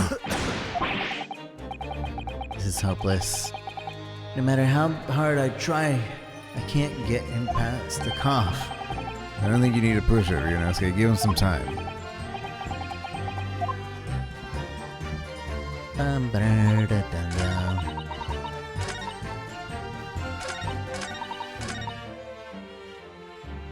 Yes! Yes!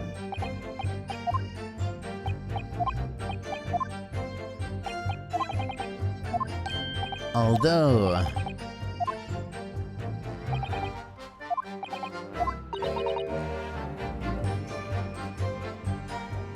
alright.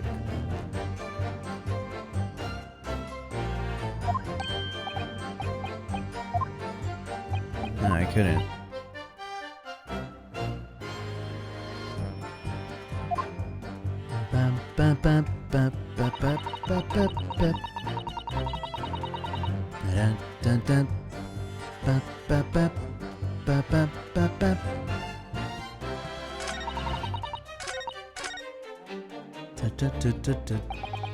New evidence. Excellent work, Ryunosuke. Never thought of even pursuing another witness over the current witness's statements. A great idea of yours, Kazuma. Well, it was thanks to you noticing the detectives had reacted strange to what the lady said. But never have guessed. I'd never had guessed that he had been that bubbling away under the surface. To be honest, you keep surprising me at every turn. Sorry? No, never mind. So we know that Dr. Wilson was killed at around the time the steak was brought to the table, by some means that left no physical trace on his body. If we could just demonstrate how it was done. Well, I do have one idea about that, about how the professor was killed. Maybe I should just present the evidence and see what happens. Dun, dun. Fortunately, I have no idea of the parent. Trains of glass. Showed no other possible cause of death besides the gunshot. Was it retaken without leaving a trace? Please do show me. But of course, the country of present. Yes! Yes! What is this? The bottle of water?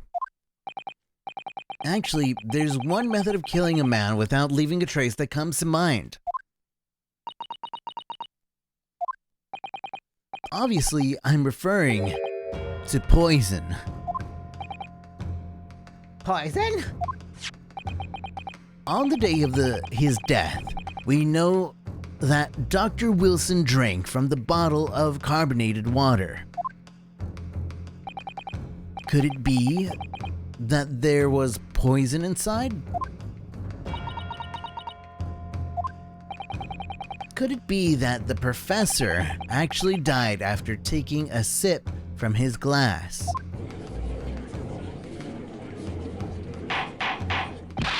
Order! Order! Order! On that day, who was sitting at the same table as the professor and able to slip the poison into his drink? There's only one person who could possibly have done it. Jezebel Brett. It was you! Objection! This is an outrage! To suggest such a thing without a scrap of evidence. You little rookie imbecile! Have you even considered the delicate situation our country finds itself in now? No! Have you forgotten that we only signed an accord of friendship with the British Empire? Have you even the vaguest inkling that your rash accusations could jeopardize the entire treaty? Objection! This is not a political arena. This is a trial to determine one individual's guilt with respect to one crime. What? The fact that this woman is British makes no difference. We are here to determine the truth.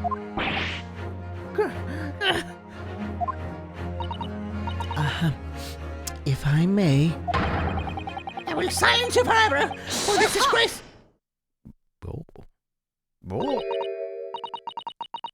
It is you who should be silent.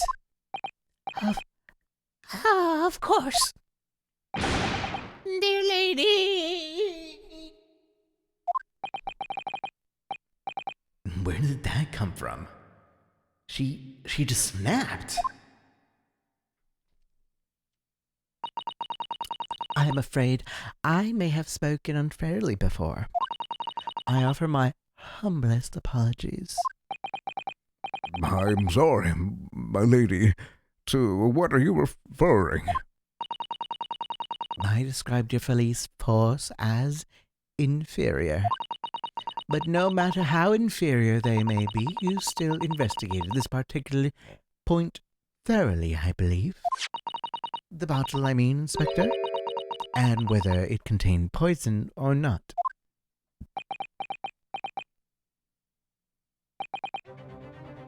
Of course. You did? Have you forgotten what my guiding principle is already? I strive for a flawless investigation every time. I don't believe it. Naturally, we tested the inside of the bottle and its contents. And what did you find, Inspector? I ordered tests of every toxin that is available in this country at the present time. We could find no trace of poison of any description in the bottle of carbonated water, Your Excellency. What? Are you sure? The tests were meticulously carried out by the chef coroner himself. No. No! I'm very grateful to all you Japanese. You've successfully established my complete innocence in this horrid affair. Thank you. Ah, but of course, dear lady. The pleasure was all ours.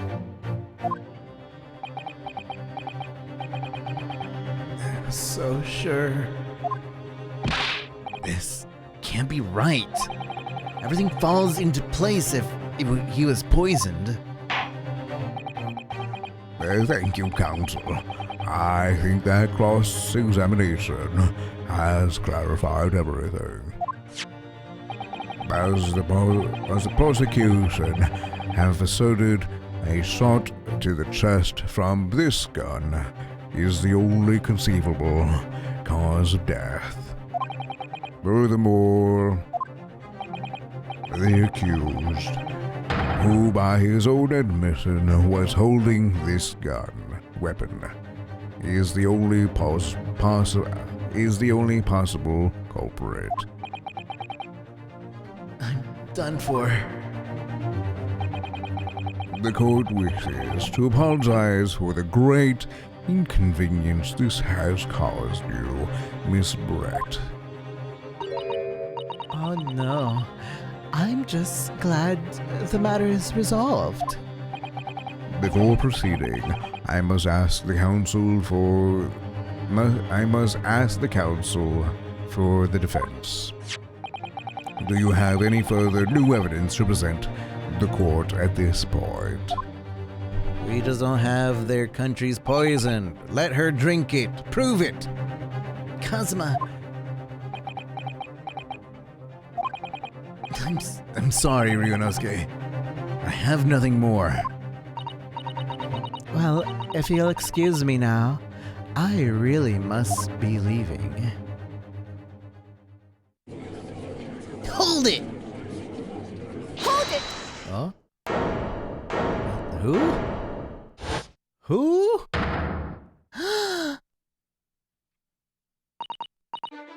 Please, wait. Isn't that... What is the meaning of this? Forgive me for intruding on court proceedings, Your Excellency. Sasuto Mikotoba, Judicial Assistant to the Defense. Mikotoba? In my darkest hour, with nowhere left to go, she appeared like a bolt of lightning. And in her hand, she carried a small package, wrapped in a furoshiki cloth.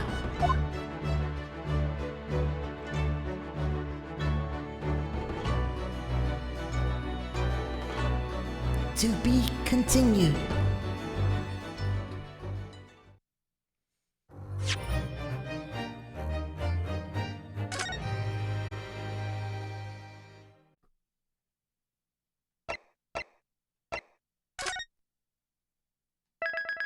Dun-dun-dun-dun.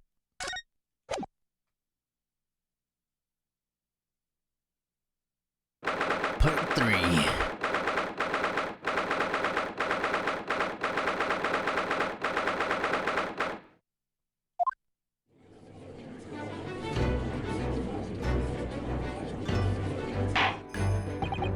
Well, I understand you are a judicial assistant to the defense, but why is this sudden ingress into my courtroom? Ha! I'm the judicial assistant, and a woman no less. The rules state that females are not permitted into this court of law other than to testify. Yes, I fully understand. I ask only for 5 minutes of time. I have some vital evidence that I must hand over to the defense. Ha! You're too late, little girl. The trial has already been concluded. 5 minutes. I will not allow a moment more. But, Your Excellency, I am most grateful.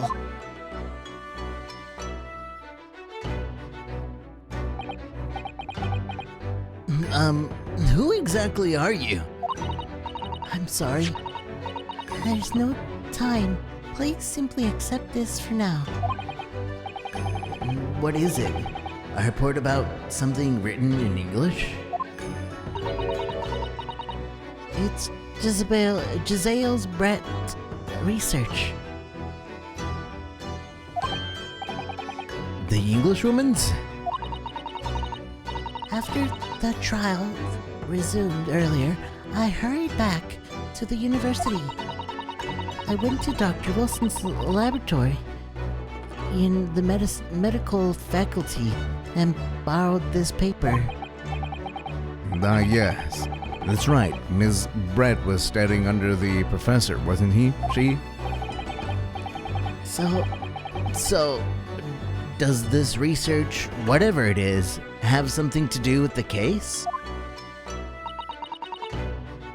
I'm afraid I don't know.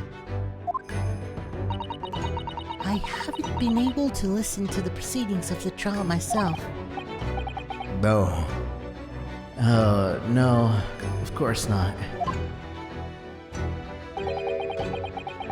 Special characteristics of Curer and its effects on human subjects. Interesting.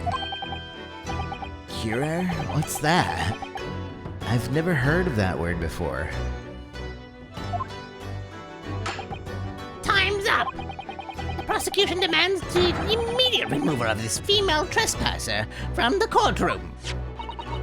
There's too little time for me to read it in detail, but I've summarized what I could in the notes inside of the cover. If you think you'll be able to it could be of value, please cast your eye over it. This is wonderful. Thank you. Results of an added report, unknown poison, detailing an unknown poison that Miss Brett has been researching during her time in Yume University. Goodbye then, and good luck.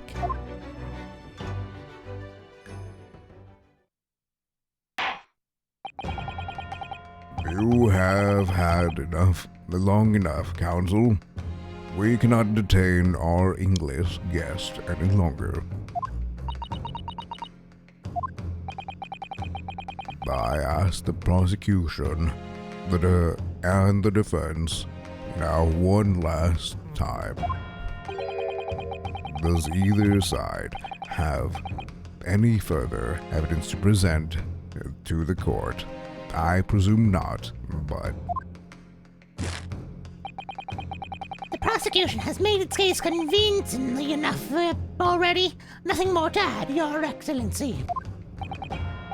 Ryunosuke, we're out of options here. Hold on, let me check that thing we just got. Bruv. A poison made out of the bark of certain trees in the jungle of South America. The hunters in the region have used it since ancient times to incapacitate the prey. Effects: instant paralysis of the entire body and subsequent death, even in minute doses. Route of entry: the above mentioned effects occur when the poison enters the body through a wound, such as that is inflicted by a blowpipe dart. Due to the ability to render a human body paralytic, it's believed that the toxin could have applications as an anesthetic. However, a solution for the respiratory arrest caused as a result of a full body paralysis must be found first, or the patient would die of suffocation. Okie doke. Ryunosuke, we're out of options here. Ryunosuke, we're out of We're out of options here. This really is our very last chance. Yes, I know. Your Excellency, the defense does have new evidence. That look. The unyielding stare of a true Japanese warrior. Well, Miss Brett, Yes, Your Excellency. if you wouldn't mind, perhaps you could grace us with your presence a little longer.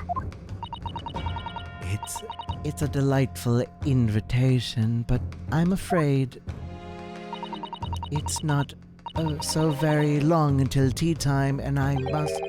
Forgive me, Miss Brett. It seems I wasn't clear. I realize it was phrased as a question. However, I must ask you to treat that as an order. I've said it many times before, but the Japanese language makes no sense. My apologies, dear lady. So, counsel, what is this new evidence that demands the court's attention? This thing. Present. Yes!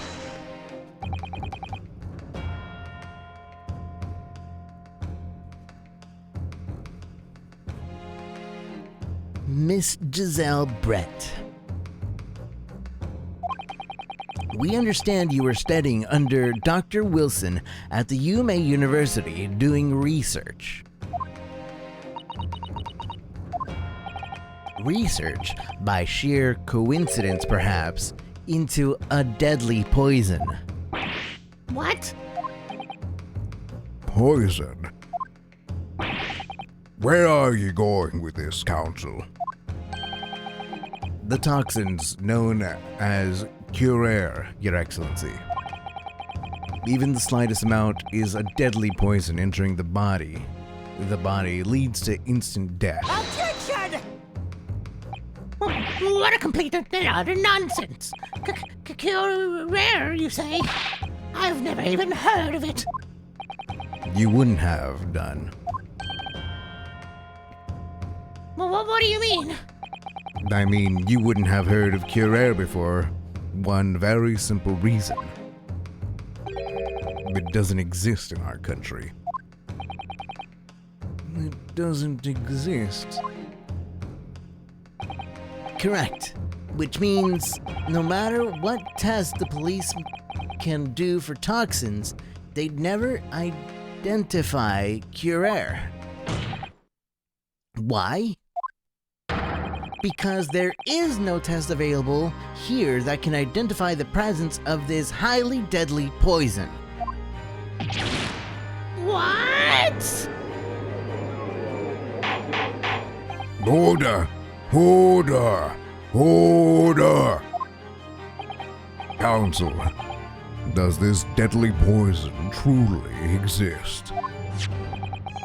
According to this report, authored by visiting research students from England, Curair has long been used by the tribespeople of South America as a poison to lance their arrows. It seems that it's reasonably well known among European doctors and scientists. To lace their arrows? The report states that it is produced from the extract of a tree that grows deep in the Amazonian jungle, and it was first brought back to Europe at the turn of the century by explorers. It claims that animals shot by arrows laced with Curair suffer instant death. Doesn't that sum it up, Miss Brett? Objection! Trumpery! These aspirations are utter trumpery. To start with, if the victim had administered some of this so-called deadly poison, he would have been squirming and writhing in pain, and others the diner would have surely noticed. That's true. What do you say to that, Inspector?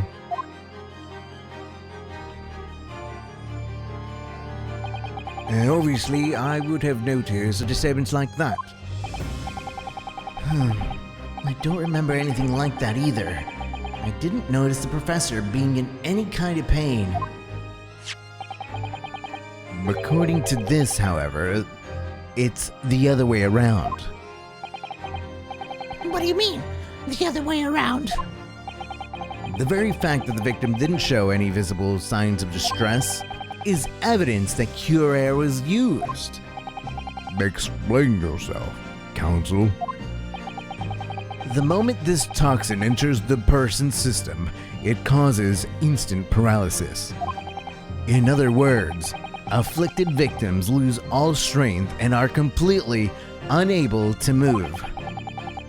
Even if they were in total agony, there would be no visible signs of pain at all. How terrible. Obviously, if a man lost all strength in his muscles, he'd collapse on the floor.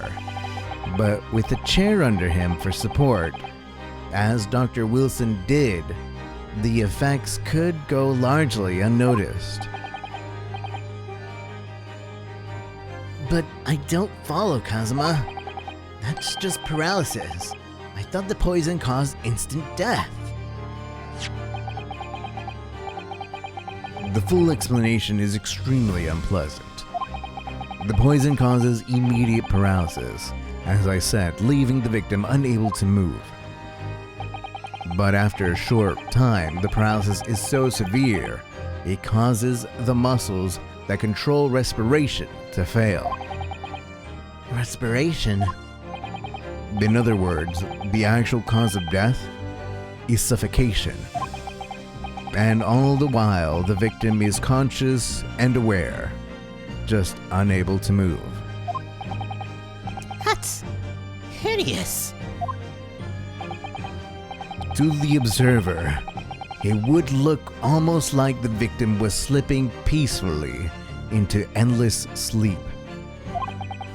But for the victim himself, his final moments would be a living hell. That is the true nature of this deadly Cure poison. Is it Cure or Curare? And you're suggesting that this bottle, counsel, actually contains this terrorizing poison. Objection! This is all very convenient, isn't it?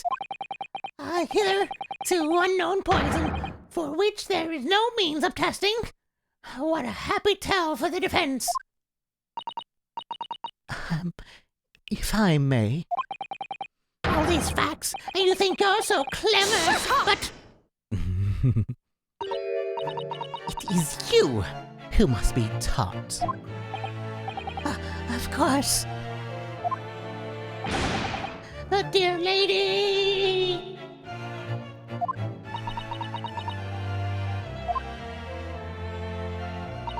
So, this is how you Japanese behave, is it?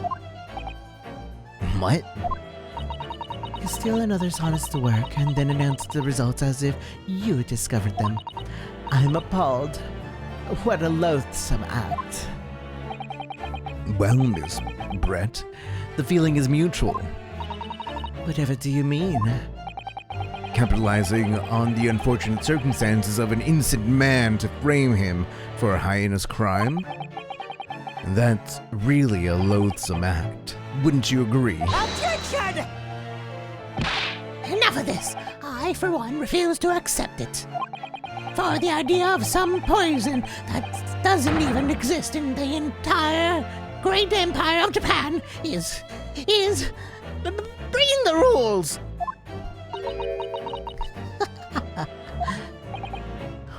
What's so funny? excuse me? Your Excellency. Yes, Miss Brett.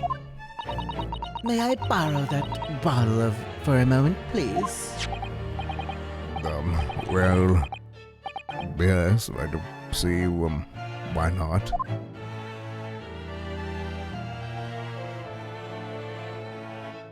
Now she about to do it. She about to do it. Oh crap, that ruins my tests. Don't get too big for your boots, you insignificant little island boys. Sorry? To an Englishwoman such as myself, this whole affair is a farcical comedy. Your little police games and these foolish courtrooms antics, it's laughable, really. But I'm getting bored of it all now. It's time for the games to end. Cheers.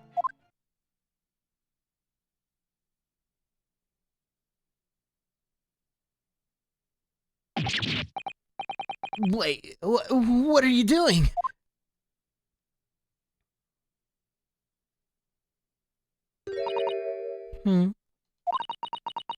No sparkle left at all.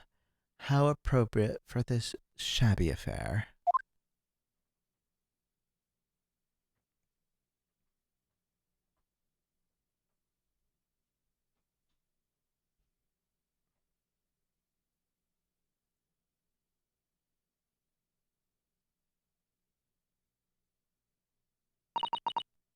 Goodness.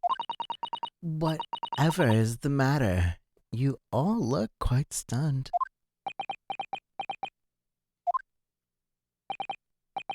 So, no curare. Curare. No curare. The bottle was clean. Is that what you're saying? You look quite incredulous, little boy. But of course, that's the simple truth. Thank you for presenting my findings of research so concisely here in the grand venue. Most kind. Thank you, waiter. Now then, Your Excellency.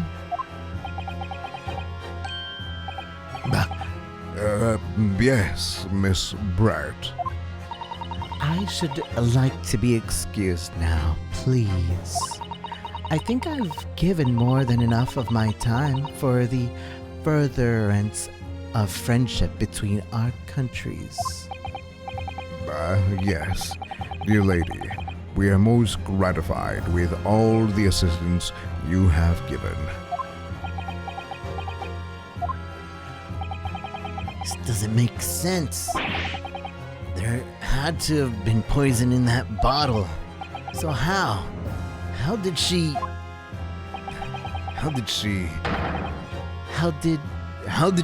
swallow the whole glass and live to tell the tale? I don't understand it. Well, I suppose if nothing else, the little Far Eastern charade will make for an interesting conversation at the next party I attend in London. There has to have been poison in that bottle, doesn't there? But there can't have been, because otherwise she would have kneeled over dead. It's on the cup. The cup she stole. Come on, Yunosuke. We have all the clues now. The bottle of water contains no poison.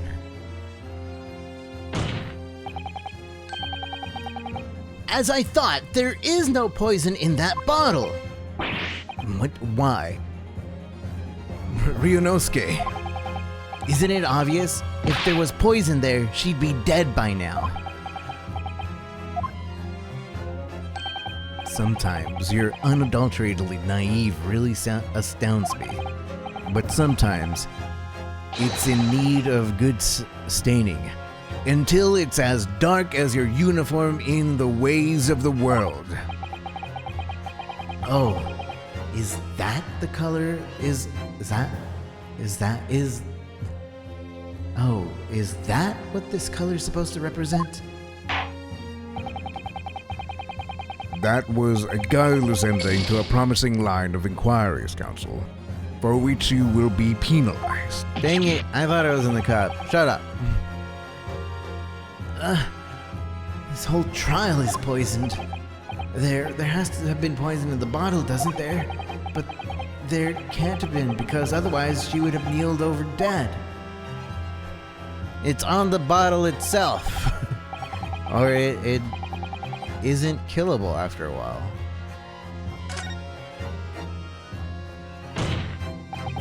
The culprit did put Curare poison into Dr. Wilson's carbonated water. The defense refuses to change its position. You're serious? Objection! Fool, are you blind? There's no possible way the bottle could contain poison. I mean, we just saw... Miss Brett drinking the water from it? That's right, which rather complicates your argument, I think. I believe that complication can be explained. How exactly? I need to think through all the things that don't quite add up here, one by one. I'm sure the answer is in the evidence we have in the court record somewhere. It has to be. Very well. If the defense truly intends to assert this claim, then I must ask you to support the assertion with evidence. What explains how the witness was able to consume this supposedly poisoned water unscathed?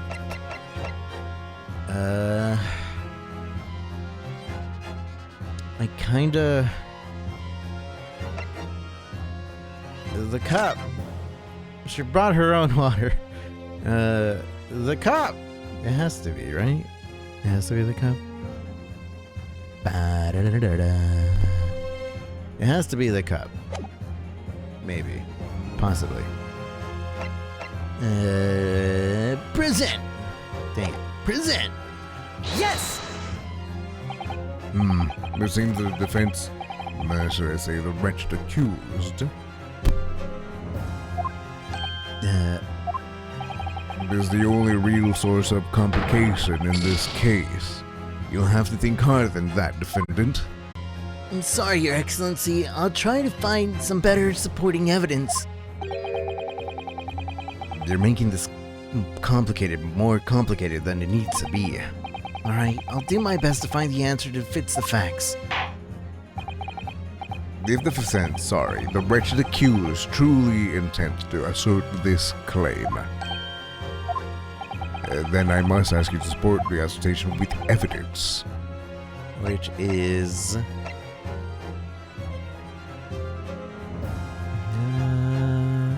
the bullet did not pass through the victim's body. No, that doesn't... How it was able to consume the poison.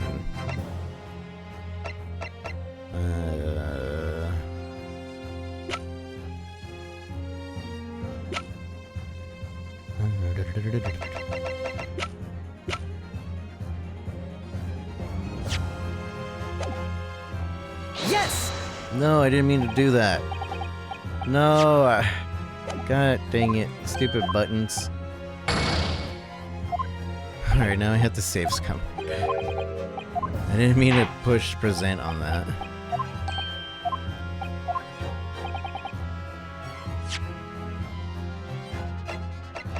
Dun-dun-dun-dun. Ba-da-da-dun.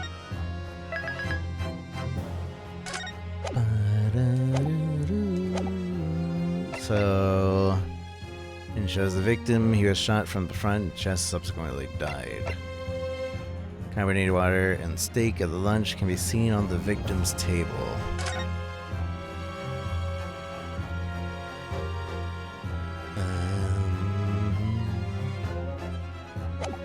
It has to be with the actual meeting? Drink anything but water.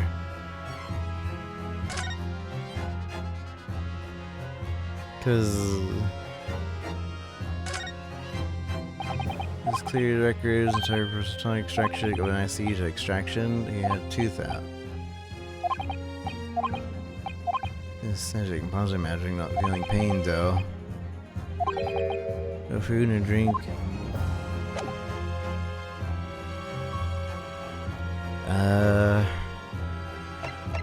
I think it has to do with this. I could be wrong. Yes! No. Alright, well, we're gonna see what happens when we lose everything. That will do. I am now satisfied. No reasonable doubt remains this matter. The defense has constantly failed to refute adequately the assertions of the prosecution. Accordingly, I hereby announce the court's final verdict. I find the defendant Ryunosuke Naruhodo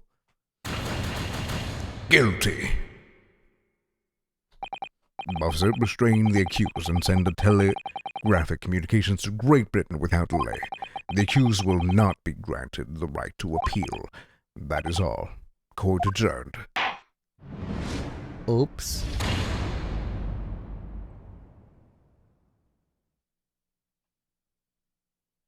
There was never something. Resume the save game. Resume the scene. Resume save game. Which one did I just do? This one.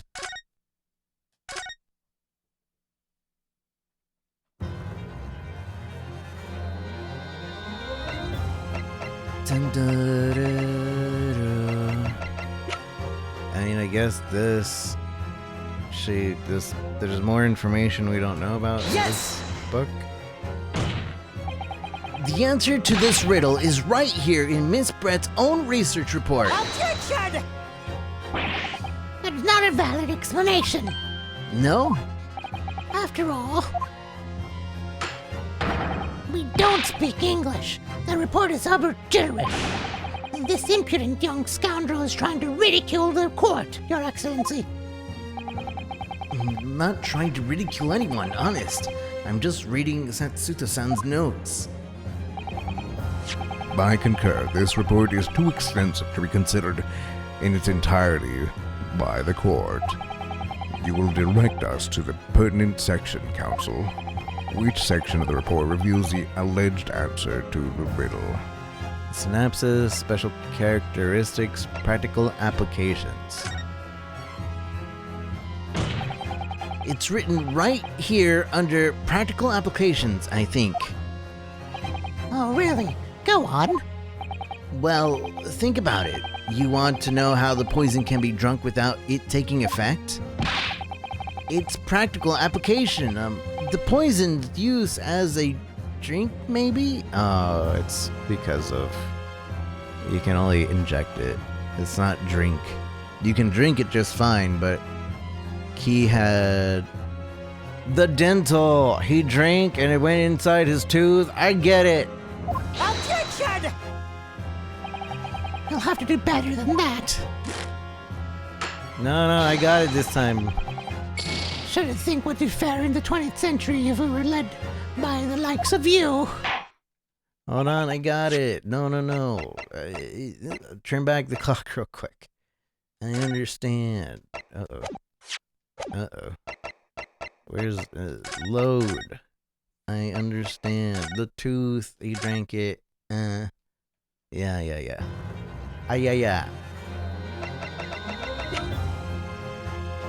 So, we look at this. Special characteristics. Minute doses, affects poison, enters the body through a wound. Yeah. Alright. And she knew. Yes! Answer the riddles in this book. blah, blah, blah. Yeah, you can get it. Why? No, Yeah. it's in here, right in the second page.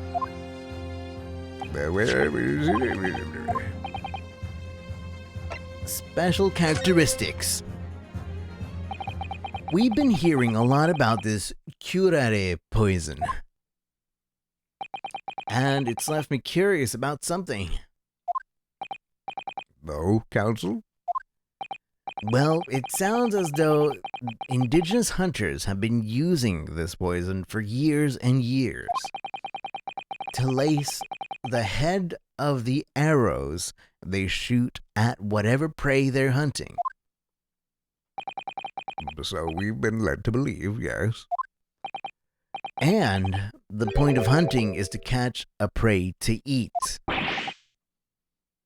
Get to the point, please. But if they were to use these laced arrows, doesn't that mean there would be traces of poison left in the prey of the hunters we're going to eat? Yes, good point. So, the hunters wouldn't want to eat their prey, would they? Because then they'd be eating poison. Good gracious, Council. No, that would be madness. But I actually found the answer to the conundrum in this research paper here. Under special characteristics, it says this. The poison starts to work after entering the body through a wound. Oh, a wound, you say? I see. That makes sense. Yes, the mention of that particular details seems a little strange to me, though. But it'll all make sense when you interpret what's written like this. When curare enters the body through an open wound, it has terrifying poisonous effects. However, when it enters the body via the mouth, it has no poisonous effects whatsoever. What? Miss Brett, you authored this research. You knew curare's special characteristics. And you knew that you could make a spectacle of drinking that water without any danger to yourself. You meddling little rapscallion. Balrianowski, it turns out you're an even better lawyer than I thought you'd be. Really? Me? A lawyer? Objection! All the poison talk is fascinating, I'm sure. But I fail to see how this possibly... So, the ill-bred little puppy has a new toy to play with. Some facts he read in a book. But I'm afraid knowledge doesn't suit you, little boy. It only makes you look silly. What are you trying to say? Your schoolboyish logic has a fatal flaw. Schoolboyish? Flaw? As even your brain has managed to deduce, curare is safe to ingest. It seems likely that its effects are neutralized by the acidic nature of the gastric succus. Oh, yes, well, of course. Gastric suckers? What are they? So, if this lethal poison is completely harmless when drunk, the professor wouldn't have died when he swallowed it, would he? That's right. Good gracious. That's basic science. Science that even a schoolboy should be able to understand, no?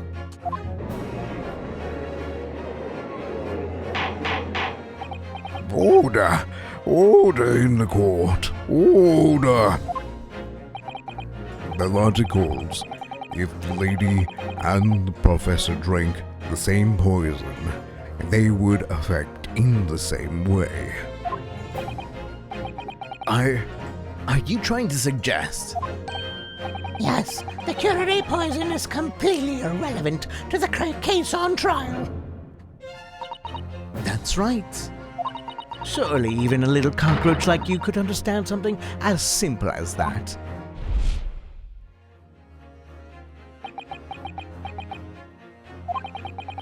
What is this? Welling up inside of me. I've never felt like this before. It's a sort of conviction to break down all the discrepancies. It's so intense, almost rage-like. And more than anything else, it's an animalistic desire to take down my prey. Objection!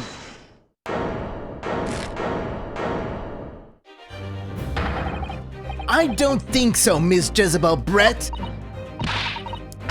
How dare you use that tone with me? You know very well there is no fatal flaw here.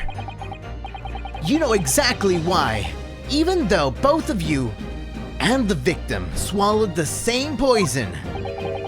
You are alive, but Dr. Wilson is dead. Counsel, I'm sure I don't need to remind you. You must provide compelling evidence, as we now know that the poison is completely harmless when ingested. Why would Dr. Wilson alone have been killed by the curare? Because of he went to the dentist. And Miss Brett so readily pointed out she drank the same water as the professor. However, there was a fundamental and fatal difference between the two diners. A fatal difference? The toxic effects the curare are only felt when the poison enters the body through an open wound. So, for a healthy person with no injuries, drinking is completely harmless. But what if there was a wound inside a mouth of the person drinking the poisoned water? Inside? Yes. Like the wound you might have if you had just been to the dentist and had a tooth extracted, for example. Miss Brett, you acknowledged many times in your testimony already that you were well aware of Dr. Wilson's dental appointment that day. So that's it. You used the knowledge to orchestrate this.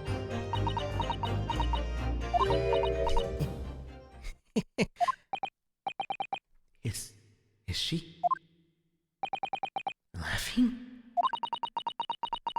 I don't like to repeat myself, but honestly, I can't resist. These childish courtroom games of your half-baked arguments are so puerile. What? What do you mean? Don't worry, little schoolboy. You'll find out soon enough.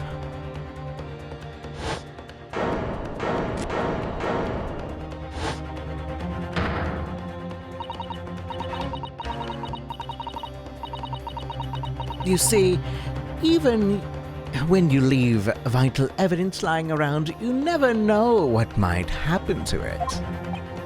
No. I mean, it could just slip.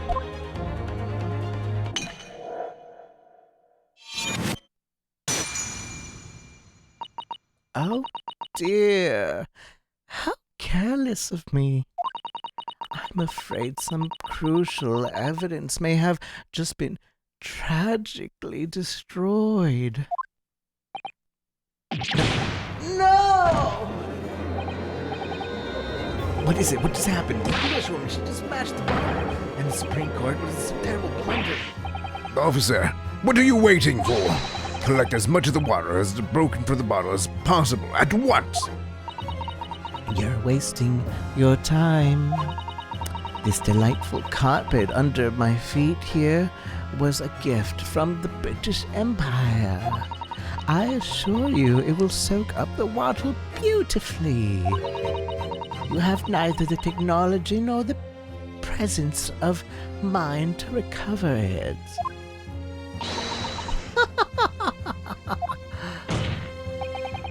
How could you? You won't get away with this! You can thump the bench and shout as much as you'd like, little boy. But I'm afraid we'll never know now, will we? If there really was poison in that bottle or not. You.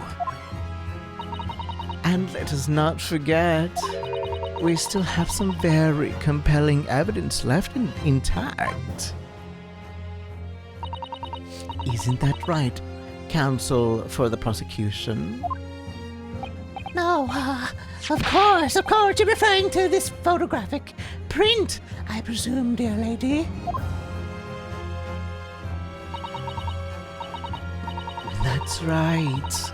And really, looking at this photograph, it's as clear as day, isn't it?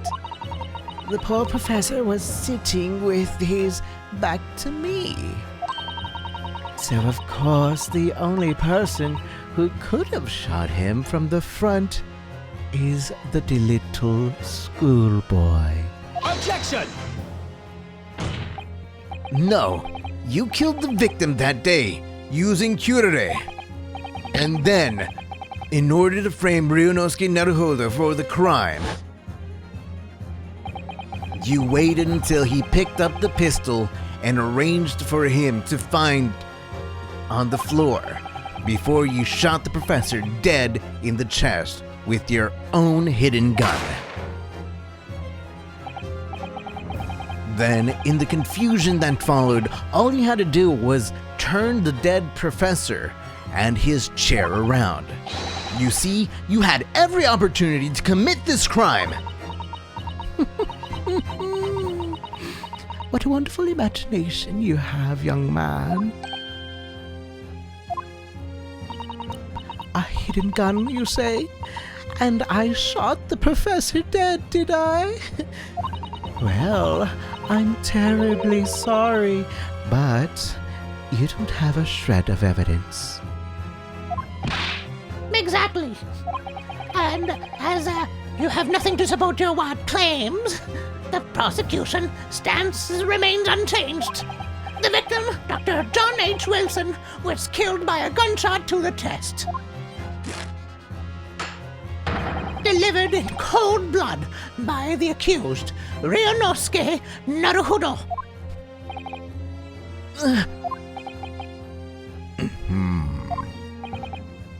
This is unbelievable. How can this be happening? We had her, but now, is she really gonna get away with it? The way she destroyed the evidence was obscene. Ryunosuke. Ryunosuke, Yes? we've come this far, but now you're the only one who can finish it. What? What do you mean? We've lost a vital piece of evidence. It's true. So if there are any clues left for us to use now, they must be in your head. In my head? You told me before that your power of observations were the one thing you could really depend on. Well, yes, that's true, but I didn't manage to notice that this woman was a foreigner with a swan on her head. So think back again now. Try to remember the last detail about the last scene that day. Everything you saw, everything you felt, every color, every smell.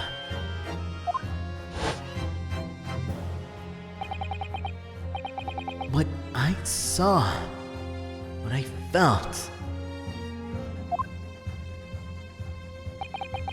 Every color.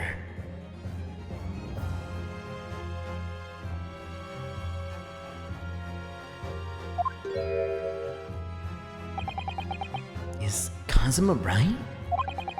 Somewhere in the vibrant memory of the same scene in my head.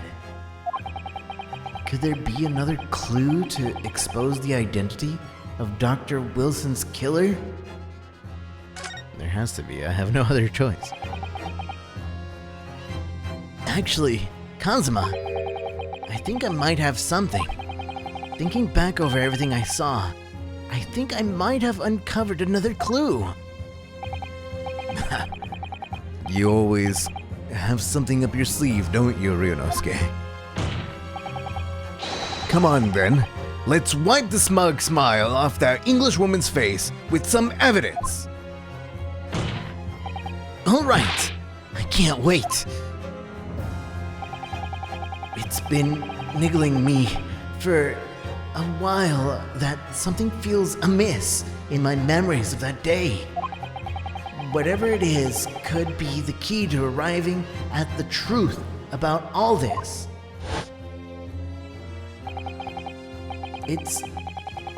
It's here somewhere. The clue that shows Dr. Wilson's real killer must have been is the fork. No, I have no idea. I'm assuming the blood here, but why would he have the food on his side is the main thing. If this is his side, he wasn't eating, he was only drinking. I feel like it's trying to debate me to say no, it's the blood, bro. But why? But I think it's more that the meat is on his side. Why is the meat on his side? It should not be on his side. Also, what is that? I see like a finger there. What is that? Is that it? I'm saving. I'm save scumming. Also, nice, Ganta. Easy work day.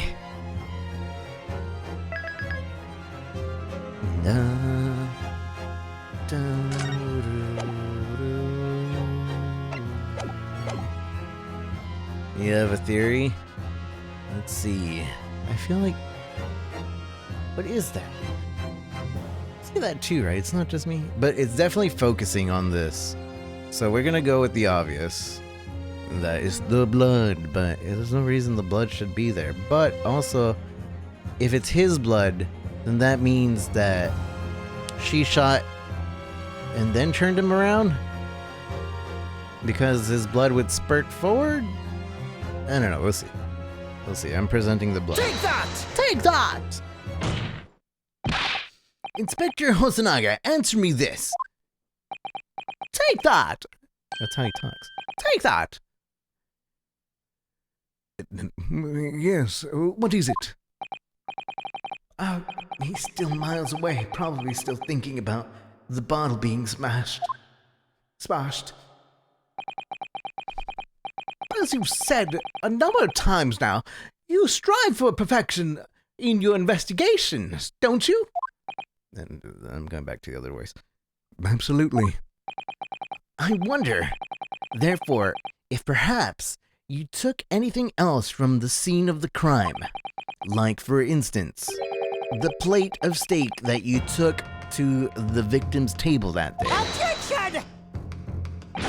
Wait a minute. Where are you? Where are you going with this, little boy? It's just a memory that's been troubling me. What memory? I saw this scene in a photographic print with my own eyes that day. And I saw that on the wooden base of the plate that the steak was served on was a spattering of blood. What? Oh, really? And what of it? Obviously, that must have happened when you shot the professor. No, that can't be the case. Take a good look at the photograph and the relative position of everything there. The plate of steak is almost directly behind the victim. If I'm supposed to have shot Wilson in the chest from the front, there's no way the blood from the victim could have ended up directly behind him. Yes. For blood to have made it onto the plate, it implies that the plate was between the victim and the shooter. Which means the shooter must have been sitting opposite the professor as you were. Jezebel Brett. I beg your pardon. Objection! I beg your pardon. Beg your pardon? I don't know what voice to use when she, does that. This is beyond ridiculous, fabricated nonsense. Is the court seriously expected to believe something that the accused has apparently just remembered seeing? Hold it!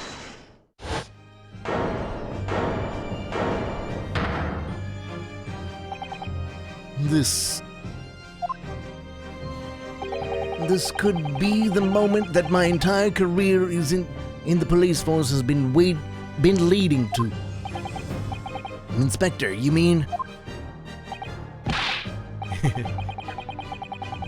Maybe the steak was really rare. Yes, I took the plate in the interest of preserving evidence from the scene of the crime. I took it, meat and all, and I don't care if they call me a crime scene thief because of it. You did what? I took the steak that you had been eating, Miss Brett. I took the steak that the sergeant had been eating. And I did it all in the name of justice. Then we can find out for sure whether or not there's a bloodstain on Miss Barrett's plate. We must examine it now.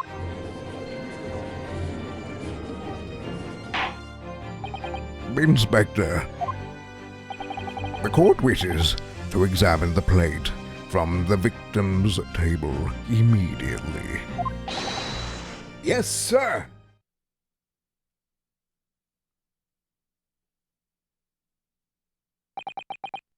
Sorry for the delay.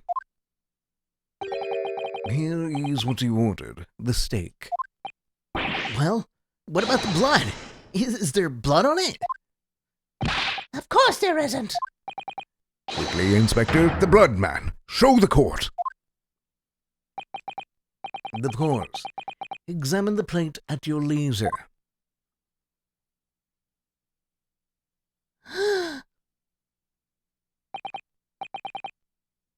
No. No blood. No blood anywhere. But no. That's impossible! I know I saw it. I'm sure of it. That's also not the same steak. That's definitely the sergeant's steak. That is not the same steak. It was right there on the table behind the professor. There was blood on the side of the plate.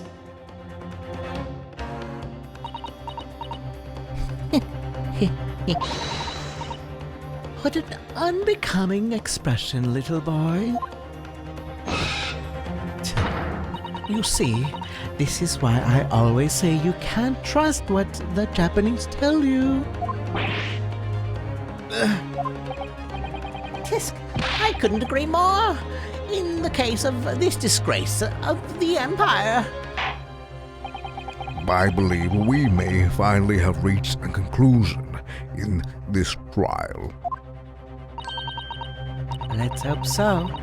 This let's pretend attempt at court proceedings is painful to watch. But I do promise to do my best to forget all about it when it's over.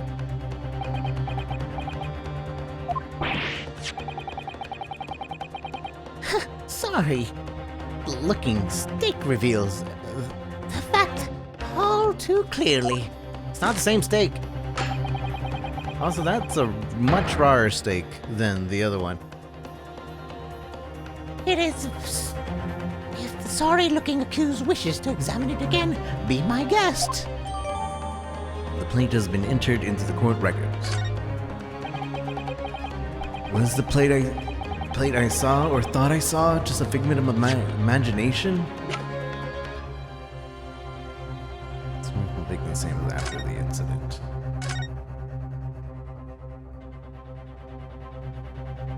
There's the coin. It wasn't even. What a twist! Huh?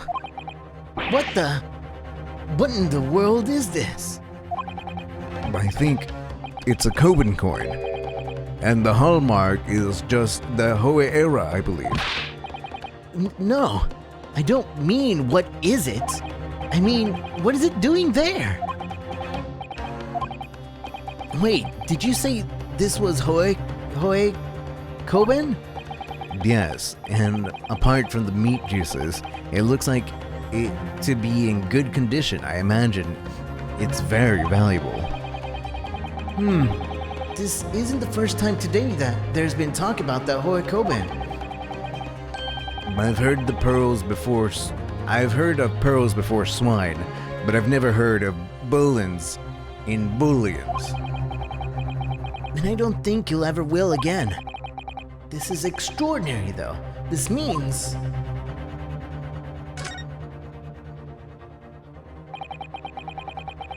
I certainly never expected this precious coin underneath a thick cut of meat. And it's from the Hohe era, too. That would make it really quite valuable. It is well marinated in juices as well. What are you thinking, of eating it? No, but the next time I order steak in an expensive restaurant, one thing is for sure. My heart's going to be racing if I lift up the meat and I peer underneath for a prize. I think you might have the wrong end of the stick about this, Ryunosuke. A Koban coin underneath the steak. There's only one logical explanation.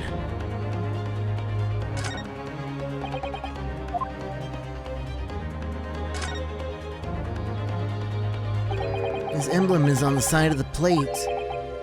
Is that a cat? It's a cow, obviously. Most likely because the restaurant's signature dish is beef steak. It seems a lot of different restaurants have their own unique tableware. So this is the symbol of the La Carnival, huh? Alright, so now you know that it isn't the same steak. This is it now. I've lost. Ryunosuke, it's not over yet. Not until the final gavel. Never stop believing in yourself. Keep looking forward, no matter what. Believe in myself? Really?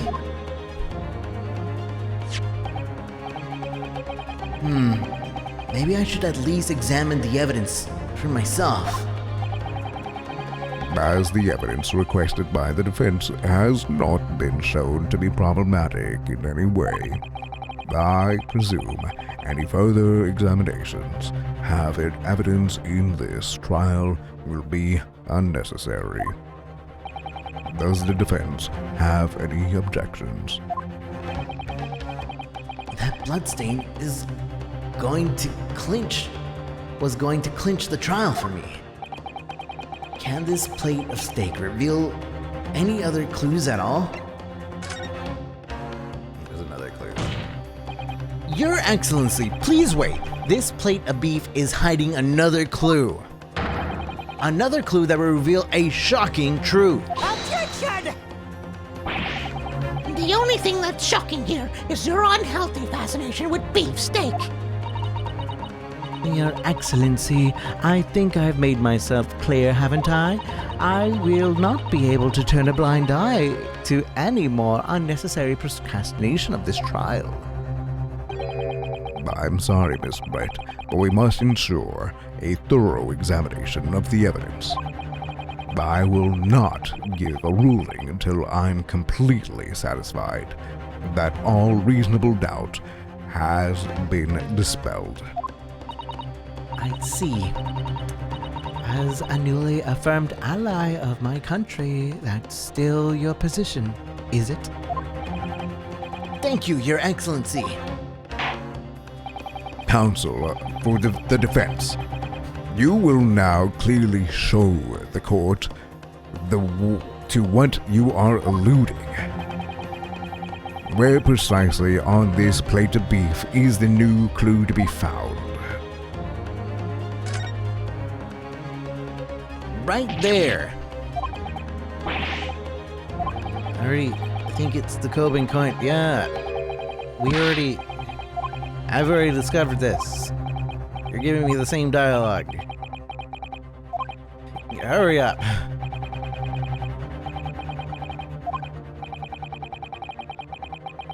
Usually it skips forward when you reread stuff, but it didn't skip forward this time. It's that.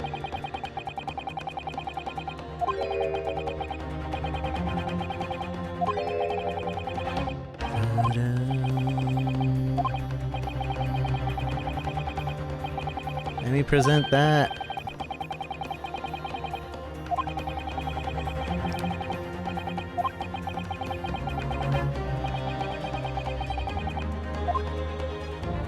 Oh, I had to push X. Got it! Got it!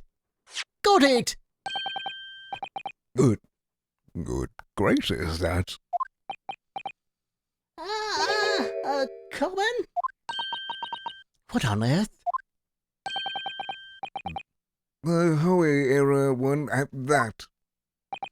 Miss Brett, this is in fact the beefsteak that you ordered at the restaurant on the day in question, is it?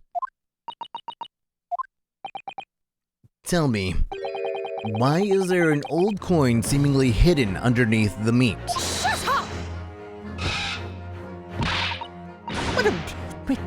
What a ridiculous question! How should I know? I've never seen that thing before in my life. I don't know what this is, but I want no part of it. Objection! I fail to see how this is relevant to the coin under the meat. It could possibly simply have been a careless mistake by the chief in a moment of distraction. Objection! Don't be absurd. We're supposed to believe that this happened by accident in the kitchen. The rare Hoey Coben just happened to be hidden underneath that piece of steak. If this turns out to be irrelevant to the case, I'll rip up my ticket to Great Britain right now. He's right. It can't be a coincidence. Your Excellency. Yes, Counsel? A rare Hoey Coben just happened to be hidden underneath that piece of steak. If this turns out to be irrelevant to the case, I'll give up my lawyer job right now. Objection! By all means, don't let us stop you. No one invited you anyway. Shut up! Perhaps, little boy, you should realize when it is you who is irrelevant. Even though I'm the one on trial here? The point is, it's essential that we ask the owner of this coin if he can explain what it's doing under the steak. The owner? Yes, it's obvious. There's only one person it can belong to. The owner of the Koban that was found underneath the beefsteak is... Take that! Obviously, it can only be the antiques dealer and owner Rasute Curio. Rasute Curio Korekuta-san. Rasute Curio Korekuta-san. That's a... Curi... as in Mr. Cucumber something? Is that the pun? Kuri Kumba san. It might be. Is it? Is that the pun? Kurio Korekuta. Kuri. No, it's Kurio and then Korekuta. Korekuta. I don't see the pun there. And Curio is like for curios. Curie as in Mr.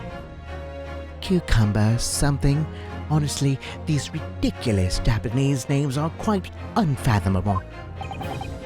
Yes. The old man who testified earlier, along with the military sergeant, correct?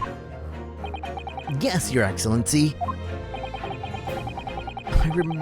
I remember him saying that he was up to something with the Koban coin when it happened. At exactly the moment of the gun was fired. The gunshot... The gunshot interested me not. I was far too busy on the floor. Too busy on the floor. Sorry, what were you doing? Hunting for treasure. Beneath the Holy Arrow Coven, my prize coin.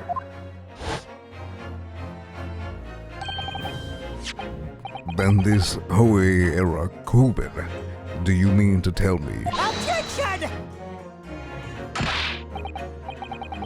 No! Please! Why would Korekuta-san's Koban be sandwiched between the victim's steak and its plate? It makes no sense. Yes! Which is why I'm asking to bring Korekuta-san back to the witness stand so we can ask him. Officer, bring both witnesses that testified earlier back in here. Without a moment's delay. Dun, dun, dun, dun, dun. I can't believe we've come back around to that pair again. But I have a hunch, a strong hunch, that if we chase down the real significance of this Koban, we'll find that it's the key element in the case.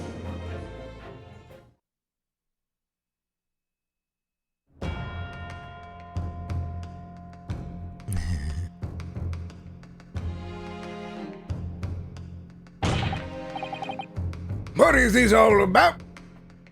Why have I been called up again?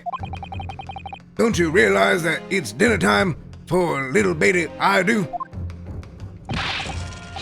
When my son's belly is empty, he's fiercer than a pack of wolves. Exploited by the police we were, like miserable dogs forced to bear false witnesses. And when cast from this courtroom myself, I became a ruined man in a thrice a worthless, withered antique. Nothing more have I to say. The sun has set on this Rasute shop owner's existence. Be that as it may, Korekuta-san, something has come to light that requires your clarification. As far as Rasute memory serves... Yes, that's it. The one, the very one, the very exact one. That is. Splendid, splendiferous hoary treasure that my rusty bones managed to misplace that fateful day. can't be. As I thought. Me, young man, enlighten this decrepit old fool, putting me out of my misery. Where was my treasure? Where was it dropped? Oh, I'm not sure if it was dropped anywhere. We found your coin sandwiched between beefsteak and its plate, soaking in the seasoned meat's juices. Sandwiched? Soaking? Seriously? Clearly, it couldn't have fallen there by accident, which means somebody must have hidden it there on purpose. Somebody has concealed my holy treasure between a slab of meat and a metal plate. Who would do such a thing? Oh, such an inconceivable thing.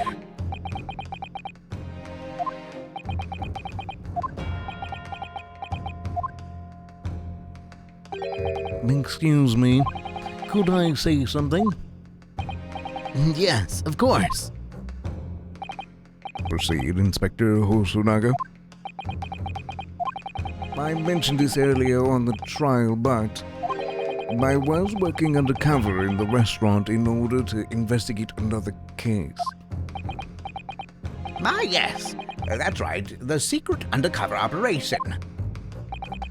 La Carnival is a high-class Western cuisine restaurant. It attracts wealthy diners, including many foreigners. Recently, there has been a run of similarly executed thefts targeting the restaurant's rich clientele. A number of such incidents have been reported to the police bureau. Wicked crimes indeed. We wanted to nip the case in the bud quickly, especially with so many foreigners being affected. So that's why you were sent in undercover, isn't it?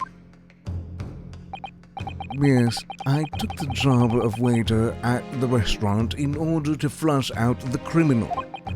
It seems likely that this Coben incident is the work of the same thief.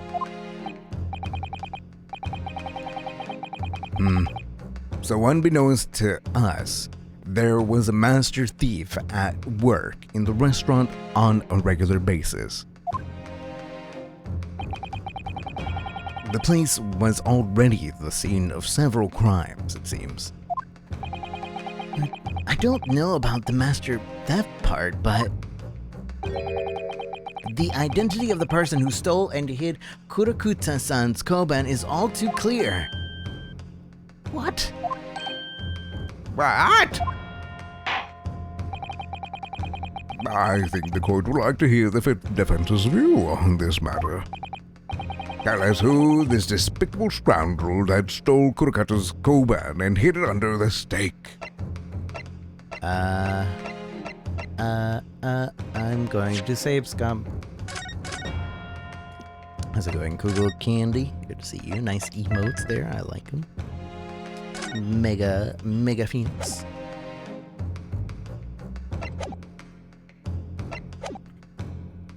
It was him! The baby holder! Take that!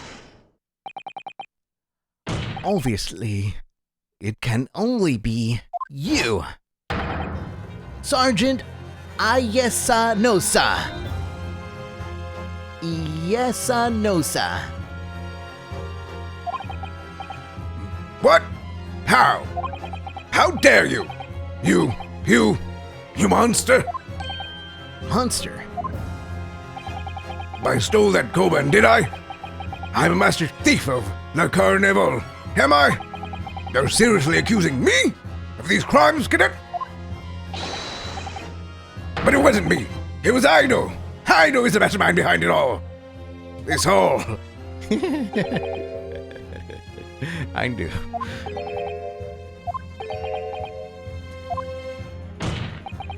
You would push the blame for your crimes onto your own son? An innocent little baby? It's you who's the monster, Sergeant Nosa.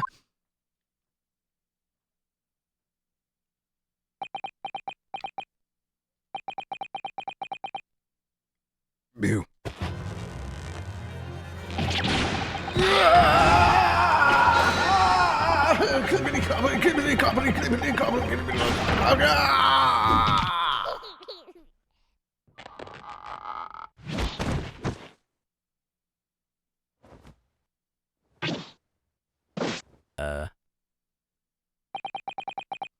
Nippon Imperial Army.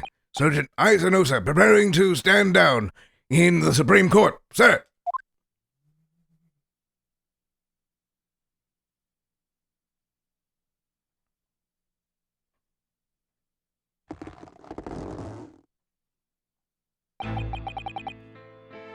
Do any of you know of the extraordinarily low wages the Nippon Imperial Army pays those it expects to keep its country safe? I understand that the temporary increase in taxation owing the recently ended conflict remains in place. And I have heard it's hard for lower-ranking soldiers to make a living, yes. All I want is to put a hot meal on the table for my son. That's why you were stealing things at the restaurant? The place is heaving with money. Every 3 days, I'd go there and do reconnaissance for a target. And I'd enjoy chopping my way through a good steak at the same time. It sounds like he doesn't bother with a knife and fork. He just... fork even, which is worryingly believable. And your target that day was the old man and his Koban? Yes, sir. He was an easy mark. I slipped the coin into my pocket without any trouble at all. A veritable fantasy you are. I was set to leave the steak. I was halfway through devouring when it happened.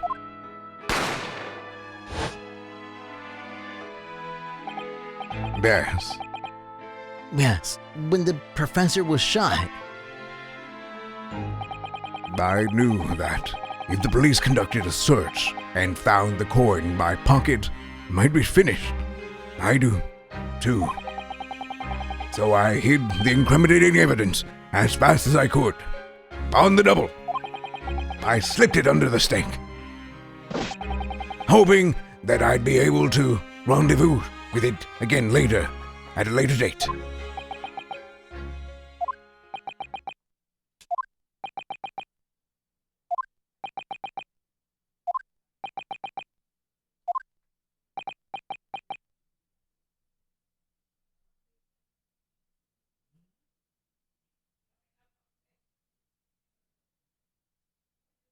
Just absorb that silence.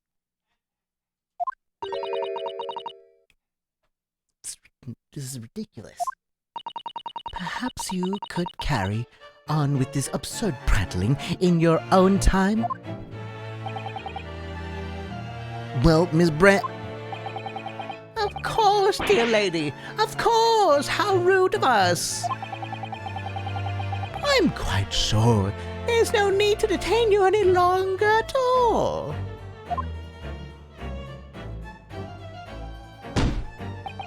May the esteemed gentlewoman please be excused, Your Excellency. Indeed.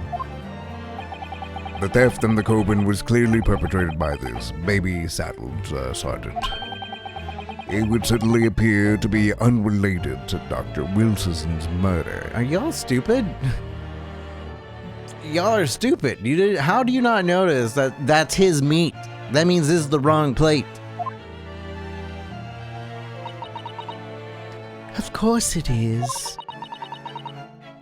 Hiding a coin under a lump of meat. The sheer nonsense of such an idea astounds me. And a nonsense, is it?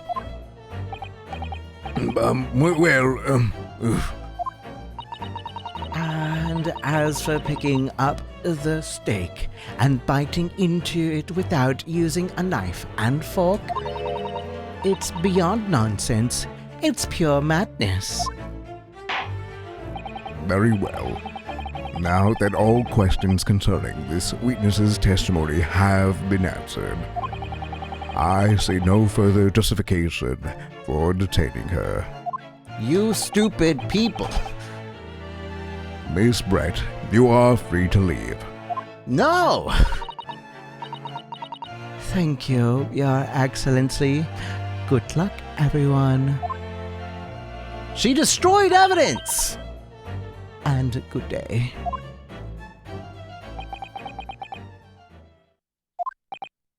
Ryunosuke, what's the matter with you? This is no time for daydreaming. Oh, no, it's just something about Miss Brett's parting words. There got me thinking. I can't quite work out what exactly, but something she said jarred with me. I feel like there was a contradiction in there somewhere. Something didn't quite add up. If that's the case, don't just stand there thinking. Make your voice heard. Sorry? You can think later, but if you don't call it out now, it will be too late. The trial will be over. Hold it! Wait, Miss Brett. What is it now? I'm afraid, just one last time, there's something I'd like to ask you. I'd like you to explain the contradiction in your parting words from just a few moments ago. What are you talking about? What contradiction? Objection! What new student nonsense is this? Well, what parting words are you talking about, Ryunosuke? Hiding a coin under a lump of meat. The sheer nonsense of such an idea astounds me. And as for picking up your steak and biting into it without using a knife and fork, that's beyond nonsense. It's pure madness. Yes, I'm right. What she said exposed an undeniable contradiction.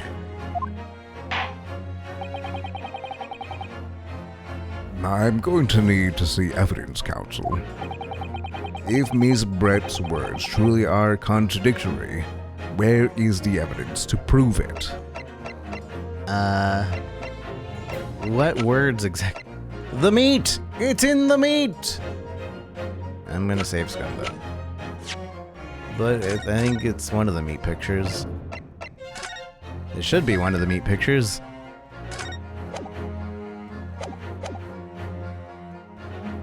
Take that!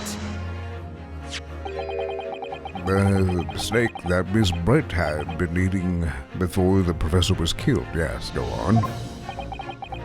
More accurately, Your Excellency, the steak that was on the victim's table just before the professor was killed.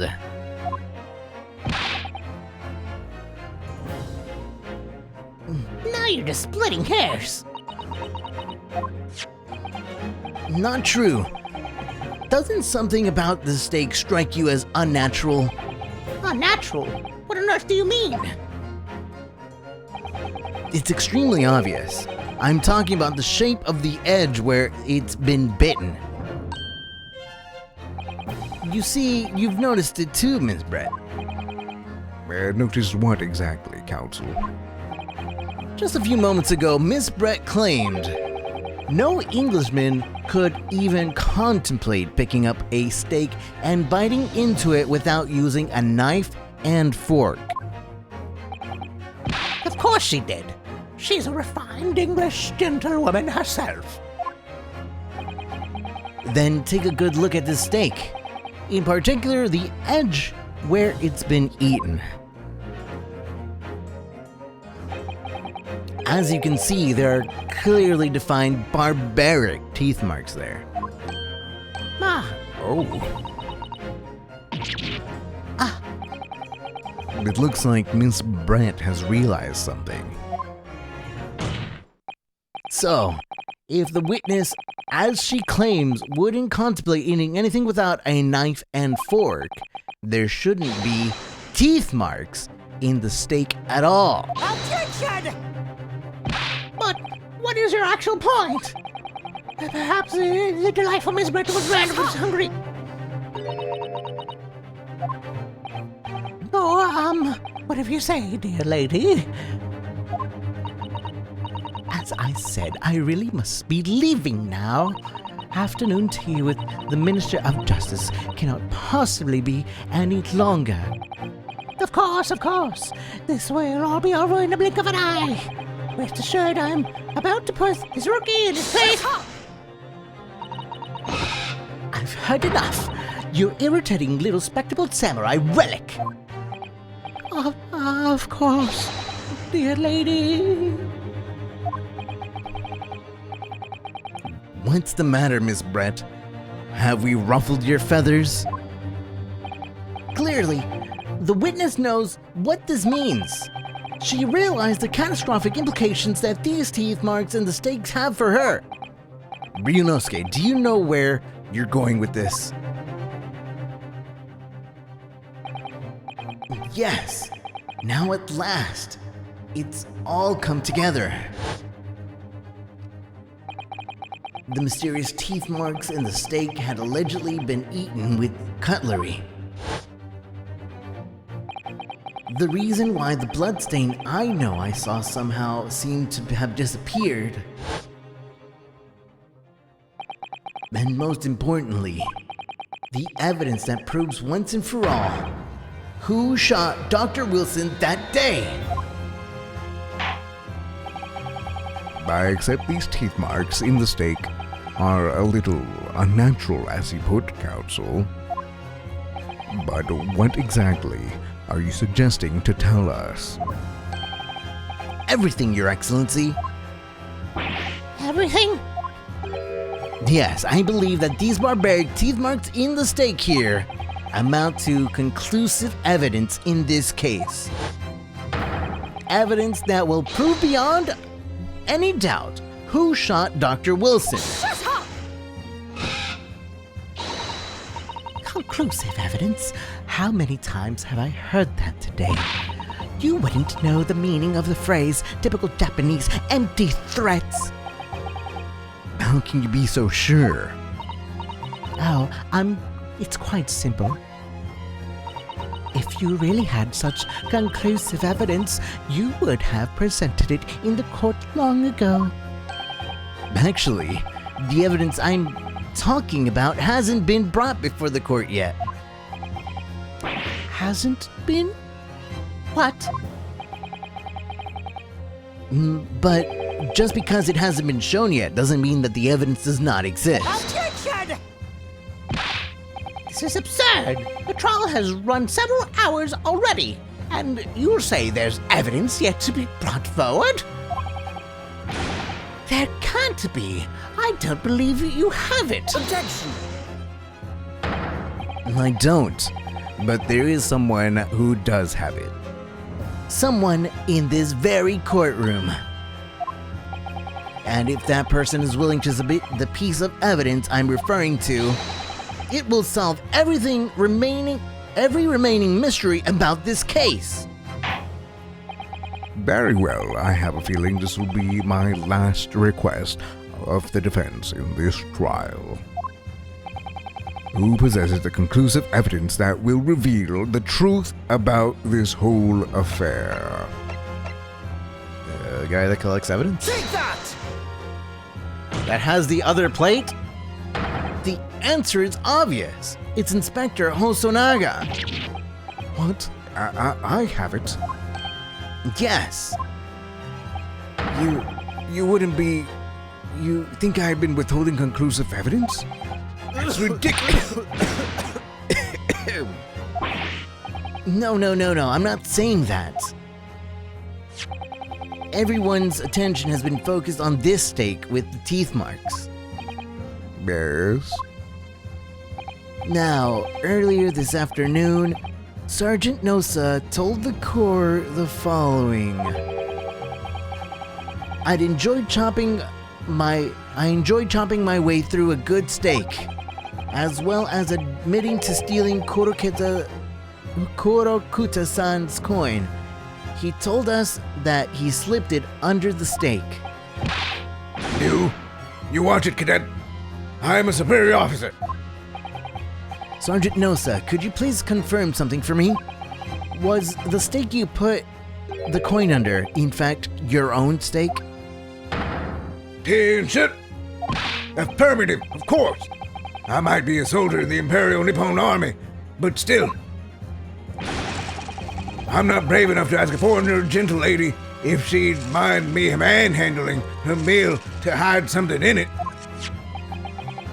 In other words, the steak that the detective submitted as evidence earlier was in fact Sergeant Nosa's meal. Objection! But that makes no sense. The plate was taken from the victim's table. Objection! Yet the gentlewoman doesn't take bites out of her steak, nor did she have the opportunity to steal the coin. Of course I didn't steal it. To even suggest such a thing would have been an affront to the entire British Empire. Well then, how do you explain this paradox? Exactly. Surely you're not going to suggest that the sergeant switched the steak to steaks over. Oh my god, everybody's so dumb.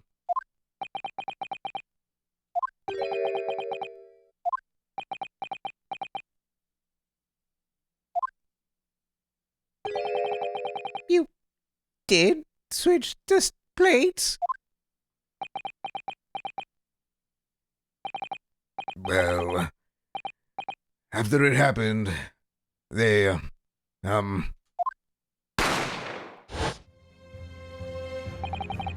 when I saw the civilian had been murdered right in front of my eyes like that, I panicked.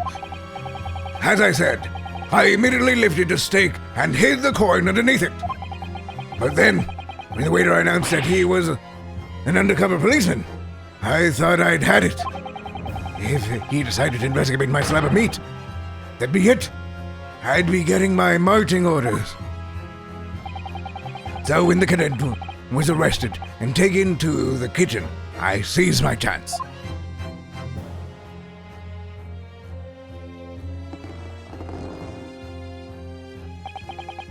With military precision and timing, I switched my steak with the one of the foreign lady's table. What? You can't have. I never saw you do such a thing. It was called Operation Lightning Bolt. There was no time for strategic planning. It was do or die, I tell you. So yes, I did what I had to be done. Unbelievable!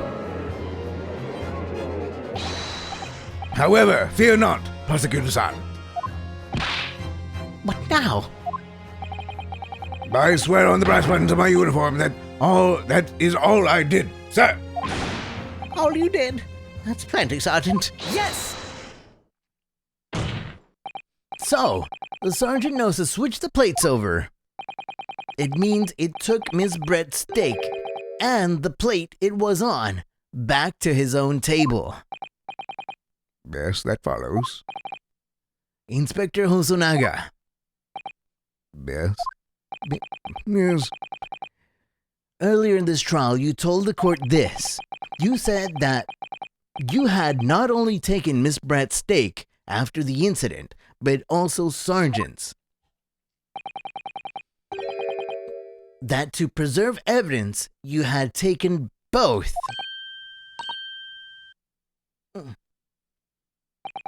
That's correct. Then please present it to the court now. The plate that was actually on the victim's table at the precise moment he was shot. Shut up! What can that possibly tell us? I mean, a cold slab of tough meat? It can't have the slightest bearing on the case. No, you're not wrangling your way out of it this time, lady. I beg your pardon? Surely you're not that forgetful. Surely you remember the reason why this steak pan promises to prove such a problem for you, no? You're the ones who decided it was a problem, not me. The reason the defense asked to see the plate was to confirm something the defendant remembers seeing. Thinks he remembers. I'm quite sure of what I saw, Miss Brett.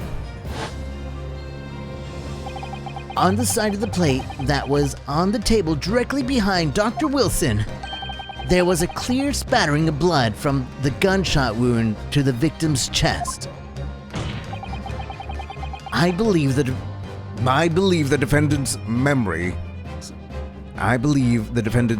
serves him well. And now we have the evidence to prove it. The plate you were eating from, Miss Brett.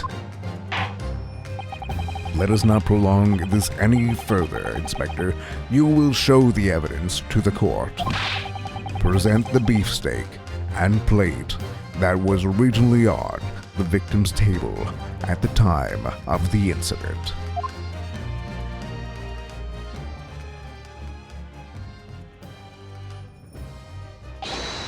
Yes, sir.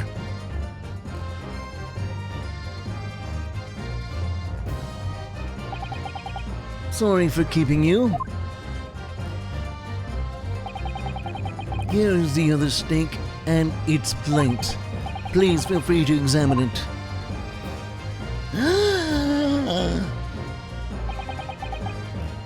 The blood stain. It's clearly visible. Look! Yes! Now this makes everything clear. The blood you can see on the side of the plate shows that the moment the victim was shot, he was facing the table with his back to me. In other words, it's impossible for Naruhodo-san to have shot the victim. It can't be. In fact, there's only one person it could have shot Dr. Wilson from the front. I'm sure everyone knows by now who that person is.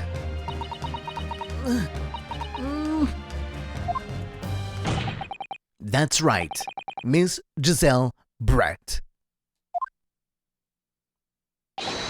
It's you!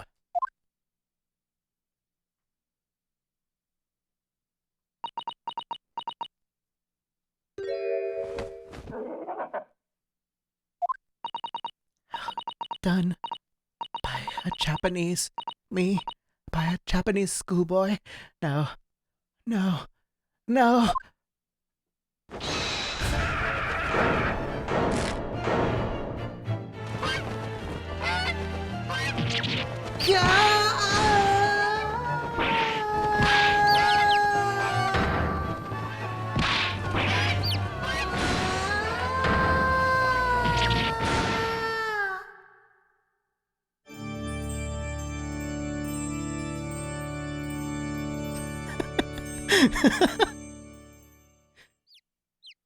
Birdies.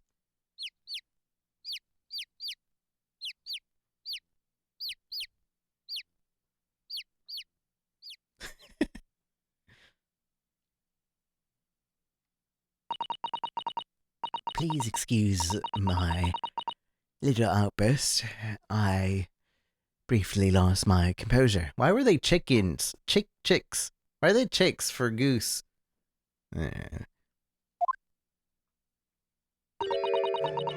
Most unbecoming behavior for an English gentlewoman. Forgive me. Well, Miss Brett, I think it's time you told the court what actually happened that day. The truth, this time. Gladly, Your Excellency.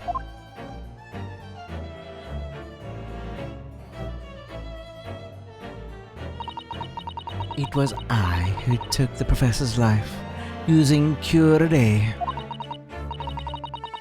As you summarized, I chose that particular day for one very important reason. The professor had a dental appointment for the extraction of one of his teeth in the morning. So you plan to kill the professor, knowing that no trace of poison would be found in his water. Because Cure-A-Day is unheard of here in Japan. Yes. Of course, I never intended to remain at the restaurant for as long as I did. I only needed to see the professor take one tiny sip of his water, and it would be over. I would place the steak I had ordered in front of him to make it appear as though he had been dining alone, and leave immediately. However, before any of that happened, there was an unexpected visitor at the professor's table. That would be me, I suppose. Yes, you. Who else?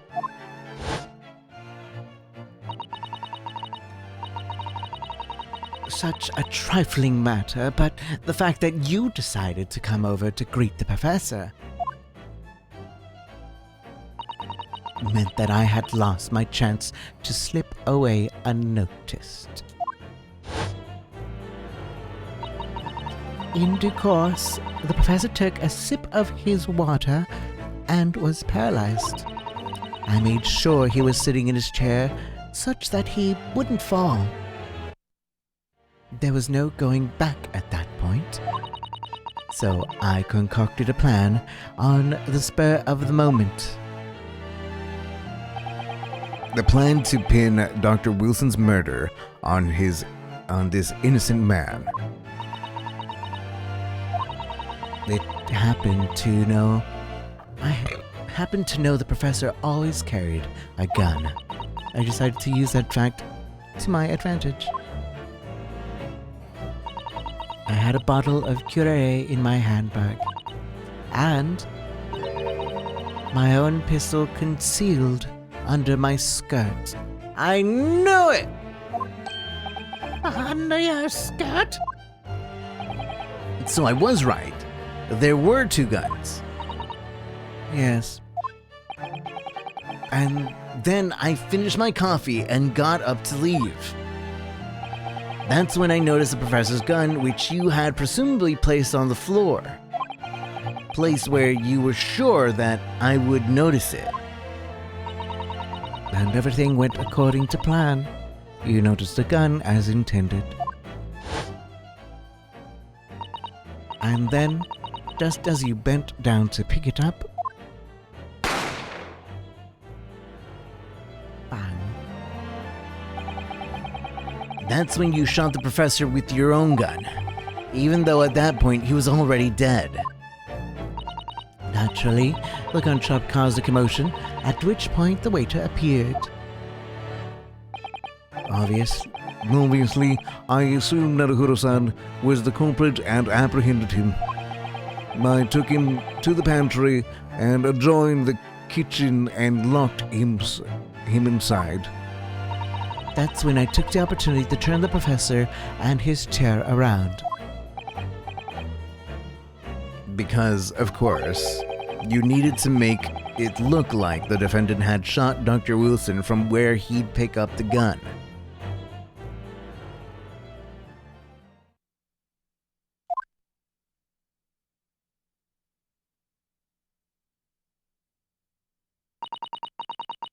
So there you have it. That is the entirety of my misdemeanor.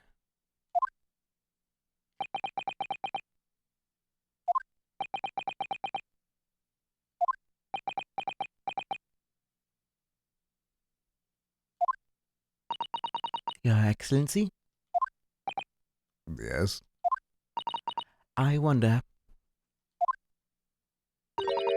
might I speak with you in private later? I shall call on you. Thank you. Good day then, everyone. I hope you can forgive me. Naruhodo-san.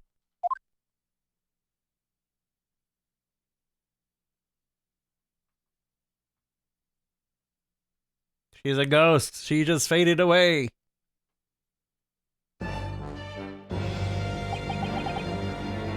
It would seem this trial has finally run its course. I presume the prosecution is in agreement. This can't be. Tagetsushi Ouchi does not lose. Not to the likes of this rookie student. You'd better start getting used to tough opposition. Ah! Ryunosuke Naruhodo. Yeah, what, yes? This insult to the Ouchi family name will never be forgotten. You become conceited with age, Council. But the old have to stand aside to make way for the new. It's the way of the world. May you never forget that.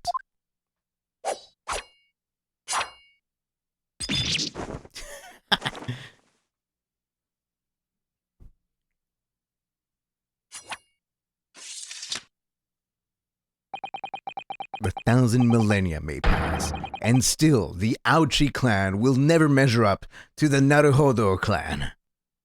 Phoenix Wright clan. And the Pain clan. Oh no.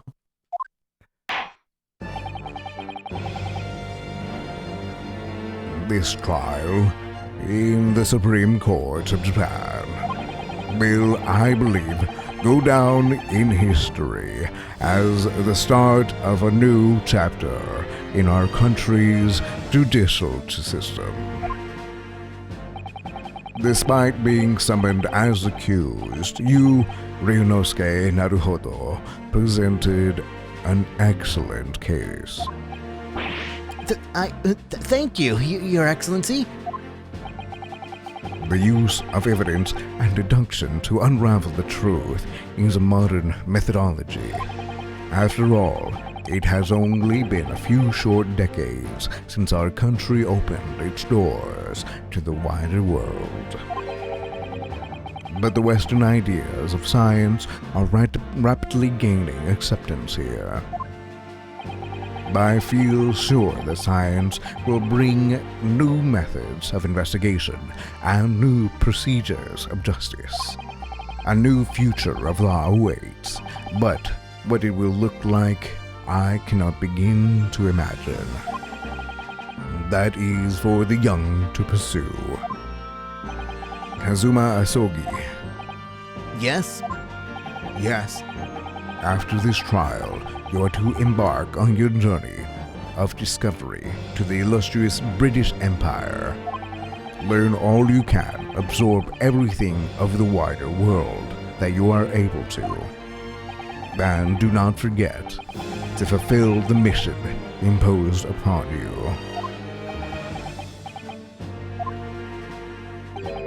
I understand, Your Excellency. What was that about? Why do you look so grave all of a sudden? Bah, never mind. As for you, Ryunosuke Naruhodo, Oh, yes? then you, I sense, how can I put it, unusual potential. I very much look forward to seeing how you carry that onwards. Thank you, Your Excellency.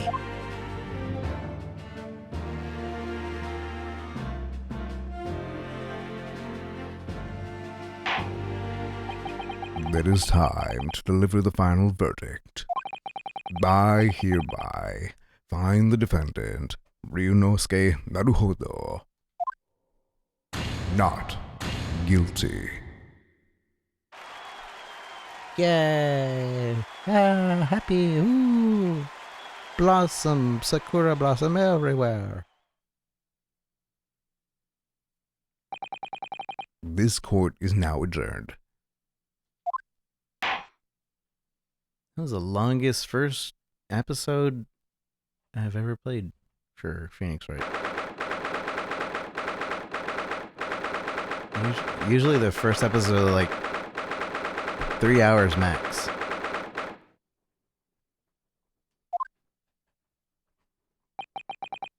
I can't believe it. I can't believe what's happening. What happened? I made it. I defended myself and made it through that horrendous trial. Ryunosuke, you finally pulled it off. Congratulations.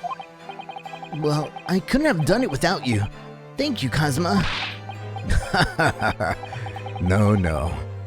It was all a pleasure to watch you work at work.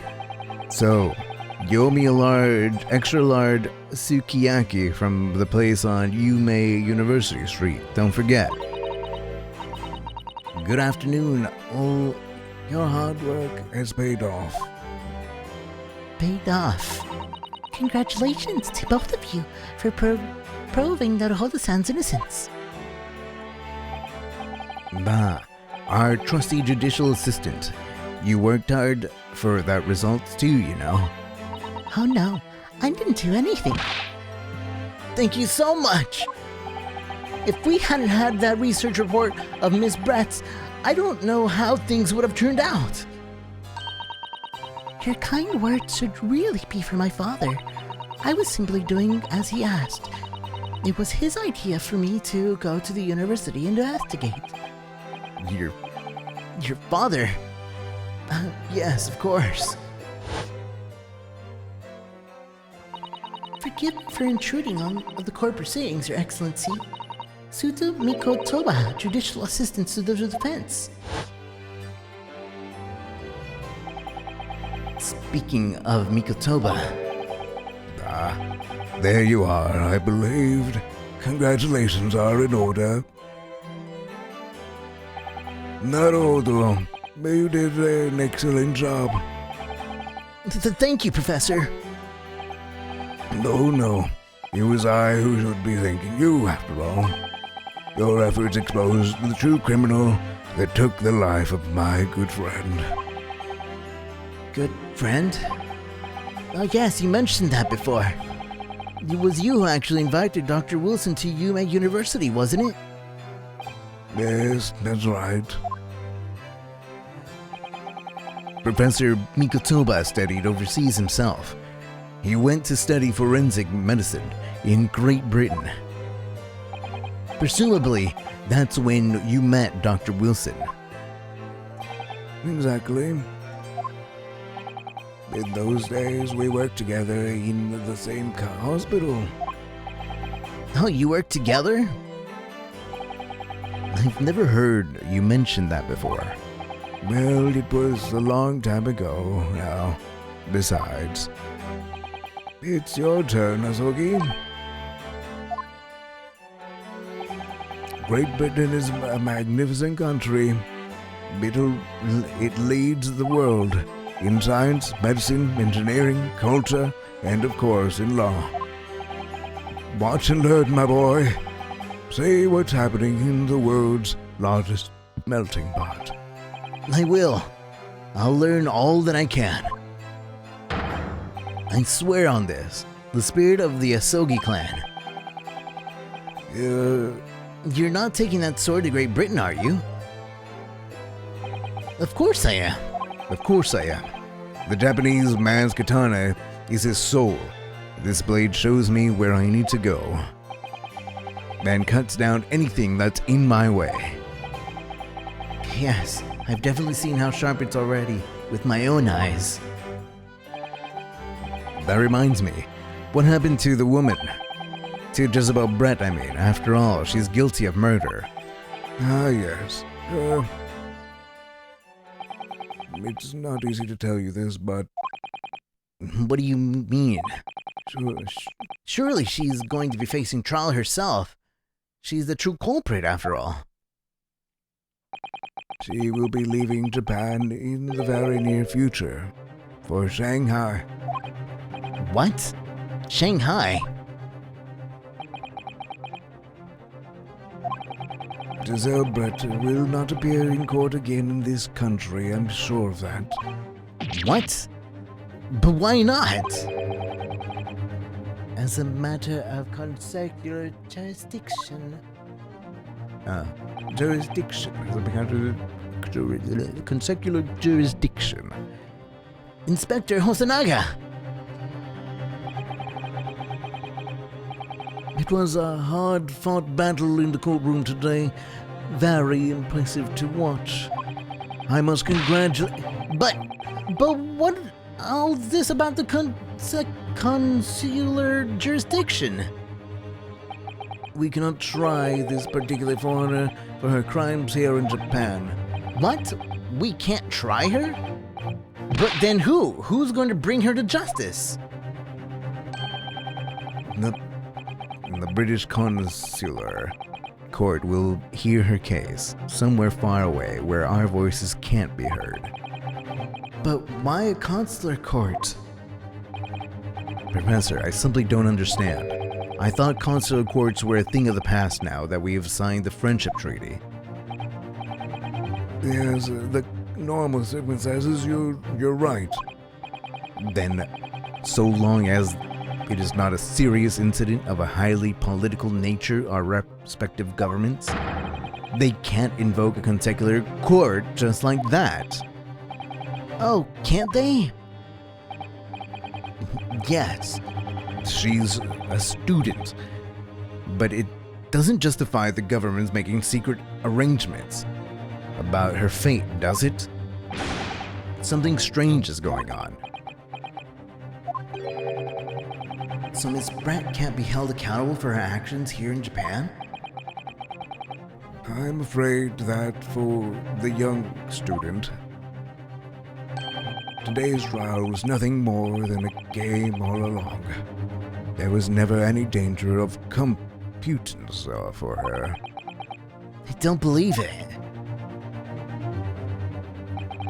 The British government Foreign Affairs Ministry has demanded that we hand over custody of Miss Brent. They are obviously taking this case to a foreign student committing murder very seriously. But it's all going to change. But it's all going to change from now on. We can make it change. This is a time of great turmoil. This new era heralded by the start of the 12th century. 20th century. One day, I have no doubt, that woman will receive the judgment she deserves. Yes, change is coming, and we're the ones driving it. Well, I think that's enough seriousness for now. This evening calls for a celebratory drink. But Professor! You're right. There's no time for gloomy faces. We should be celebrating Ryunosuke's not guilty verdict. Let's start having some fun. In that case, might I suggest La Carnival? As the head waiter, I should be delighted to provide you with an ample food and drink. You're Detective Hosonaga-san, aren't you? Let's not worry about details for now. To La Carnival, will you accompany us, Professor? Of course. Carnival foods are second to none. I shall go attend the paperwork for Naruhodo-san's release. Oh, yes, thank you.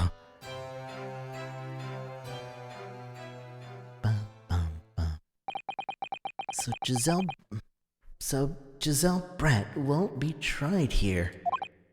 I suppose that means I'll never know. I'll never find out why she killed Dr. Wilson.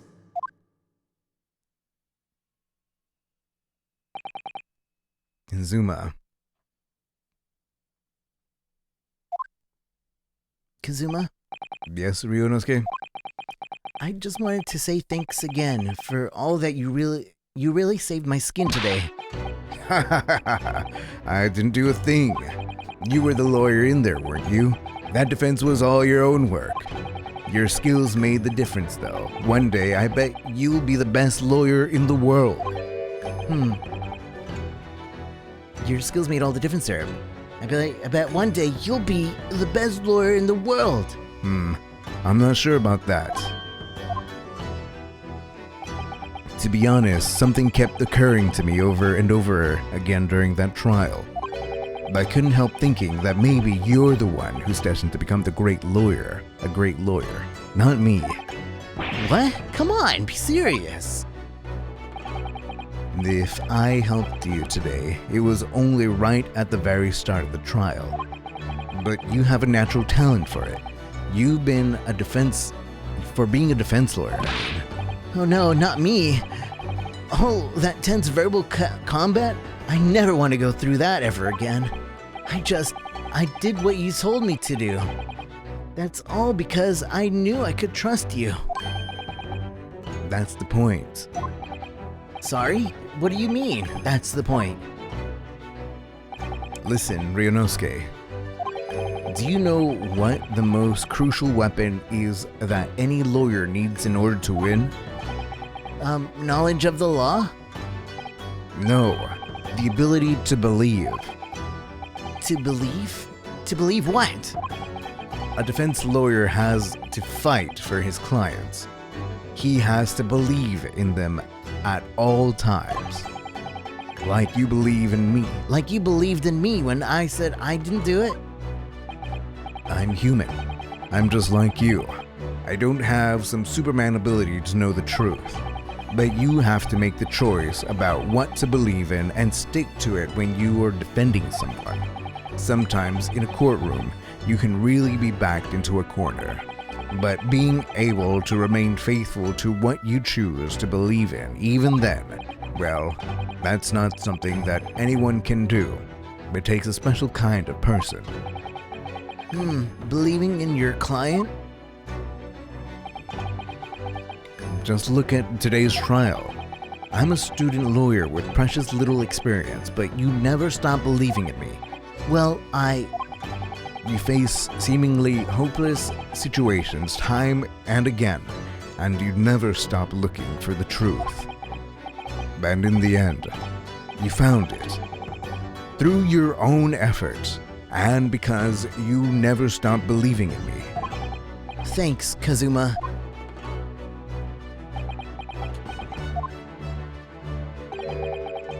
There's something I want to ask you, actually, Ryunosuke. Well, it's a favor, really. Something very important to me. It sounds serious. What is... You're still here, are you? Oh, Inspector Sanaga. I've arranged some rickshaw for us. Let's go. Thank you. We'll be right there. Let's pick up this conversation again later. We should be celebrating right now. Your first court victory. And yours. And your steady tour to Great Britain, don't forget. I guess, that too.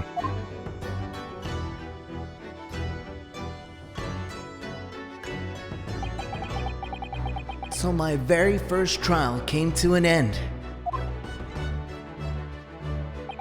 Kazuma, Professor Mikotoba, Satsuno-san, who acted as my assistant, Inspector Hosonaga, who didn't really play much of a part, but still. It was because of the help and support of all these people that I managed to get through that trial. But more importantly, Kazuma hadn't yet managed to ask me his favor of me. Little did I realize just how much it would change my life.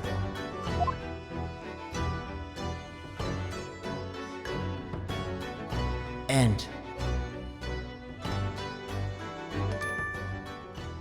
I did it. Defense debut.